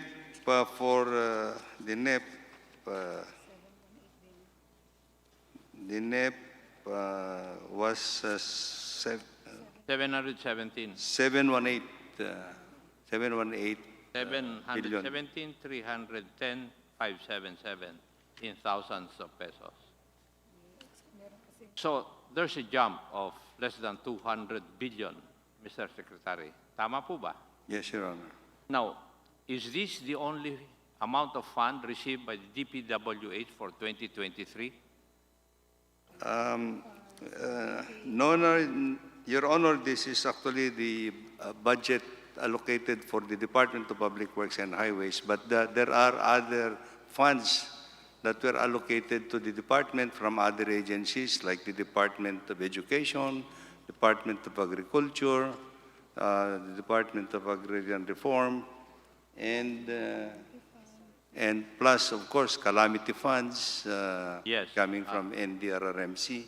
May I know how much was your special purpose fund for 2023? Special? Because this is also the amount that your agency has received for the year. Special Purpose Fund, Your Honor? Yes. You can ask your USEC for plans or your budget officer. He would know these terms. What is special? Meron ba? Any special purpose? Wala rin akong alam.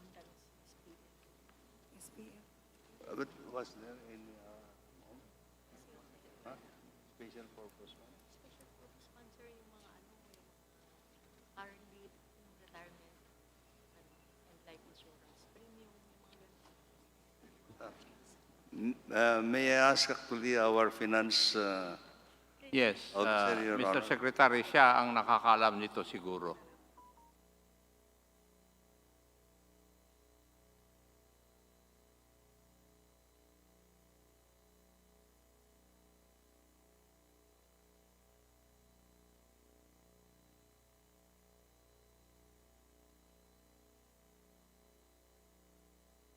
Ako na lang ang magtatanong, Iha. Kasi ayaw na makisama yung inyong mic. Would your total special purpose funds for GA 2023 amount to 188.7 billion?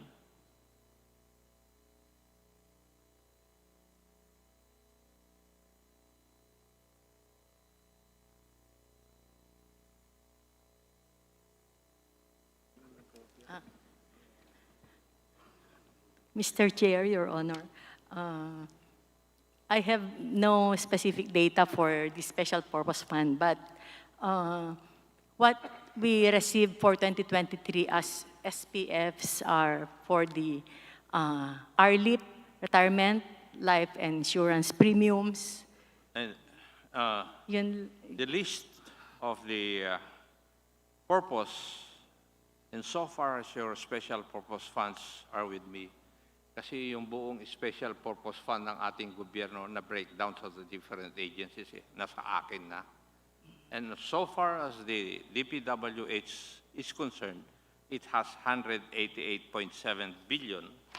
Yung DOH has 110.0 billion. Yes. Mr. Chair, Your Honor, we will provide you with the specific data, but definitely it's not that big amount. Yeah. Sige, Iha. Kasi nakalagay dito, ang pinakamalaki is Priority Infrastructure Program for Roads, Bridges, Multipurpose Buildings, Facilities, Flood Control and Water Systems amounting to 145.4 billion. Dito.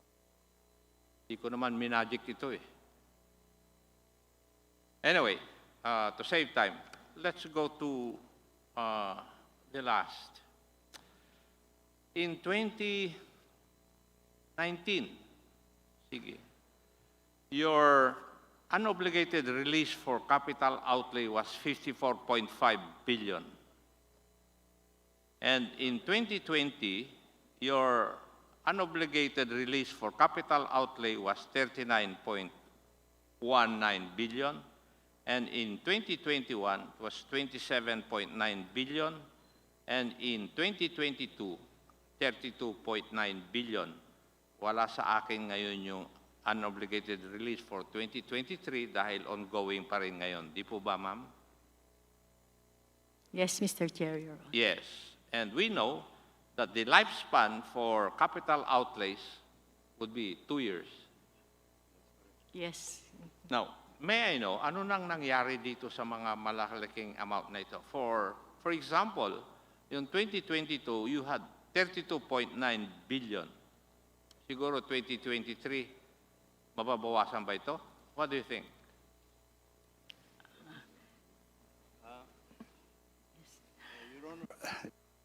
Your Honor, as I presented earlier, for the fiscal year 2022 budget, the allotment received actually, Your Honor, of the department was a total of 898.1 billion pesos, consisting of the current year allocation of 820 billion pesos and prior years carryover of 77.8 billion pesos, Your Honor. With that amount, the obligation for the current year obligation was 789 billion pesos, and for prior years it was 67.5 billion pesos, Your Honor. Obligations against allotment would be 96% as of December of 2022, and the disbursement rate was 65%, Your Honor. Maybe your finance officer can reconcile your records with my records. Kasi ito lahat po ng pinipresenta ko po sa inyo, galing po dun sa tatlong malalaking libro na NEP and your, kasi ang reference ko rito po yung NEP na malalaking libro and then yung BASF, Budget of Expenditure and Sources of Funds. I do not know if you have these books. Pero, be that as it may, Mr. Secretary, kasi 3 minuto lang, my last question is, why is it that you have a very big unobligated allotment? Kasi ito, when we say unobligated allotment, na-release sa inyo yung pera hindi nyo inobligate.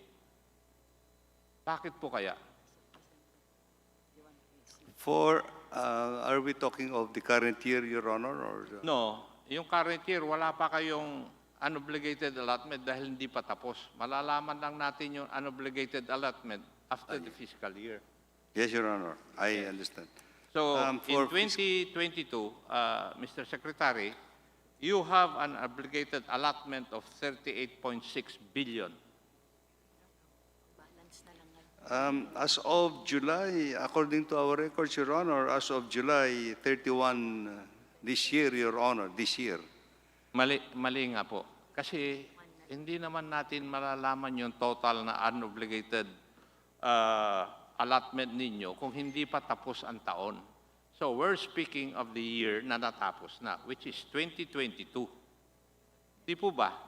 And in the year 2022, your unused appropriation was 41.5 billion and 38.6 billion of that is considered your unobligated allotment. This phrase means, inirelease sa inyo yung pera, pero hindi nyo na-obligate.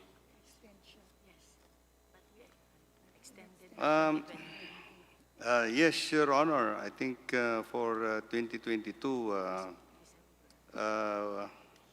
to our records, actually, Your Honor, the unobligated balance of December of 2022 was 41.6 billion. Yes, that And- is but your this was- unused appropriation. A percentage of that, amounting to 38.6 billion, yun po yung unobligated allotment. Ang ibig lang sabihin po nun, unobligated allotment, nirelease po sa inyo, pero hindi nyo nagamit, na-obligate. Sayang yung pera. Yun po yung ibig kong sabihin.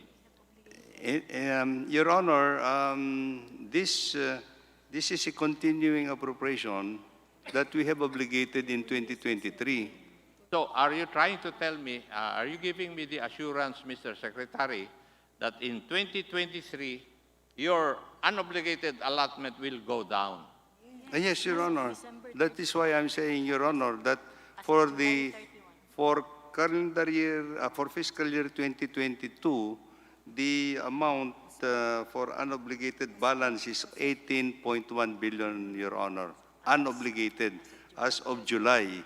As of July. Tignan po natin at the end of the year, Mr. Secretary. Yes, Dahil Your hindi pa natin mapredict Kagaya nga ng sabi ko, we can only know your unused appropriations, which consist of unreleased appropriation at saka unobligated obligation at the end of the fiscal year. Yes, Your Honor. Yes. Thank you, Mr. Chair. Thank you, Mr. Secretary. Thank you. Mr. Chairman, There being no more interpreters, can we hear the motion from Mr. Vice Chairman Chairman, Momo? may I move that we terminate the budget hearing of the Department of Public Works and Highways? I so move. There's a Mr. Chairman. motion. Duly seconded. Seconded. The Mr. motion is Chairman, approved. may I move that we suspend hearing until Monday, September 11 at 9 a.m. I so move. Session suspended.